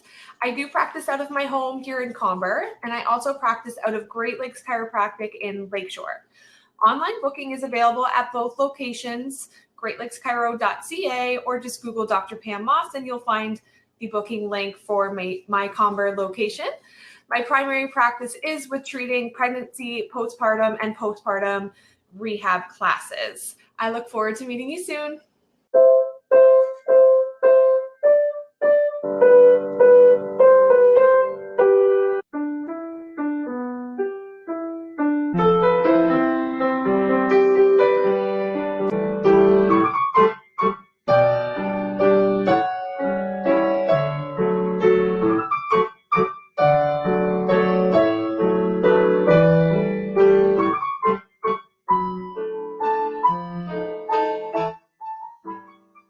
My name is Domenica Midyati, and I'm founder of the Oops Box.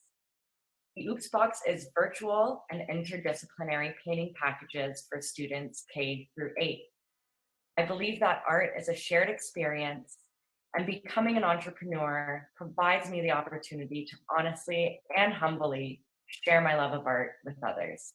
Open eye, feel the waves cut through me, hypnotized by the sounds I'm breathing in. Hold tight, chemicals collide. Hold tight, hold tight, hold tight. Dripping lights paint the skies, all because of you. Dripping lights. Does your child need to have words repeated to them more than once? Do they keep hearing the wrong thing when you're tutoring them? Do you dream that your child will become better at paying attention, listening, and understanding? At Abbott Sensory Wellness, we provide broad auditory integration training, which normalizes hearing sensitivities, leading to better sound perception, auditory processing, and comprehension, so your child can reach their full academic potential. Visit our website, abbottsensorywellness.com, to learn more and contact us to get started. Also, stay tuned for the upcoming launch of our online wellness store.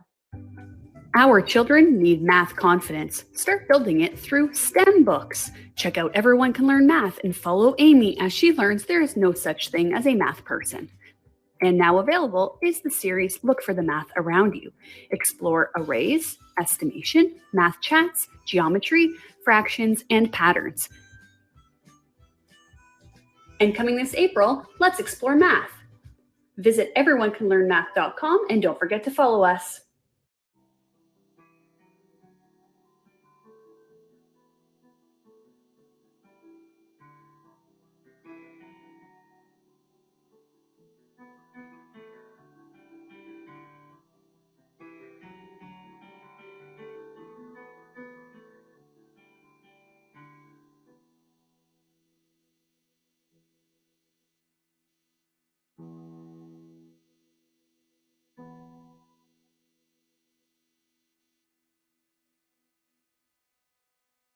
We're Deidre, Stephanie, and Emma of Border City Living, and together we do creative editorial real estate in Windsor and Essex County, whilst writing about and documenting our favorite local places and people.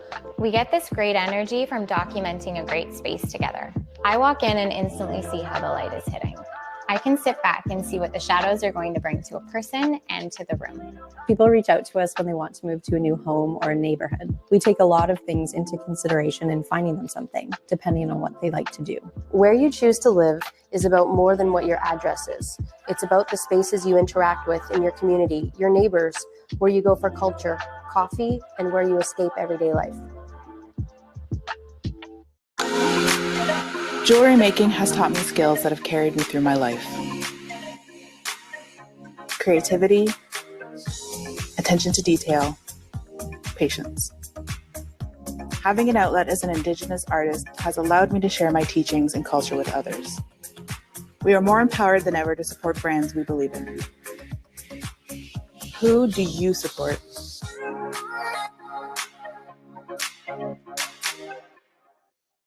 Hey there, fellow YQG women in business. Have you been dreaming about turning your yard into a welcoming space brimming with homegrown vegetables, pollinators buzzing about, and a peaceful place to enjoy the outdoors? Ground Culture is a Windsor-based gardening company specializing in designing and building backyard spaces that nourish. We're Vanessa and Brandy, and we want to help you achieve your garden goals. Visit us online. Let's grow together.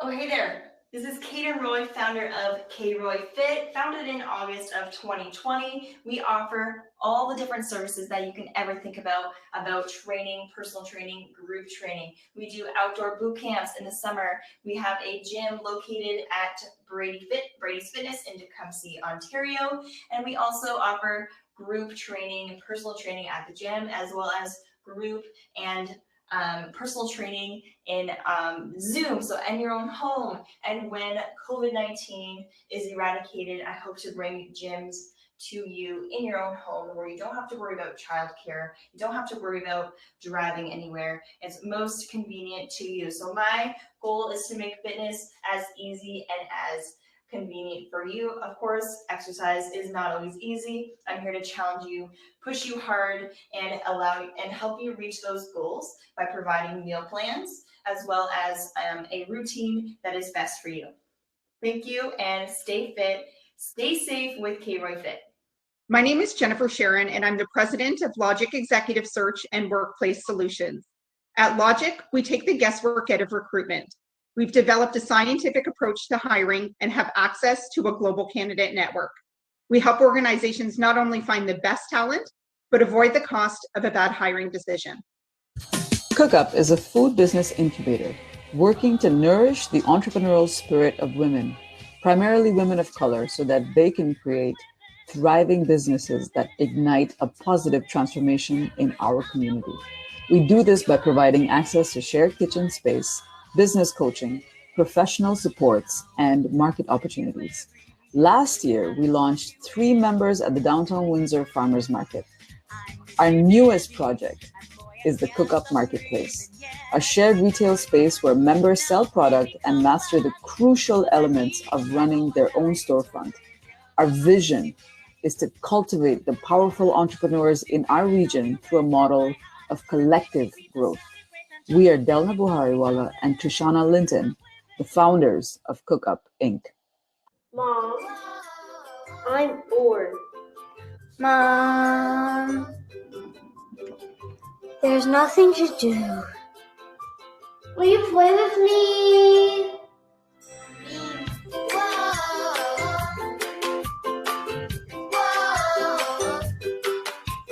Keep the fun coming.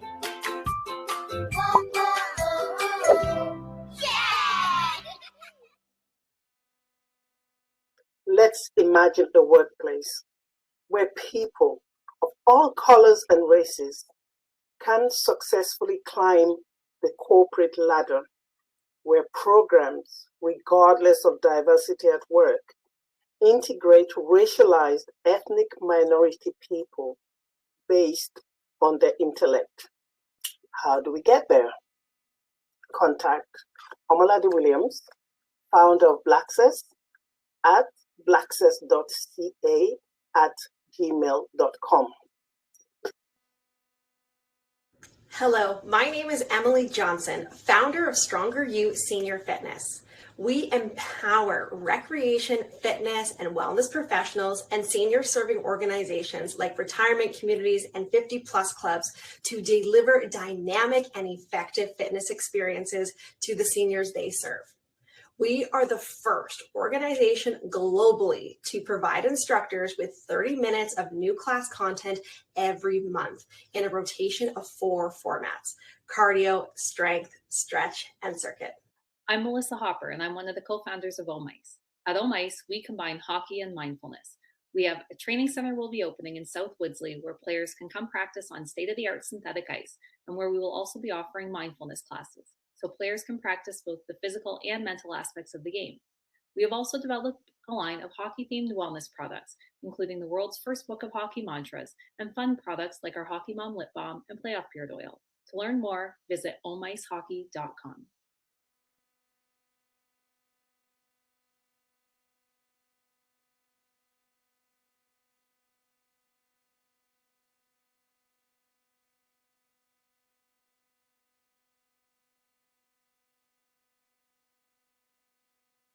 To all the participants of Rise and Resilience, welcome to Pelee Island. My name is Sue, and I'm with the Pelee Island Winery team, coming at you from, you guessed it, Pelee Island, here in the middle of an almost frozen Lake Erie.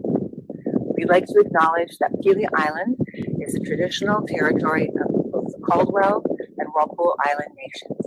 We thank you for being stewards of this land and for allowing us to share it with our friends today. Rise and Resilience is an incredible event allowing women to come together in inspiration, motivation, and connection. We are honored to be a part of that. We also wanted to bring you a little bit of fun. So, are you ready? It's time to find out. Which Loga are you?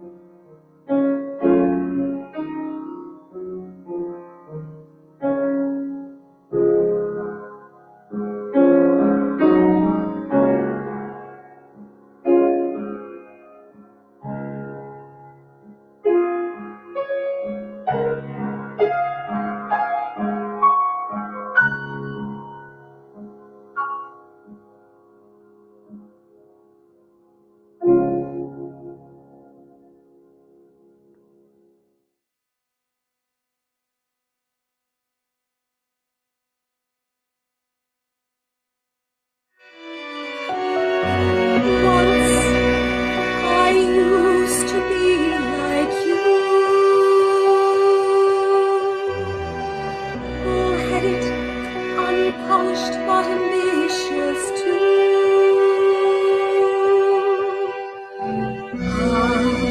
I had the chance to show the world what I could do, but first I had to learn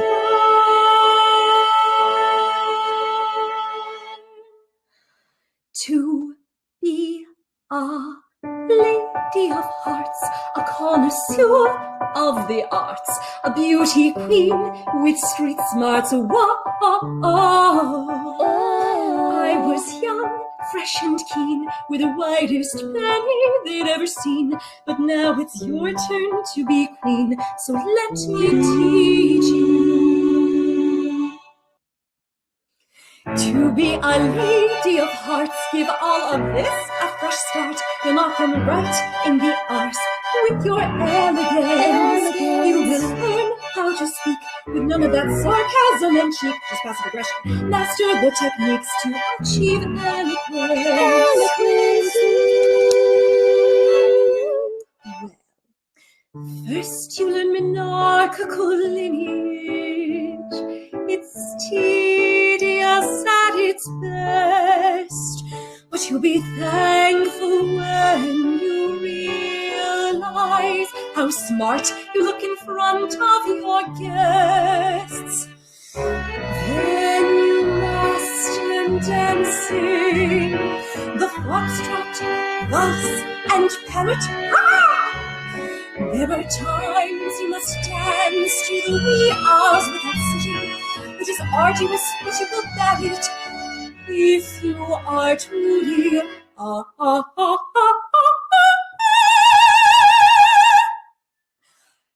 lady of hearts, a life estate of the art. You need 2 shopping carts to hold your jewelry. Jewelry so bright you look like a comet. Mindset is I want it, I got it. Whether it's clothes or jewels, your pockets are always heavy. So heavy. Now, here we have the dinner fork, dessert fork, fish fork, cake fork, and fruit fork. Yeah, and then there's the soup fork, oxygen fork, and spork. How did you know all that? I was a servant. We retain way more information than you think. Come on, this is completely pointless. Who are these traditions even helping? Let me show you something.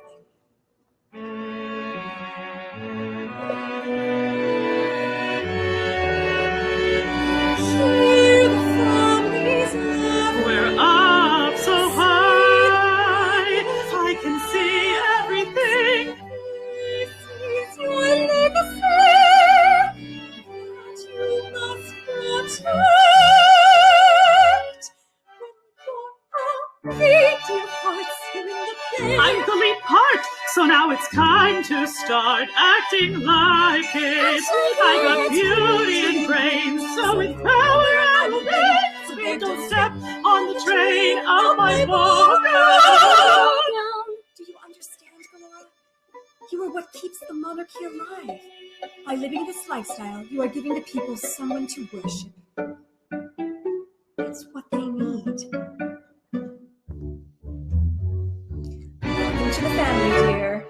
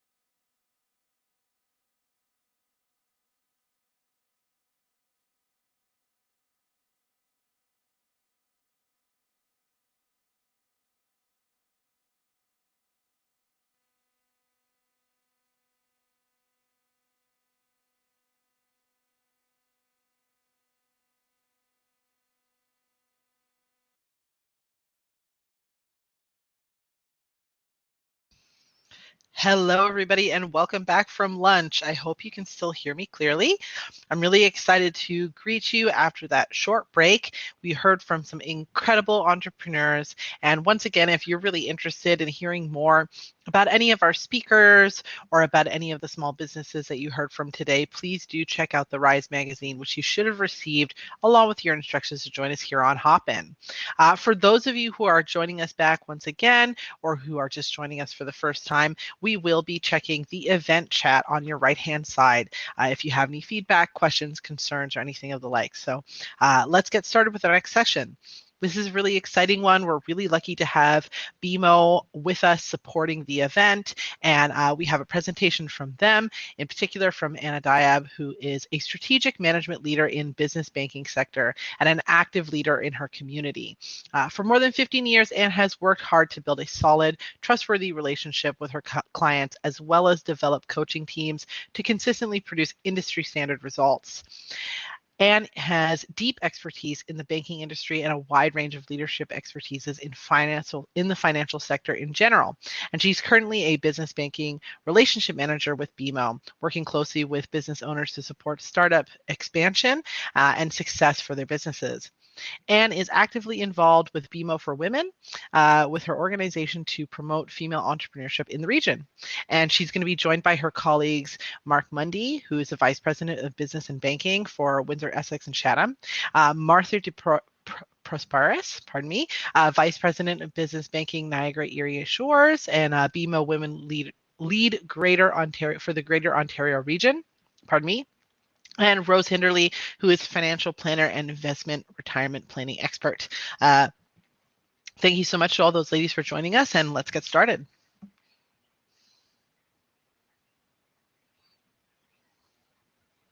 Thank you for the introduction and for giving Martha and myself an opportunity to participate in this presentation.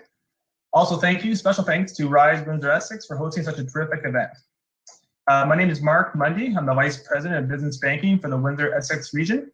I was born in this region, born and raised, and I've spent the majority of my career serving businesses in the Windsor-Essex and Chatham market. As a proud father of 2 young daughters, I'm also very excited to be here today talking about the great work BMO is doing for women in business. I'll turn it over to my colleague, Martha. Thank you, Mark. My name is Martha DeProsperous. I'm the Vice President, Business Banking for the Niagara Erie region. I'm super passionate about leading women, and I'm currently leading BMO for Women, BMO Alliance for Women, and Grow Your Biz in all of the Ontario region. I'm a mother of 2 boys living locally, so certainly proud to be working with this team. So I wanted to start by giving you a little bit of history. BMO has had a long history of advocating the advancements of women in business, and we're thrilled to be here today. We are, after all, the bank for women. BMO is committed to closing the fairness gap, giving women everywhere the opportunity to be leaders, catalysts, and builders, and grow the good for themselves and in their communities. In 2014, BMO announced that we had a loan allocated of $2 billion to women-owned businesses. By November the 17th, we did it. We hit and achieved the goal. First, we were proactive in understanding how to better work with women. In 2015, we launched an important study on entrepreneurs and to assess their risk appetite. We funded the study conducted through Carleton University and the Beacon Agency. And I can tell you with confidence that women are not risk adverse, we are risk aware. We launched a national team for women, for BMO for Women employees, and we held focus groups with our clients. The second thing we did was form strong partnerships within our community to enable greater networking and mentor opportunities and to celebrate successful women. For many years, we have built long-lasting partnerships with women organizations such as Grow Your Biz, WBE Canada, the AG Women's Network, and the Women's Presidents Organization. In addition to the strong focus in the community, here are a few of our recent initiatives. First, the 2020 Celebrating Women Grant Program, where we granted 10 women-owned businesses with $10,000 each, and that program is continuing into 2021. Podcast. We launched the Bold Her podcast, which is stories of women who stand out. We've also done the BMO for Women 2021 webinar series and the Celebrating Women on Boards. Today, BMO is proud to report that more than 40% of our senior leaders are women. This is just a taste of who we are, how we are committed to our communities we serve, and why I say with confidence that BMO is the bank for women. In fact, we invite you all to follow us on Twitter at #BMO4Women, or check us out on the website, BMO for Women. Come join in the conversation about women's successes in businesses and experiences and how large this community is. Thank you. And up next is Ann Shad. Thank you, Martha. Thank you, Mark. It's a pleasure to be here and supporting Rise and Resilience Summit today. My name is Ann Shad, Relationship Manager with Business Banking at Bank of Montreal. I am proud Windsor-Essex County resident and been part of Bank of Montreal for 7 years and financial services for 15. And today I'm going to talk about women in business and some key components to starting your business. Next slide.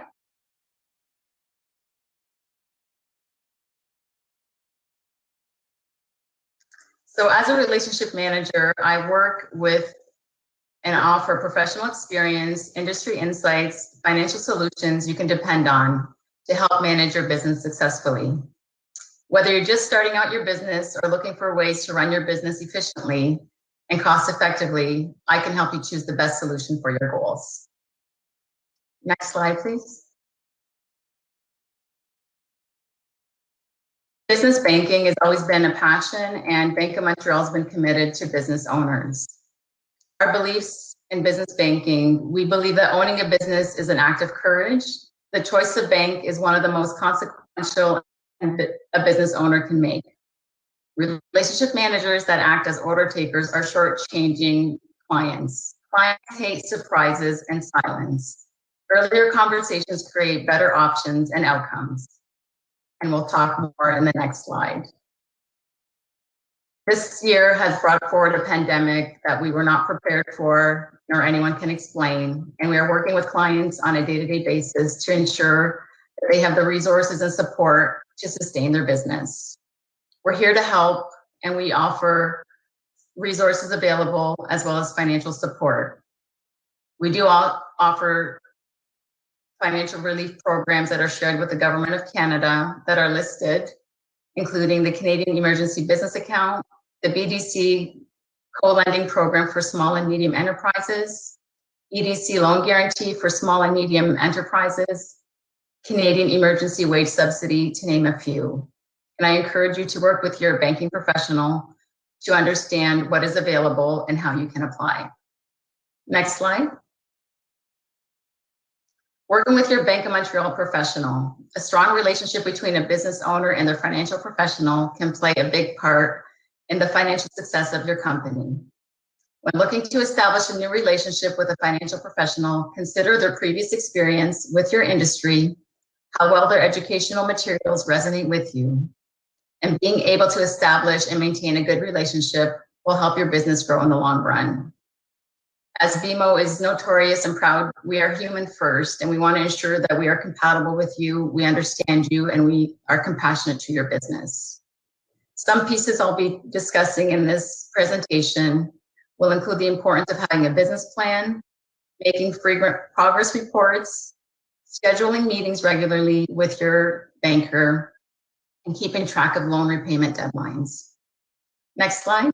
The business there's a life cycle to any business, as with everything else. The startup is the initial part of your business. It's the seed. It's what you do to plant and to nourish your business to grow. So this will involve creating your business plan and having a detailed outline of what you foresee your business to do. The next is growing your business. So working with that plan to grow and to increase your profitability, your market, and your employee base if needed.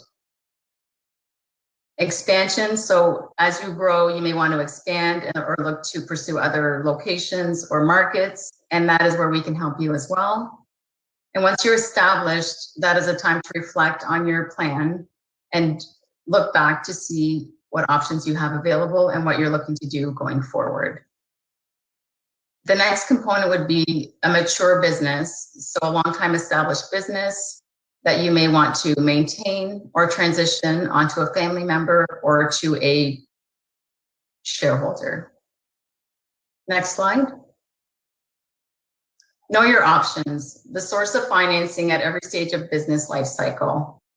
So as we mentioned, the seed or startup stage, people typically look for personal assets to see if they can invest into a business. Love money, this is great. Friends and family who believe in you and want to support you. Crowdfunding, angel investors, private investors who believe in your business and want to support you as well. And there are other initiatives such as SheEO, is a radically generous community supporting women and non-binary people. Common sources of funding during growth or expansion or established stages, and this is where small business or commercial banking may come into play, include debt financing, term loans, lines of credits for day-to-day operations, and credit cards, supplier credits, government grants, equity financing, angel investors, venture capitals, and so on. Common sources of financing during a mature or transitional business include very similar financing options: debt financing, supplier credit, government grant, and equity financing. So I would encourage you to reach out to your banker to discuss what options would be suitable for you and how we can help. Next slide. Your roadmap for success. This has been a common theme in both financial planning as well as business planning, is developing your business plan. Finance your business effectively and manage your cash flows and monitor your progress. So this is important. You're holding yourself accountable, documenting your plan, and monitoring your progress. And we'll go to the next slide. Developing your business plan. A good business plan forces you to focus on the essential elements of your business. It helps you identify the next steps and specific strategies and tactics. Plan for growth. If you don't plan for growth, your business may still grow, but will you be able to sustain it? Your business plan should outline the strategies to grow your business as well as what you'll do to succeed. Once is not done. So the plan, as I mentioned, it's a working plan, it's a living document, a living plan. You can evolve, you can change, you can modify according to the market changes, to ownership changes, to changes with the economy, pandemic changes. A lot of us have had to make transitions this past year that we weren't otherwise planned. Revisit your plan at least quarterly to assess whether your strategies are still working.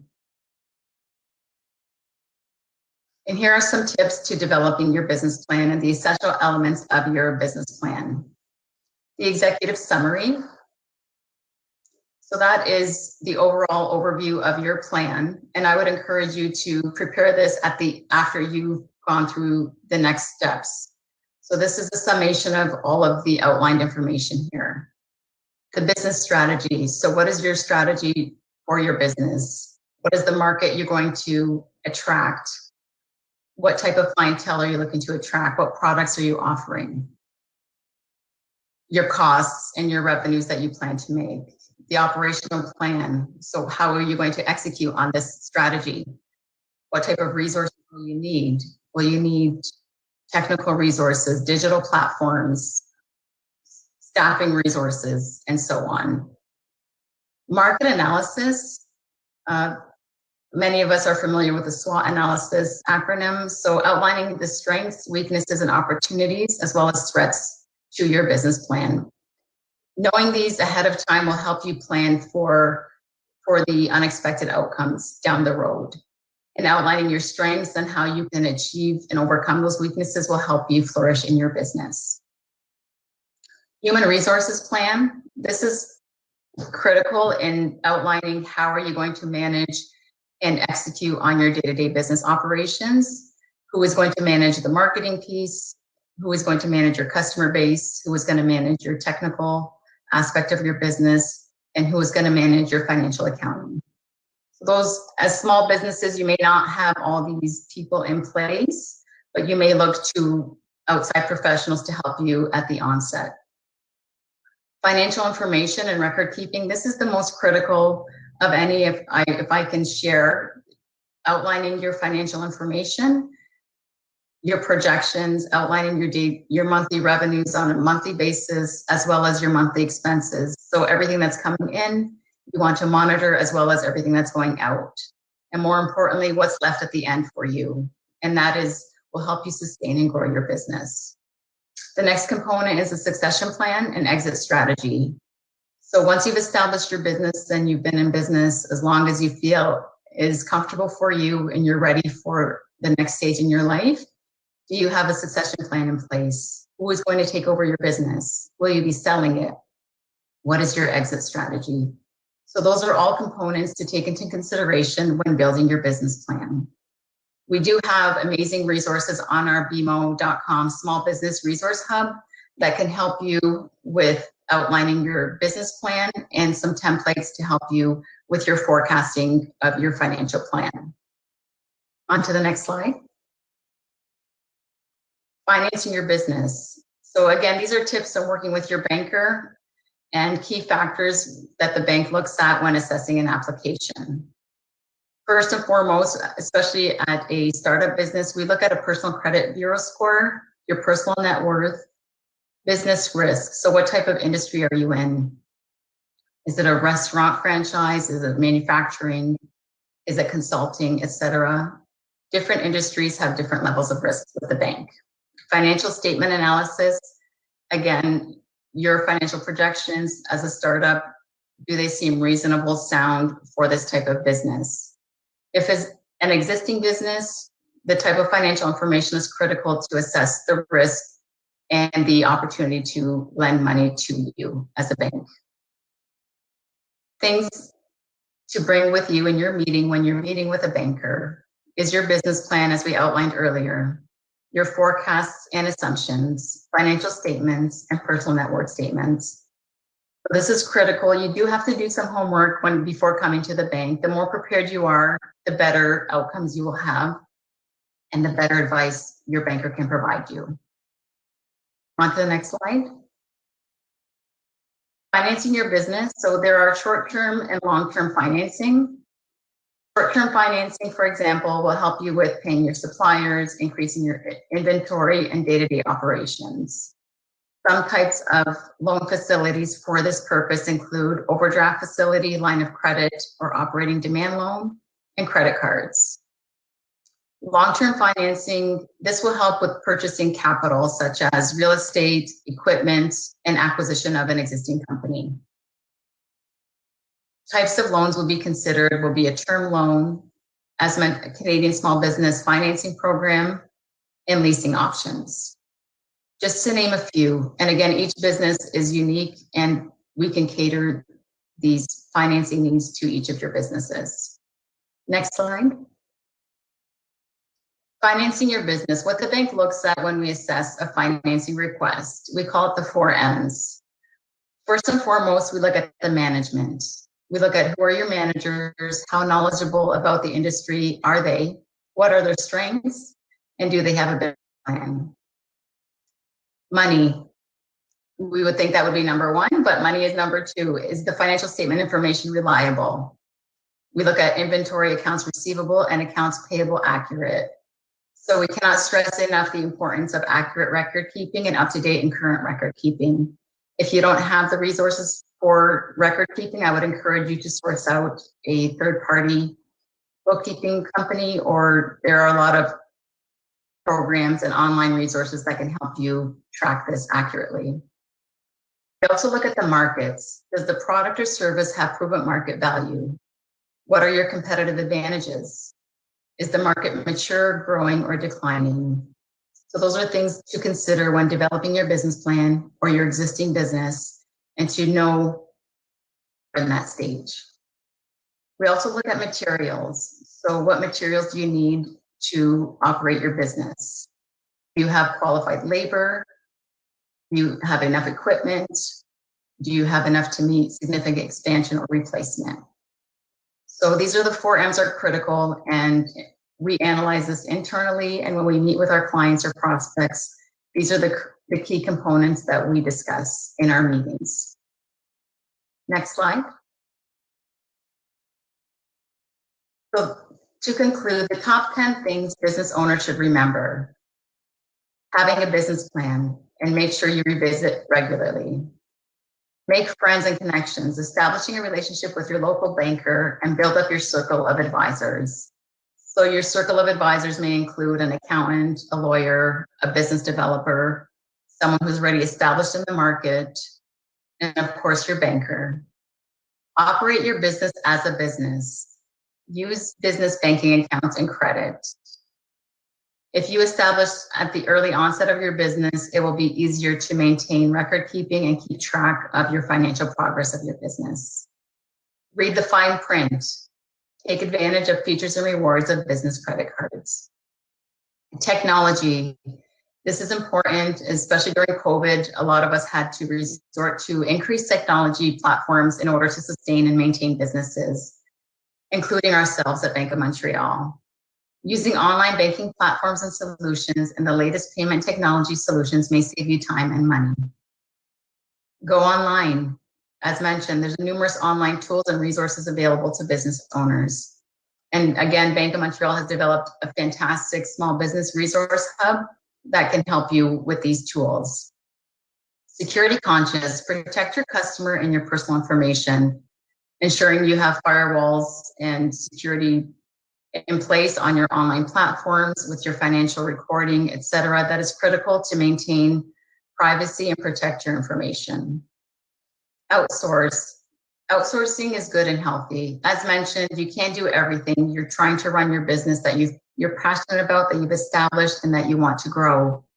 Leverage the resources that you have with your bankers, with your accountants, and with your bookkeepers, and online technical resources and applications. Save. This is imperative. Saving a little bit each time throughout the course of your business will help you build equity in your business, as well as help you save for your personal financial goals. And last but not least is have fun. As we know, businesses can be stressful. It consumes our day-to-day lives, but it's important to have fun and have an open relationship with your financial advisor, with your business banker, and to work collectively to ensure that your needs are met. Next slide.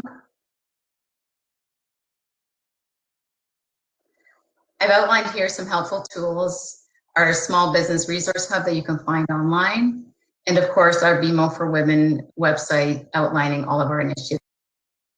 Thank you, and thank you, Rise Summit Windsor-Essex. Up next, we have Rose Hilderly, Financial Planner with Bank of Montreal. Thank you for the introduction, Anne. Hello, everyone. My name is Rose Hilderly. I'm a financial planner with Bank of Montreal, and I'm happy to say I've been here at BMO as a financial planner for the last 20 years. And I'm very excited to be part of this presentation. As a financial planner, one of my biggest strengths is helping a lot of women invest and realize their goals over the course of their working life into retirement. And I'm very excited to be a part of this today. What I'd like to talk to you today, as you'll see on the next slide, is with our women entrepreneurs and our women clients, we really want to look at long-range planning with our clients. And it's very important as a financial planner and as a client to ensure that there's a trusted relationship, because these relationships are built for life so that we can help you achieve your goals over time.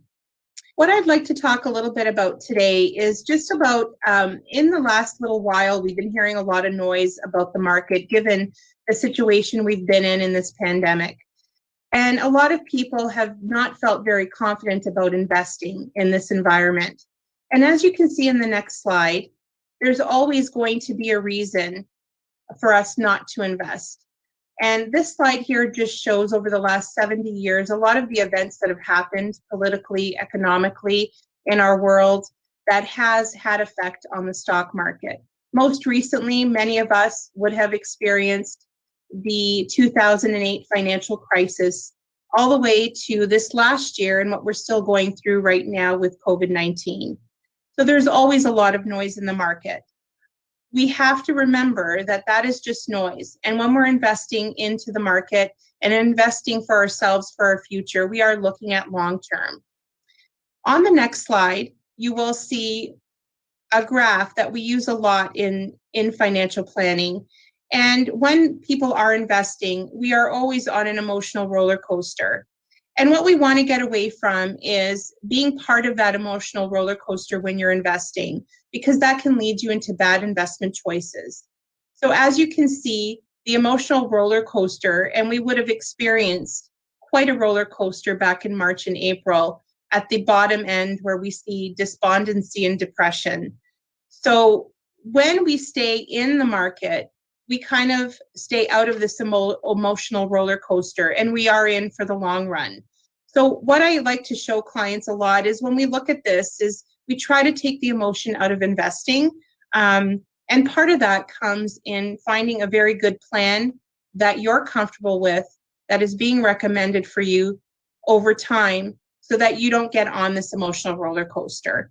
And then if we look at the next slide, a lot of our clients that we're finding now, and a lot of women investors are finding that they're sitting on a lot more cash investments. And what we want to also look at is we want to look at the risk of being invested too conservatively.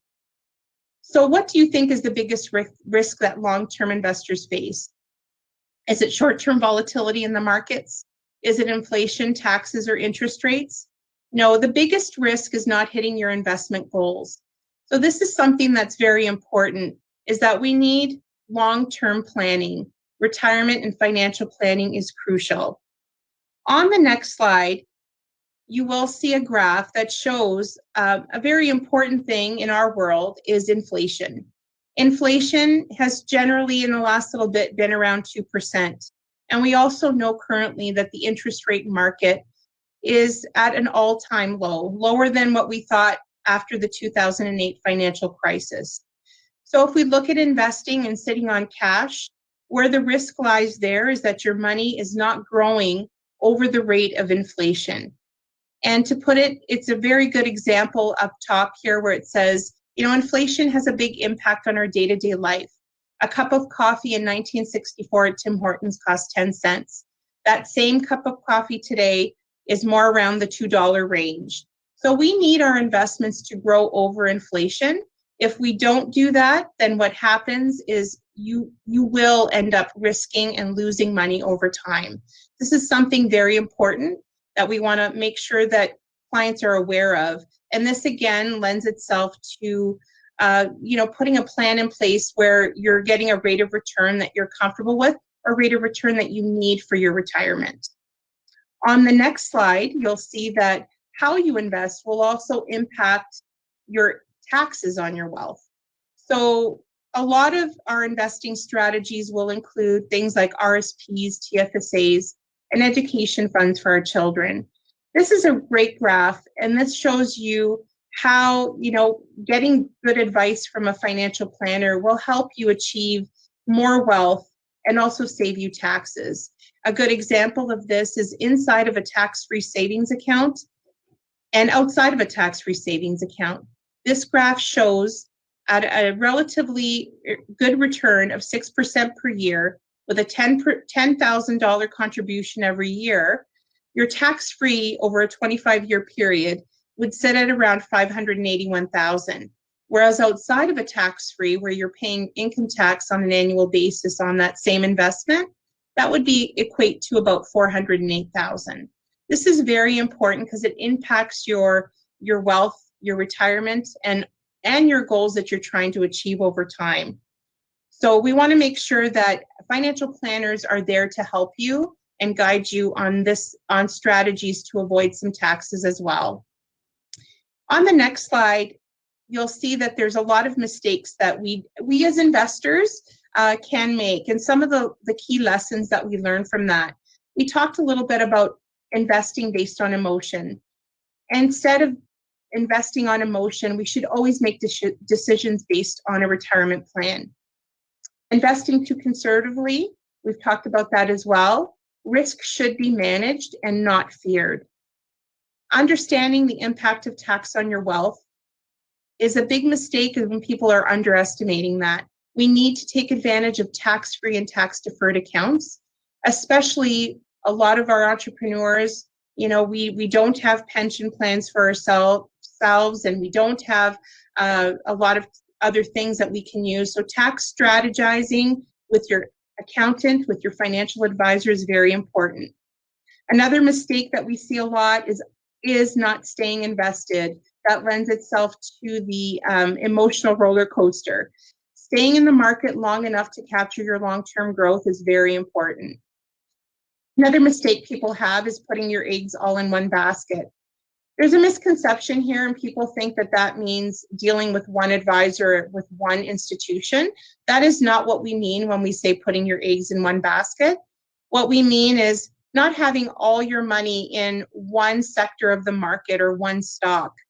For example, not having all your money in Apple stock. So diversification is key to protecting your portfolio from downside risk.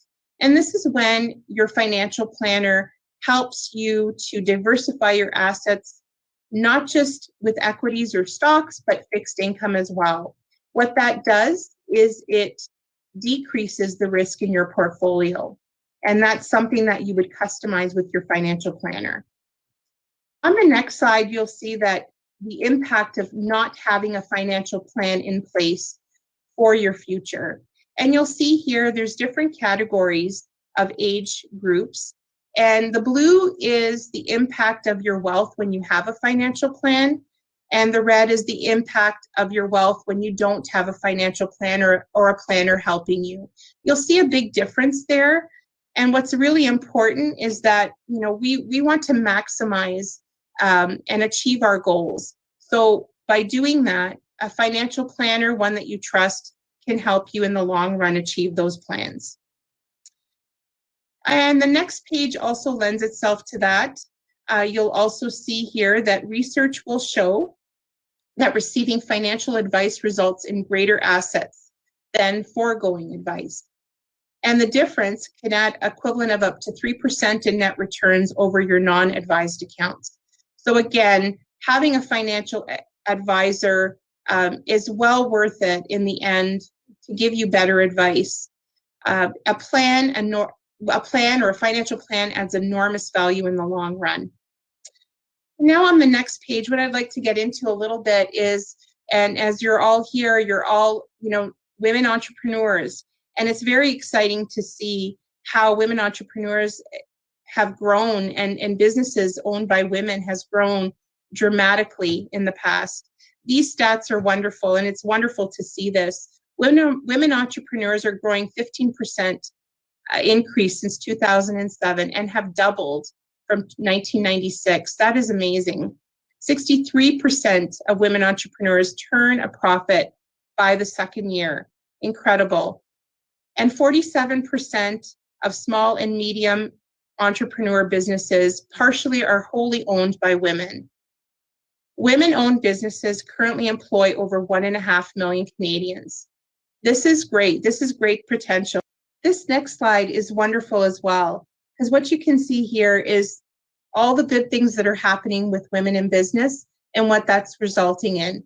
It's resulting in women and wealth.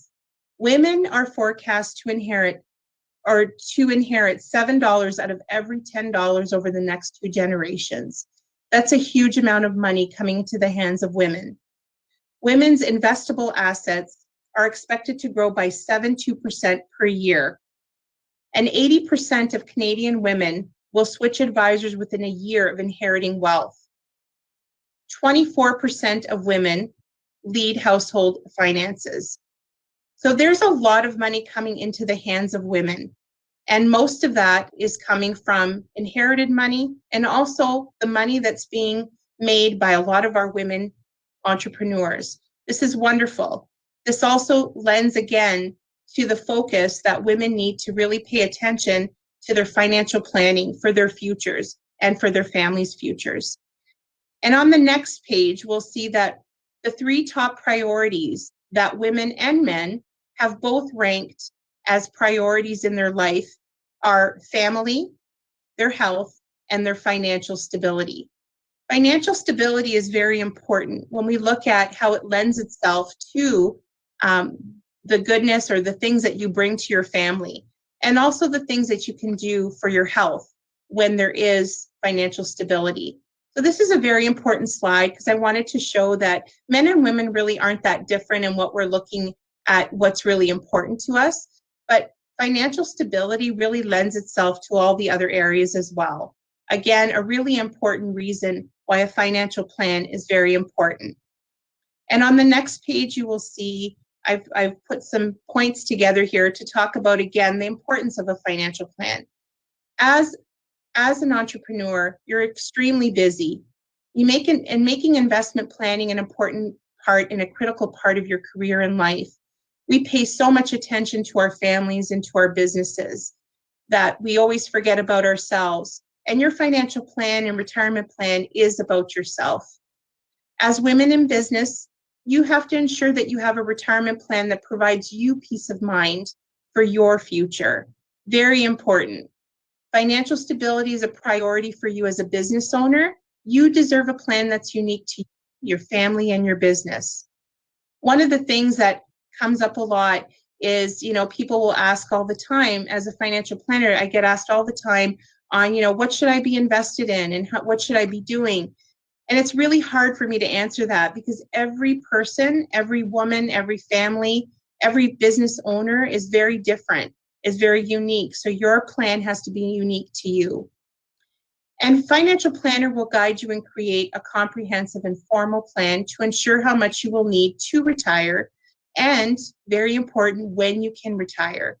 And it's what happens in between the beginning of your plan, all through your career, all through to, your life, really. Your financial plan should really change as your life changes, as your career hopefully gets, your company gets busier and your wealth grows. Your plan has to grow with you. So finding a financial advisor or financial planner that you trust, that you feel has your best interest at heart is one of the most important things. And I believe that financial planning is crucial for women. We've seen the stats. We see how business owners and women entrepreneurs are growing. Their businesses are growing. Also, the money that's coming into the hands of women. It's a wonderful news story. As a woman, I'm happy to see that how much wealth women are managing and coming into, but we have to be really smart and do the right things with them. Thank you for letting me be a part of this event today. And now I believe we are going to step into some question and answers. Thanks so much, Rose. We are now going to move into some questions and answers. Our first question is, what is the best way to save for retirement if I own my own business? I'll answer that. When you own your own business, the best way to save for retirement, again, is, I know we just spoke about this, but finding a financial advisor or planner to help put some strategies in play for you in order to save for your retirement, for your short-term goals, your midterm goals, and those might include things like your educations for your children, and there's different investment vehicles we can look at. So RSPs, tax-free savings accounts, there's many different things.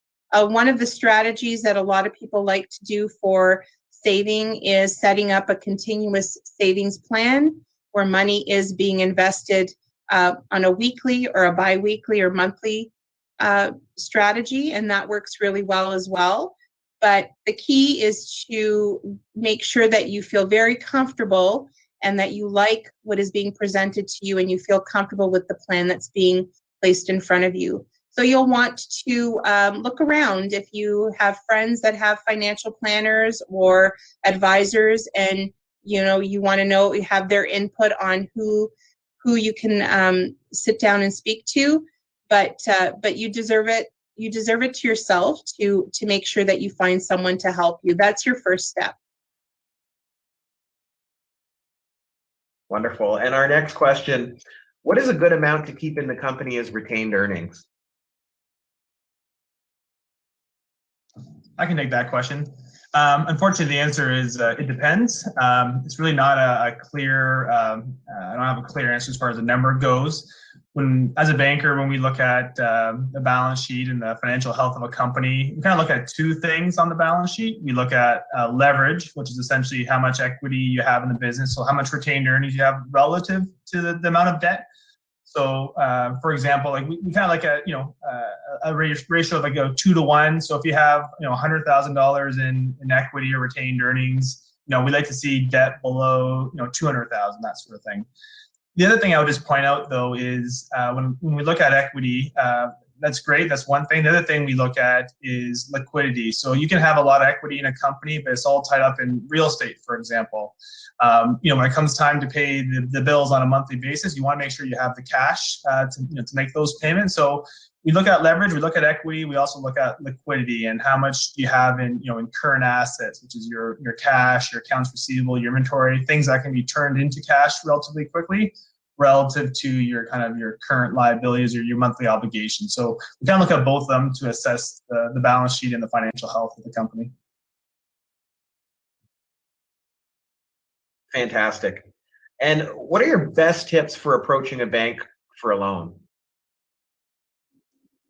I can take that question. The best tips I would suggest is coming prepared, doing your research in advance, having a structured formal plan outlined for your business, and at least a 2 to 3 year projection of where you see your business is going.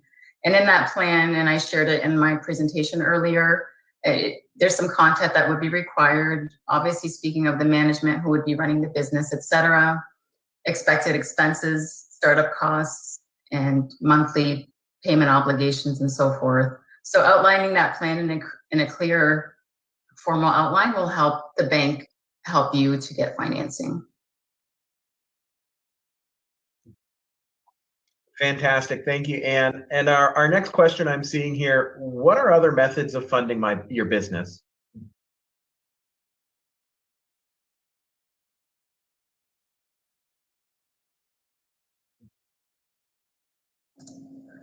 So that's a great question, and maybe Mark can add to it as well. We do have various options for funding. We do fund for startup businesses, as well as business acquisition and buying, like shareholder purchases, etc. So we do have operating facilities, short-term loans, as well as commercial mortgages. Along with that, we do have some government-supported programs, including Canadian Small Business Financing, that can support startups that offer that additional guarantee. Mark, did you want to add anything to that? No, I think you covered most of it, Ann. Yeah, I was going to say the Canadian Small Business Financing Program is a great program for startup businesses who don't have the track record and we're kind of relying on projections. It's a great program. We do a lot of those loans, and they really serve that kind of businesses in that infancy or startup stage. So it's a great avenue to go as well. Wonderful, folks. And the last question we've got time here for, but it's an important one. What are the major mistakes you see entrepreneurs make with their money?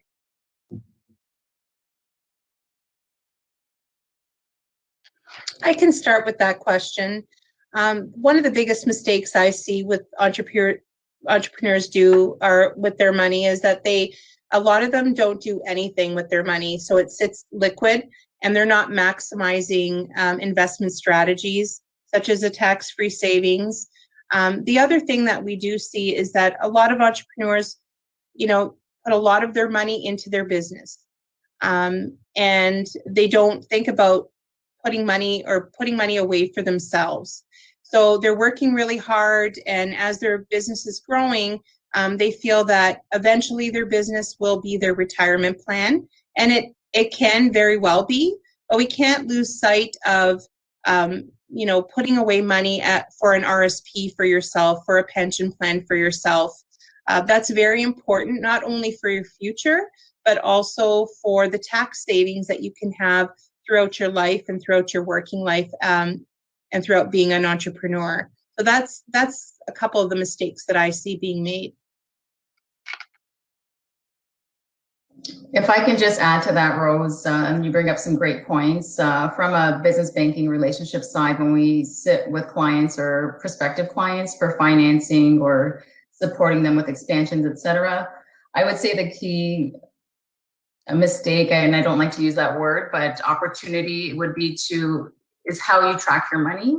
So the ins and outs of your business, keeping accurate financial records, like of all your incoming revenues, and your outgoing expenses, like your long-term expenses and your short-term, really knowing the difference and what is coming in and out, and accurate record keeping. And one more thing I'd like to add to that is keeping it separate. So you have, with startups and smaller businesses, that pool of money for your personal and your business seems to flow in one bucket. I would encourage you to set up separate facilities like bank accounts to monitor transactions for your business separately from your personal. So those are key things that I come across in working with clients and prospects when coming to the bank for financing requests and long-term goals. Mark, do you want to add anything to that? No, you stole my thunder. I was going to say the same thing. The most common mistake we see on the business side is just record keeping. A lot of business owners, entrepreneurs have a passion for their business, which is great, and they have a passion for their line of work or their trade, whatever there is they're doing. Oftentimes we see the accounting side, the bookkeeping side, not something they're passionate about, and that unfortunately sometimes does lead to problems if they're not monitoring the cash flow, the ins and outs, and really have a good handle on a weekly or monthly basis, how they're performing and how they're trending. Fantastic, and thank you, folks. We want to thank the Bank of Montreal for their insights here, and we want to thank Martha, Mark, Rose, and Ann for their time today and sharing a lot of valuable information to get you started on financial success. So be sure to reach out to them if you need any continued support or have any additional questions. And again, Rise Windsor-Essex, as well as the Windsor-Essex Economic Development Corporation, wants to thank everybody here for their commitment to female entrepreneurs in the region.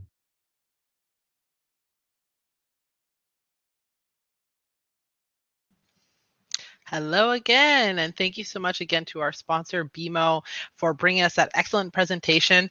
You'll see in the chat that Nicole has been very kind to drop some of the key information along with Noah there from that presentation. So, keep an eye out for that. And if you have more questions, of course, you can reach out and we'll be sure to connect you with the right people.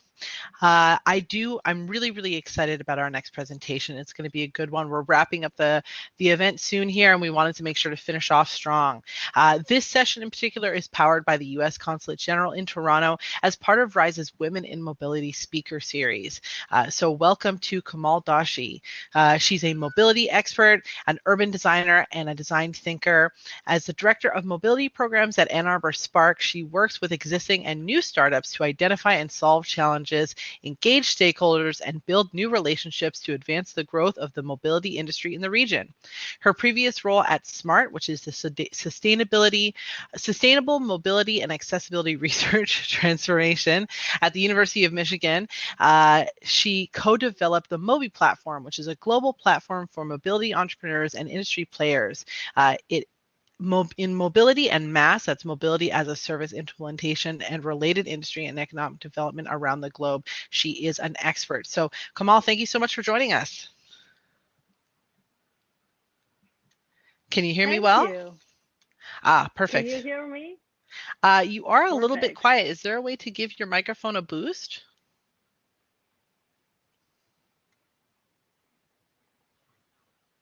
Could be because I'm trying to share my screen. I don't know if I'm succeeding. I definitely am seeing your screen. I'm seeing everything on your screen.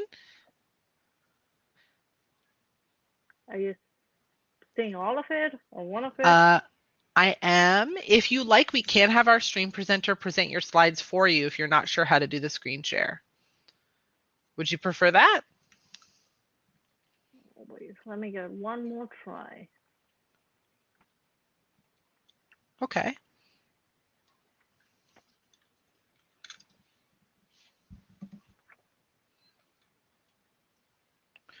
Okay, well, why don't we let Noah share your slides, and you can just prompt him to move the slide forward when you're ready. Excellent. Okay, thank you so much. Perfect.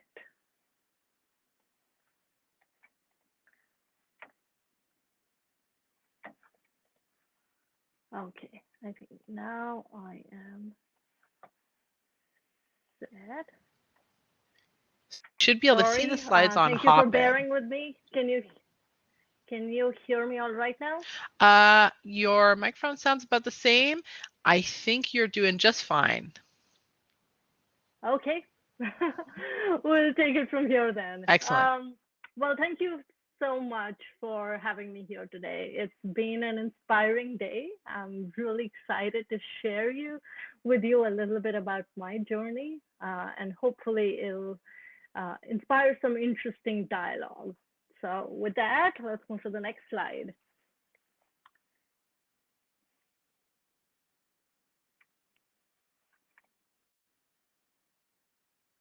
Move to the next slide.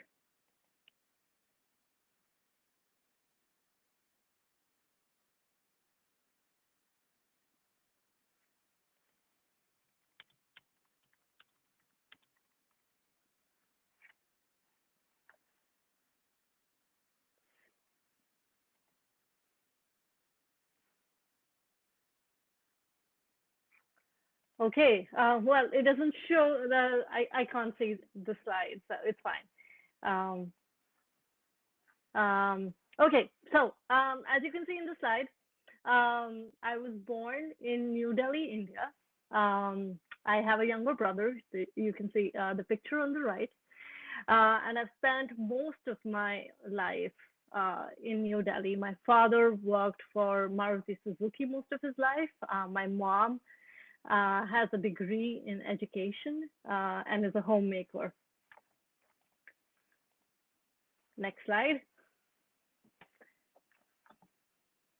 So growing up, I was a very diligent student, very hardworking, very good at maths and science. So it was presumed that I would follow my father's footsteps. So my father did his engineering in India. After that, he went for his PhD to Germany. And when he got back, he found a stable job for himself where he spent all of his life. It was with Maruti Suzuki. They had opened a new plant in the 90s in Delhi. And for my father, he really enjoyed his job, which was a lot about revolutionizing the small car segment in India, which I believe really improved access for millions of people in the country. Next slide.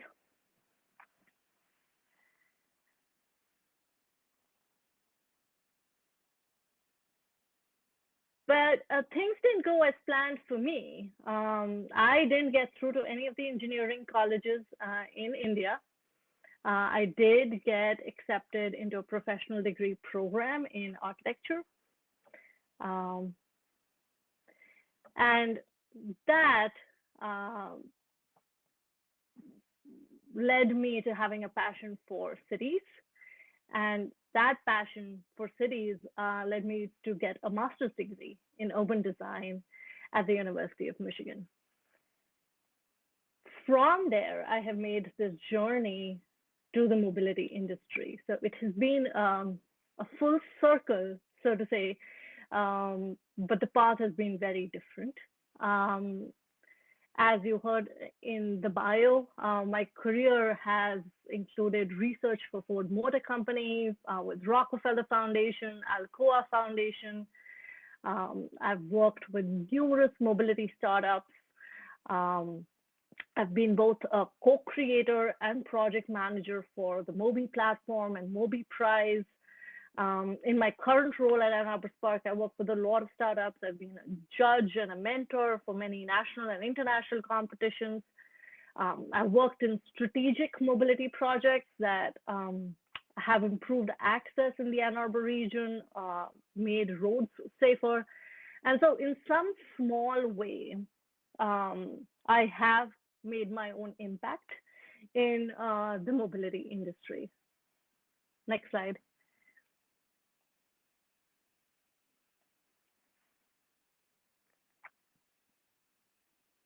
And I share all of this because there is no one path to being in the mobility industry.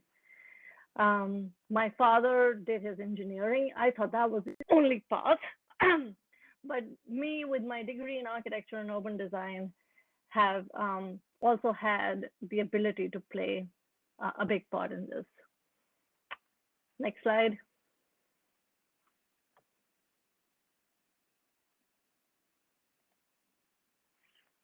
Next slide.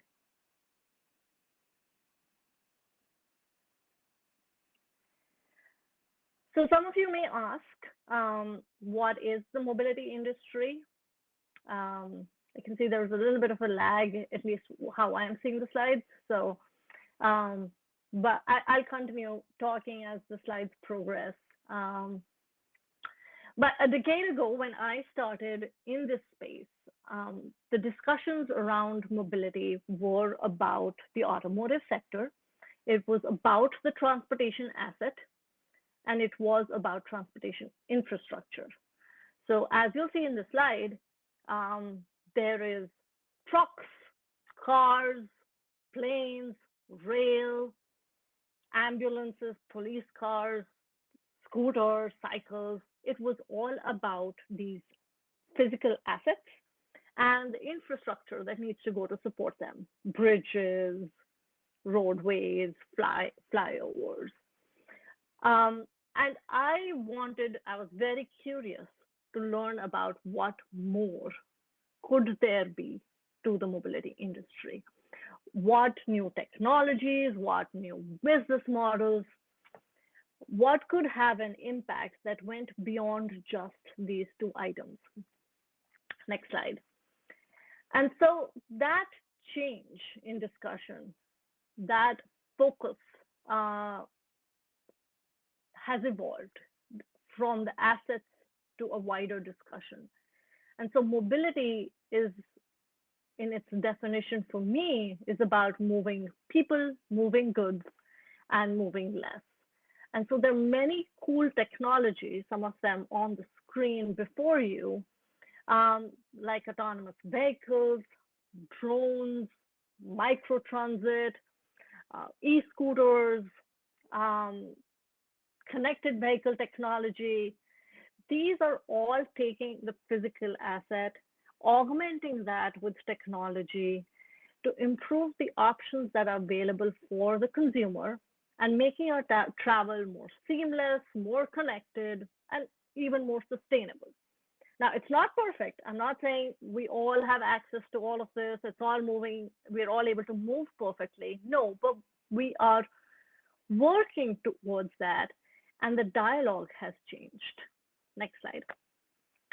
It's no more a conversation about our ability to move. It is about our ability to access.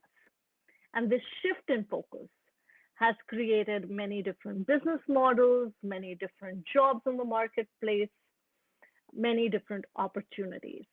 Next slide. So you might know that there are travel cards all around the globe. Many cities do a better job at utilizing them, like London's Oyster card or Barcelona's travel card. They have been around for a while, and they integrate your payment with your public transit travel. Certain companies have taken this a step further, like the Movell and the Transit of the world, or Kwikset, which they've taken mobile ticketing, the planning of the trip, the rewards and loyalty programs. They have different rider engagement tools. And the idea is, again, they're giving you more options. You can do more things. You can get around very differently. And the next step, next evolution in this space is around mobility as a service. And again, that's about how do we bundle our needs into a package. So think of it like a phone plan. We think of that as, a combination of domestic calls, international calls, text messages, and data plans. Transportation could be like that. How many rail trips you want to make, how many bus trips you want to make, how many e-bikes you want to rent, how many car rentals you want to have within your month, and it's a package deal for you. So it's a shift in the way we think of transportation, the cost, the travel. There are companies like BetterPoint and Loom that are incentivizing you to have make your choices such that it has the least carbon footprint. And the cost could be bared by incentives. You could get like a free coffee if you did this, or it could be your employer doing that and giving you a bonus for having a more sustainable lifestyle. Again, it is the point I'm trying to make, next slide, is that there is a lot of evolution in this space. Another key aspect that we're observing is public-private innovation.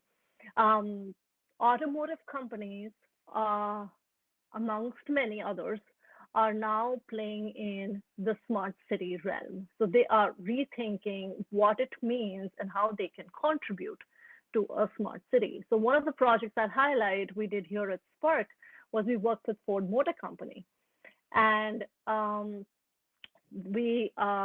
see the picture there on the bottom right, where they had a model of Ann Arbor, and there were LED screens below that, and they wanted to create an urban data platform, and Spark supported that by bringing a lot of public sector partners together, created a pool of data on which they created the urban data platform, and then we could run simulations that could be visually shown to people who don't have the background in transportation planning to understand the impact that could be if we introduced a bus line, an express bus line, or a micro transit service, or changed the way parking happened in the city.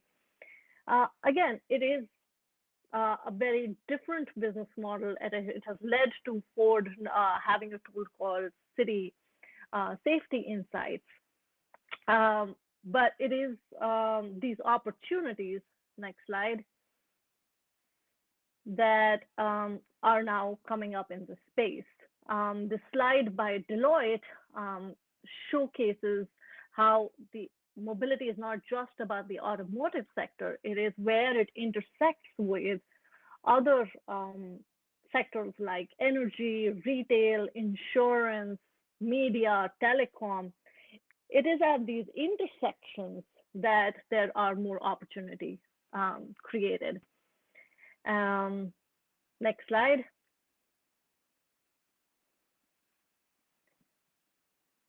And so as a conclusion to this piece, to fuel these innovative solutions, we need talent from different backgrounds. We need different skills. And that creates a lot of opportunity for people who have traditionally always thought, you had to have this path, it's no more like that. We are now in a realm where there is just so much happening that there are different positions being created, different backgrounds needed to come up with solutions that meet the needs of the society we live in. That's just setting up the context of, how things have changed and the opportunity that might be there for you. But let me share a little bit more about myself. So next slide.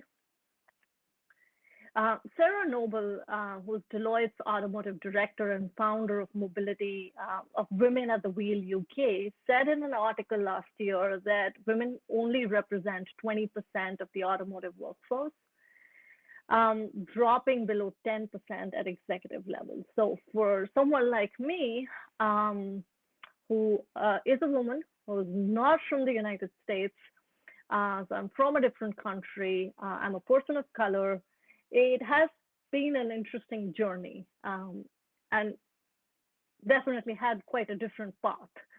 So let me share a little bit about my journey and a few learnings that I had along the way that hopefully might help you in your careers.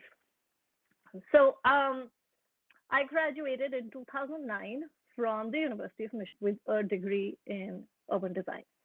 That's the same year where the United States experienced a recession, and it was the architecture, urban design, real estate market that was predominantly hit. And so it did force me, no matter how disappointing it was to return back to India and work in India in the urban revitalization architecture space. And as I worked there, my passion for thinking about transportation and its impact on city and its impact on access really increased. And so when I got back to the US in 2010, I was very much interested in finding someone with whom I could gain knowledge about this space. And this space meaning something that went beyond the traditional transportation assets and infrastructure. I didn't even know what I was looking for. I just had this desire to learn and work in this space. And it is through leveraging my network. I was meeting with anyone who would take a meeting with me, asking them to recommend me to other people. And those conversations helped me frame my desires better, helped me think of what I could do with the knowledge I had and the knowledge I wanted to gain better. And that's how I met my mentor and former employer, Sue Zielinski, who was at the University of Michigan running a think tank called SMART, where I spent 5 years of my life.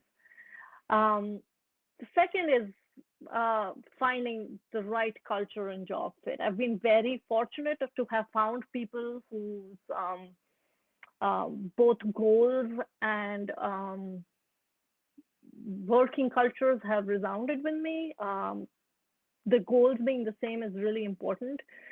It can often lead to a lot of friction. So spending the time and investing that time in understanding what you're signing up for and the culture you're signing up for is has truly been rewarding for me. It has helped me feel that I can voice my ideas and have faith in my team to have my back and support me. And that can be extremely crucial for anyone trying to be in a career path that might be slightly different. And lastly, I've had amazing people guide me in my career, even save me from making some disastrous decisions. So having mentors has been quite a blessing. My relationship with each of them is different. Some I check in with frequently, some I approach for very specific asks. Some I know personally very well, they even know my family. It can be different. It can be different how you approach each one of those relationships, but having people who will advocate for you, who will help you push your boundaries is essential to success. So invest in meeting new people and building those bridges and building those relationships with other people around you, other bright, amazing people around you. Next slide. I also learned a lot of things along my journey, and I'll share a few of them for you that, at least for me, have stood out as really important learnings. The first is, obviously, we're all forever learning, so don't hesitate in asking questions, and in return, encourage others around you to ask questions. We will grow more together if we have that trust and faith in each other. I have been many times the only colored person, only woman in the room, the youngest person in the room, the only person who doesn't have an engineering degree in the room. So I know that feeling. It can be hard to be that only person, to feel that maybe you don't belong in this room. And the only thing that has helped me move forward is knowing that what my strength is, and keep reminding myself that there is immense value in the perspective I bring to the room and the ideas I bring with myself. And even if some people seem to discount the credit that is owed, I was brought here for a reason, and that reason is enough for me to give this my best and keep raising this voice. A big support system I had early on in my life to remind me of all these points was obviously my supportive manager. And she would credit my ideas, celebrate my successes, and not let anyone push my suggestions under the carpet. So I remember one incident specifically that has stayed with me. I was fairly new in my role, and we were at a meeting, sitting around, talking, when me and Sue were probably the only women in the room, and I was probably the only person of color in the room. And I raised an idea, and it was met with silent stares, and the conversation after 2 minutes continued. After some time, that same point was brought up by someone in senior leadership, and it was met with a resounding yes and nods. Sue immediately stated, that I'm so glad that there's so much support for Komal and your idea, and she built on the idea after that. She called it out. She called it out that it was my idea first, and that it was then corroborated by others as well. And that kind of support, when that happens to you, especially early on in your career, gives you confidence. It has helped me be more fierce, stand my ground when challenged. But as a last note for everyone here, we can all be that person that supports the different voice, the shy voice, the newcomer's voice, and be more inclusive and mindful in these discussions, because some of the problems we are dealing with today are much bigger. The paths to solving them are going to be so different that we need everyone's perspective. We need everyone to contribute. Next slide. So with that, thank you again for having me here to share my journey. I'm looking forward to the conversation thereafter.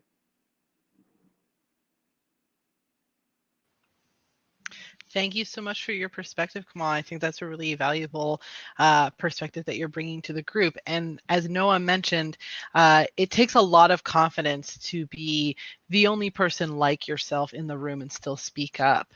And that was the first question that I wanted to ask. I hear a lot, particularly because I work with a lot of students, that people are concerned about speaking up and making their voice heard. In what ways have you grown in your own personal confidence, and what sort of advice would you give to somebody struggling with that? Yeah, it is hard. And like I said, for me, I was very fortunate that the mentors and managers that I had alongside me were extremely supportive. They encouraged me to go after the thoughts and ideas that I had. So a bit of that comes from when we are talking internally in our internal team meetings, encouraging people to voice their ideas, and then feeling that, when we're going in bigger meetings, meeting with people from outside, or meeting people who they don't interact with, that they can raise that voice. They can. So it is a bit of the culture of the organization. It doesn't come from one person, but as individual people, we can be supportive. But the other thing that I also mentioned for myself, I used to always tell myself, that I do bring a different perspective. Most people in this room are engineers. I am bringing the urban planner, the city point of view. And that view needs to be heard.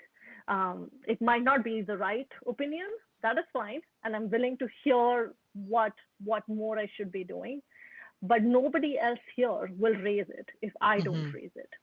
So that sometimes gave me what you call the strength to be like, this is worth hearing and nobody else will raise it if I don't. So I have to find that courage and say it. So hopefully. Yeah, absolutely. And I think it goes back even to earlier in the day, what Irene was talking about, right? Having the appropriate culture at the office, not just having diversity, but also having inclusivity and being willing to speak up and hear from people who are different from you. And you mentioned that sort of diverse perspective that you brought as an urban planner. And you mentioned also the legacy of your father and him as an engineer. And I was wondering how the legacy of your family and and knowing that your father was an engineer and thinking about that path as one of your main options change your perspective on your career later on? Yeah, it's a joke in the family that, how we both ended up in this mobility sphere, knowing or unknowingly. It definitely, I think, when I was working, when I was studying, the path was very clearly defined by my parents.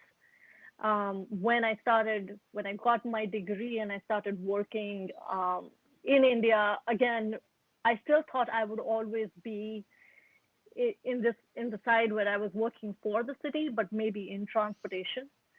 It's only when I came to the US and I met with Sue, I saw the opportunity that existed. And that's when all this, Uber, Lyft, these services started coming. We started seeing new business models erupt, that it was the kind of feeling of, that's just super amazing. I don't know how I can be a part of that, but that's what I want to be a part of. And while I was doing that, even now, I always tell my team, I'm not an engineer, but I'm working with these startups. I'm guiding them.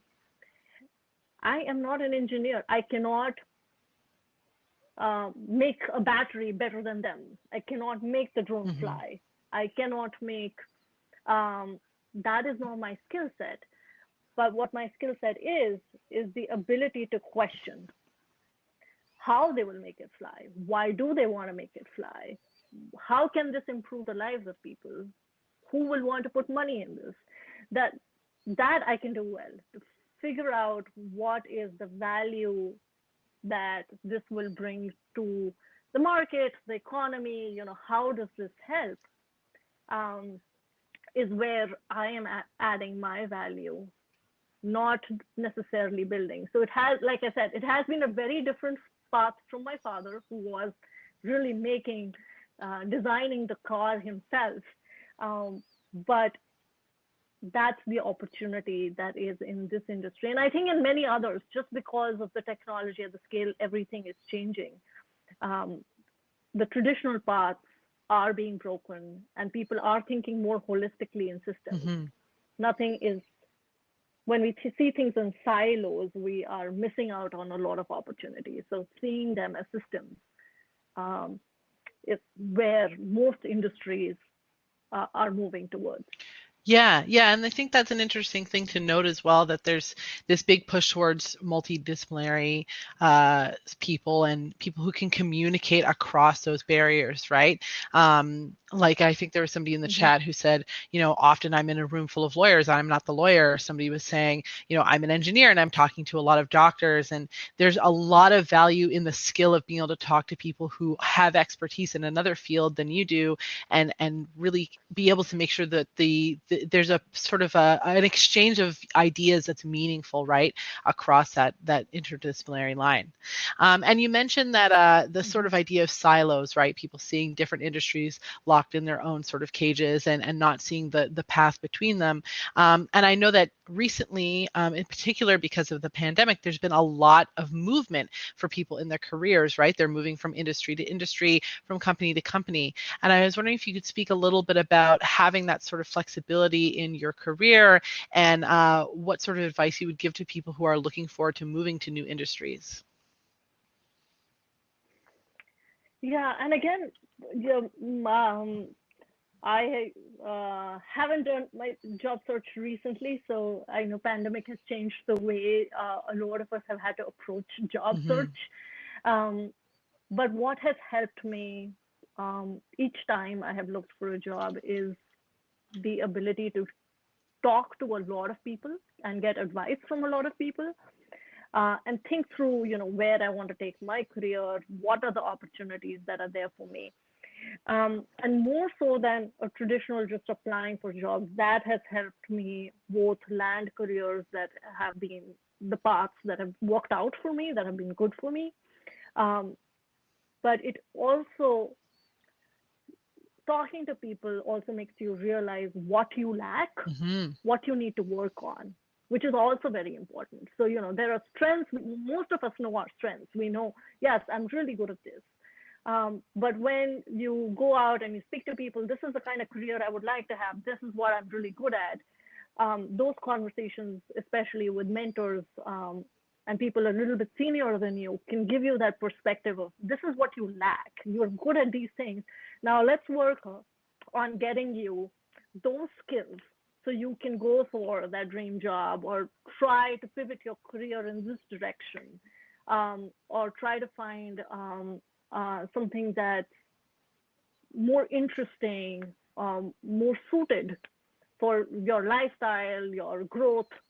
And so again, I think it's a lot to do with the network you're able to tap in. And I have found that, asking people is just the best way to do it. LinkedIn obviously is there to make those connections, but just like personal, if one person is willing to recommend you to another, it's for me has worked the best. People are always willing to help other people. You just have to find the right time, the right ask, and that can get the ball rolling really fast for you. Yeah, and that was, I think that's an excellent segue, I think, into maybe the last question that we'll cover. We might have time for one or two more, but one of the last questions we'll cover is about mentorship and about networking. And you mentioned that your mentor was really an important part of your career, and you mentioned that they were the one that sort of opened your eyes to other options aside from what your family had sort of discussed, laid out for you originally. How did you find your mentor, and how did they help propel you forward after give you that initial boost of confidence?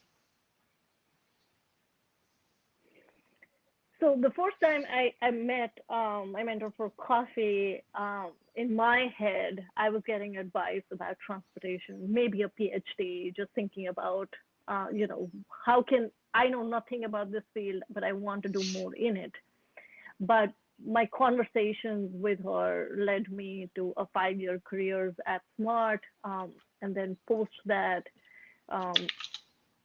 my job had kind of made me ready for my role at Spark and lead the mobility effort here.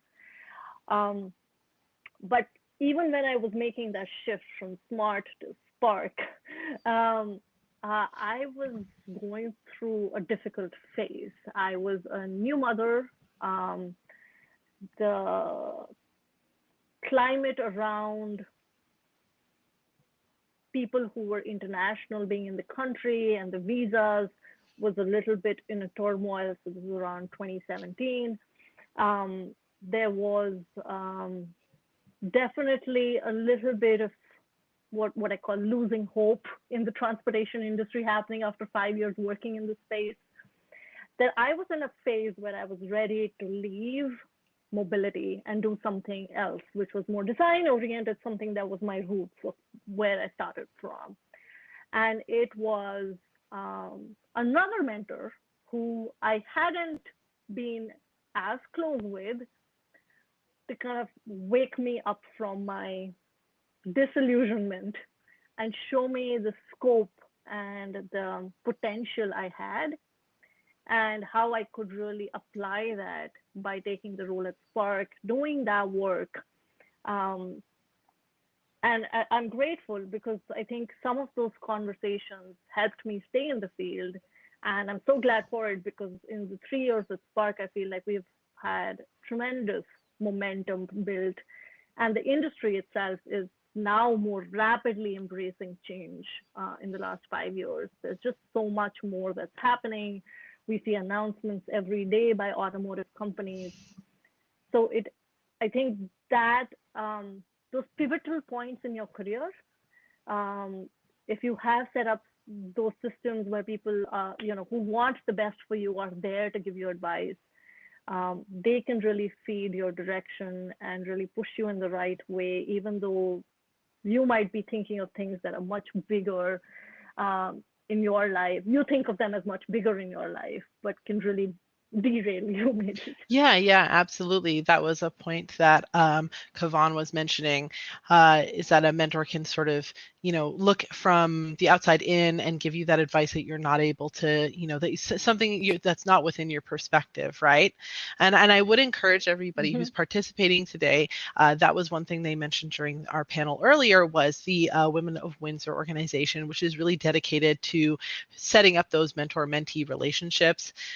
Virtually, I think it can be really difficult, especially if you're looking outside of your current field, to find somebody to give you a hand. Yep, Noah's posting the link there in the chat. And the opportunity to be a mentor or to be a mentee or to do both even can be huge. So Kamal, I want to give you an opportunity here. Do you have anything to plug? Is there anything you want to encourage our audience to check out? Or do you have any final thoughts that you want to give to wrap up? Well, thank you so much for having me. It has been an amazing day hearing from these amazing women doing such great work. I'm thankful to be included in this community. We're doing some interesting work at Spark as well. So if you're interested, please do check out our website, AnnArborUSA.org. We have many events there as well. Excellent. Awesome. And there's the link again for that. So if you want to check out events at Ann Arbor USA, or if you want more information about Spark, then of course those are available. Again, thank you so much, Kamal. It was great having you here. It was such a pleasure talking to you. Thank you. Yeah, absolutely.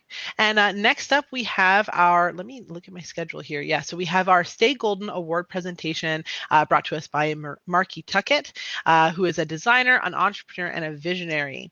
In 2018, she moved to Windsor and opened her own boutique kitchen and custom cabinetry firm called Timber and Plum. And with over 10 years of experience in design, Marky has really recently been named one of the National Kitchen and Bath Association's top 30 under 30, as well as Design Hound's Kitchen Design Influencer, and recently established recently established Stay Golden Grant.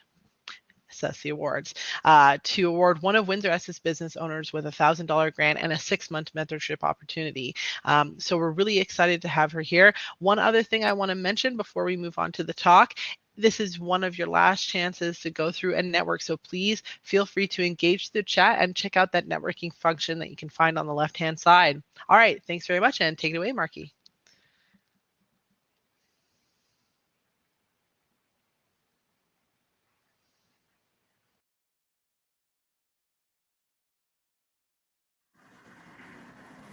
Hi guys, my name is Marky Tuckett. I am the owner of Timber and Plum Kitchens and Cabinetry here in Windsor, Ontario. I am gracing your program today to not only talk a bit about my story and my business, but also our Stay Golden grant that we created back in November. So if you don't know, my business was started on May 9th of 2018. So we're just coming up to our 3-year anniversary. My company specializes in designing, supplying, and installing custom cabinetry. So typically, my day looks like meeting with clients, designing kitchens, bathrooms, entertainment units, all that kind of stuff, supplying and speccing our own custom cabinetry lines, as well as pairing our cabinetry with things that go with cabinetry, especially like for kitchens and stuff like that. So countertops, lighting, tile, etc. From basically specification, we do all our own ordering and supplying of all those materials as well, and install them and basically hand clients back over their spaces completely finished from start to finish. So that's a little bit about what my business does. In 3 years of business, I've had quite a couple achievements as well. So I was named the National Kitchen and Baths Top 30 Under 30. I was also named the Design Hound's Kitchen Design Influencer as well, which was really exciting. I got the awards basically within the same weekend last year at KBIS in Las Vegas. So it was a really, really exciting time for my business. And then, that was in January of last year. And then March of last year, COVID came and kind of put a damper on everything. In that time as well, from March till now, I've also hired my first employee, Savannah. She is my assistant and she is absolutely wonderful. Some of you have already met her on social media or emailed back and forth with her. Also in that time, we got a location. So I'm actually sitting in it right now. We are renovating our location. We are almost on the renovation portion and ready to furnish it, which is really exciting because I've never had a location for my business. So I'm just super excited to finally work here and meet clients and host workshops and all those kinds of good things. And then on top of that, we also started a blog. So we are blogging about stuff to do with cabinetry and interiors and designer tips and tricks and just personal experiences and just overall things we both really enjoy, Savannah and I. So check that out if you have a chance. So my biggest creation yet to date is my Stay Golden grant, though, and that's what we're here to talk about today. So the grant kind of came from a couple different types of inspiration. So I was very inspired, obviously, by the tough year we were having with COVID. There was not really a lot of opportunity for business and not a lot of opportunity for new businesses, especially. So it always made me think back to a story about my mom. So my mom, Linda, is one of the hardest working women I know.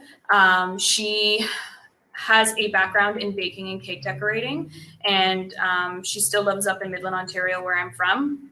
So when we were children, my sister and I, my mom would start her day every day the same. She worked 6 a.m. to 3 p.m. Baking and cake decorating, and in our small town we grew up in. And every morning she would wake my sister and I up, get us ready for school, get herself ready for work, and basically walk 2.9 kilometers uphill in all different seasons of weather to the place, basically the place where she worked. Because she started at 6 a.m., my sister and I would go and, we'd already had breakfast, but by the time we walked uphill, the 2.9 kilometers or whatever it was, we were always starving. So she would always make us like a pizza bun or a blueberry bagel or something just to have us sit on the floor while she worked her and started her shift. And we would sit there content eating and just keep her company while she started her baking. Mom is a wonderful person. She's an extremely dedicated mother. So on her 15-minute break for her shift, she would basically walk my sister and I over to school, give us a kiss and drop us off, and then walk her way back to work. Sometimes maybe having time to grab a tea, sometimes maybe not. Her children came first and her dreams came second. At the end of the day, which was 3 p.m. for my mom, her work day, she would walk back over to the school, and my sister and I were avid sports enthusiasts. So we would play basketball and volleyball and soccer. And my mom was our biggest cheerleader. She would sit in the stands every game and cheer us on and, cheer us up if we won a game, congratulate us if we, cheer us up if we lost a game, congratulate us if we won a game. And then from there, she would walk 2.9 kilometers home, often with groceries in hand, and basically get us home, get us started on our homework and start cooking dinner. By that time, my dad would come home from work. We were a family that only had one vehicle, and my dad worked out of town, so he would have to take the vehicle to work. And by the time he got home, we sat down as a family and ate dinner. My parents got us tucked into bed, and that was it. And my mom would start that every single day. And my mom's always expressed that she had dreams of opening her own bakery. She's extremely talented and dedicated, and she's an extremely generous person. I think I get my generosity trait from my mom, but she was never given the opportunity to start her own business. So as much as she loved, cooking and baking and doing all these things, she was never given an opportunity to, have a shop and bake for people and do all the things that entrepreneurs get to do. And I often think, why wasn't that opportunity ever given to her? So fast forward to 2020, women in the workforce, we're here to stay. We're on the rise. I love it. All the power to us. We are a force to be reckoned with. Savannah's laughing at me, but it's just honestly so inspiring. We started this grant and we named it Stay Golden because obviously with tough times, we want everyone to stay golden, which the slang meaning of that is to stay positive and optimistic about the future. And that's really what we want to instill in people. So our grant was open to local Windsor-Essex businesses that were a startup or under 3 years. You basically had to write a one-page essay explaining what your business was, what your services or products you offer, how you got kind of started, and basically what you would use our funding and our our mentorship for. We had several essays come in. Actually, I'm saying several. We had lots of essays come in, and Savannah and I spent hours upon hours sifting and going through each essay in detail and making notes about everyone. And, you know, after reading all of these essays, like, I'm just so inspired. The entrepreneurship community here in Windsor-Essex is amazing. And honestly, it was really hard to pick a winner.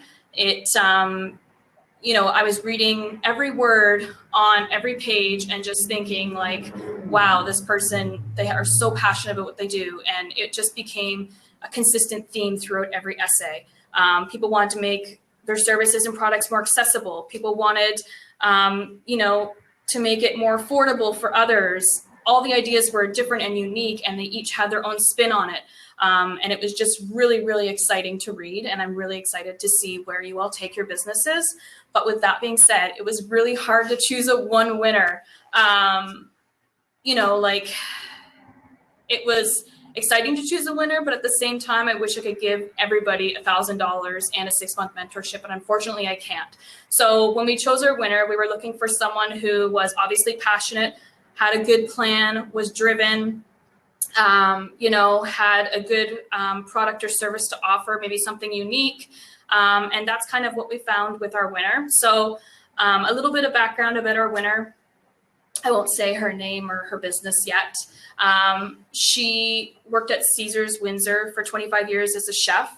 When COVID rolled around, she was laid off from her job. So instead of sitting around and waiting for her job opportunity to be available again, she started her own business, which is super inspiring. You know, take the sour and make sweet, as they say. And she created something that not only combined her, you know, culture, but also her love for cooking. And I love cooking, and I love, you know, trying different food and seeing all different types of culture. So it was really exciting to read that someone was taking the two and combining them. On top of it, she just seems like a very passionate woman. We checked out her Instagram and her website and everything, and it just looks like she has such a bright future ahead of her. Her 5-year goal is basically to make her product available in stores for people to enjoy and try. And it's just overall really exciting. So I was trying to figure out a way to make this really, I'm going to say exciting again, because I think it is a really exciting opportunity for someone to win a grant. And I'm really proud to obviously present the grant to someone. So, you know, my husband and I and Savannah, we're all like, how can we make this more special? Like, should we throw confetti up in the air? You know, should we do a drum roll? Like, what can we do to make this like really exciting? But to be honest, like, it's really hard with a virtual event. So I just wanted to say, you know, thank you to everyone who entered and took the time to write an application. It was really a joy to read, but I wanted to congratulate WindsorEats. You have won $1,000 and a 6-month mentorship with me. I am so excited to work with you, and I am so excited to see the future of your business and help you mold it in any way I can. So if you guys are asking what WindsorEats is, it's, I'm going to probably say this wrong, a Ghanaian style meat pie. So their business, it started out with just making a traditional meat pie that she would normally make, but she took it and she made it inclusive to everybody. So she made vegetarian and vegan and gluten-free pies. She made a sweet style pie. She's taken a really neat product and just totally made it extremely accessible and user-friendly to all. Her goal basically is to get this on shelves in grocery stores and places around Windsor-Essex for sale, which I think is really exciting. And I really want to help her reach her goals. She had a very clear action plan of where she wants to go and a really great story. Her daughter actually wrote in, sorry, I'm getting emotional. Sorry.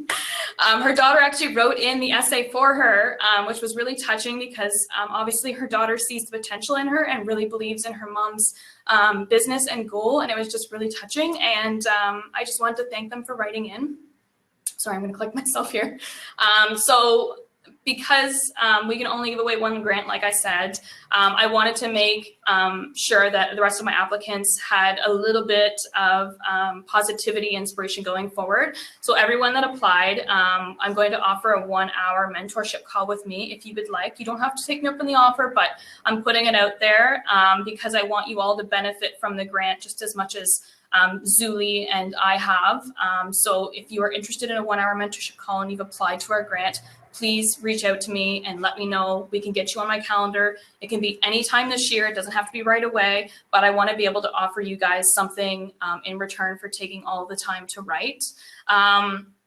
And finally, I just want to thank Rise Windsor-Essex and all the supporting participants for allowing me to come on here and announce the winner of my grant and tell a bit about my story. It was really exciting. This is like my first official speaking event, and I think I did pretty good, but I'm just very thankful for being given the opportunity and to be able to, you know, showcase my business and showcase my grant. I'm hoping going forward that I'm going to be able to offer the grant every year, and every year it'll get bigger and better. Maybe we'll have extra businesses participating in it. You know, I'm hoping next year we'll have maybe 2 grants we can give out. I think the sky's the limit with this, and I think this is just really the start. And I also want to thank everyone that's purchased one of our t-shirts. So we are almost completely sold out. We had a custom t-shirt made by Memento Design, and it was printed by Sausage Dog Promo Co., which are 2 local companies, and our shirt says Stay Golden. I'm not wearing it right now, but I totally should be, and I just want to thank everyone who purchased a shirt and supported us as well. So again, congratulations, WindsorEats. You're the winner of the grant, and thank you everyone for watching and listening. I hope you all have a wonderful day, and stay golden. Bye.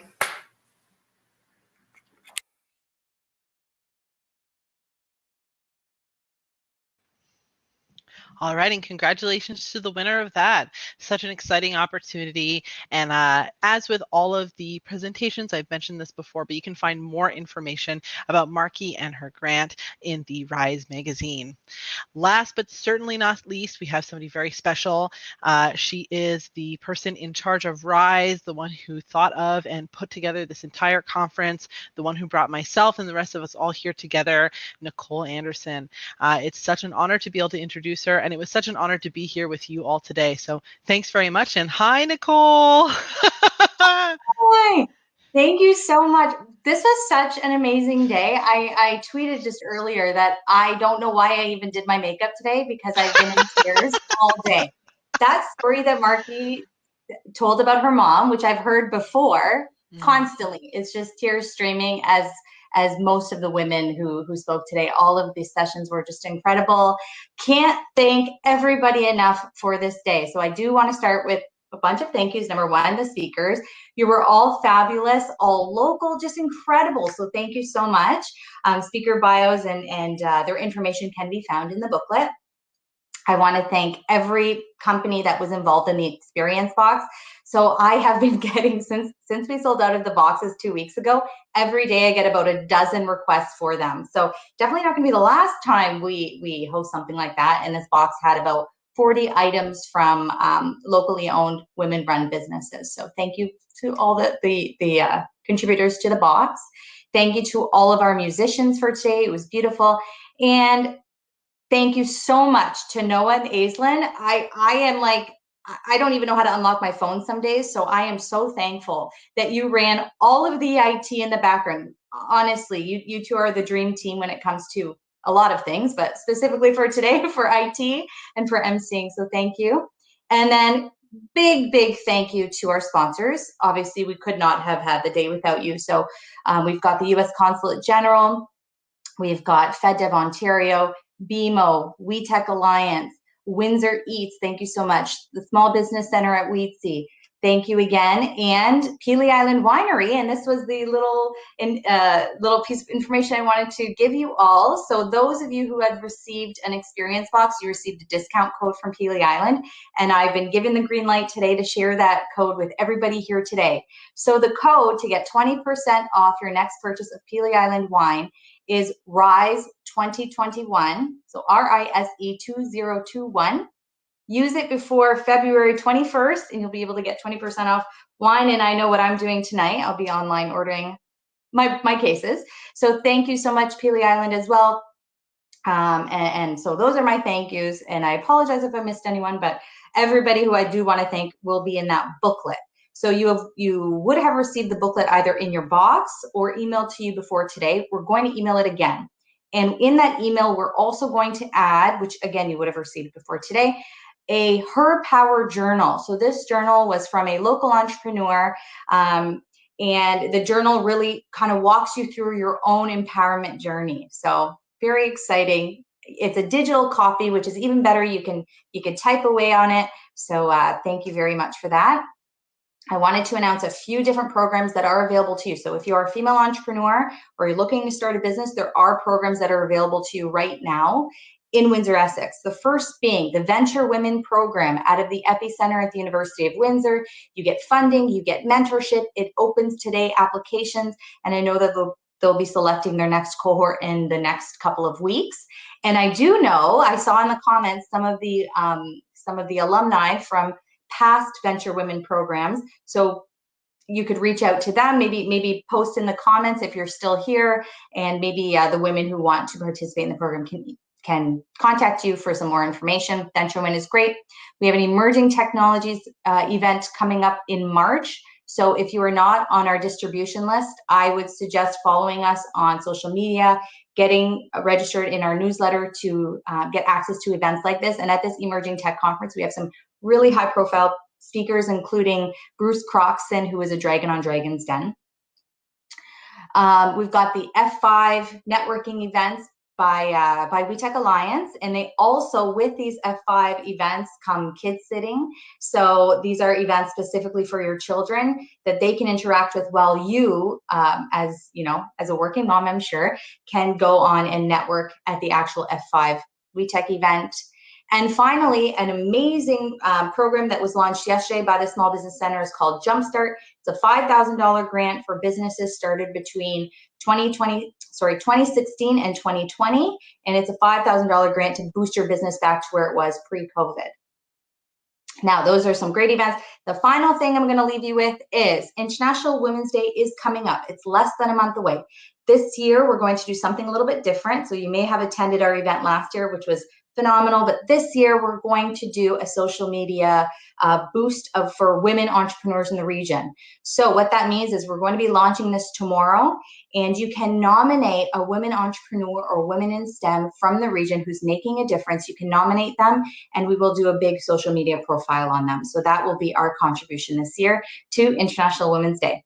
So please continue to follow us on social media. Reach out if you have any questions, if you need help with your business, if you just want to talk.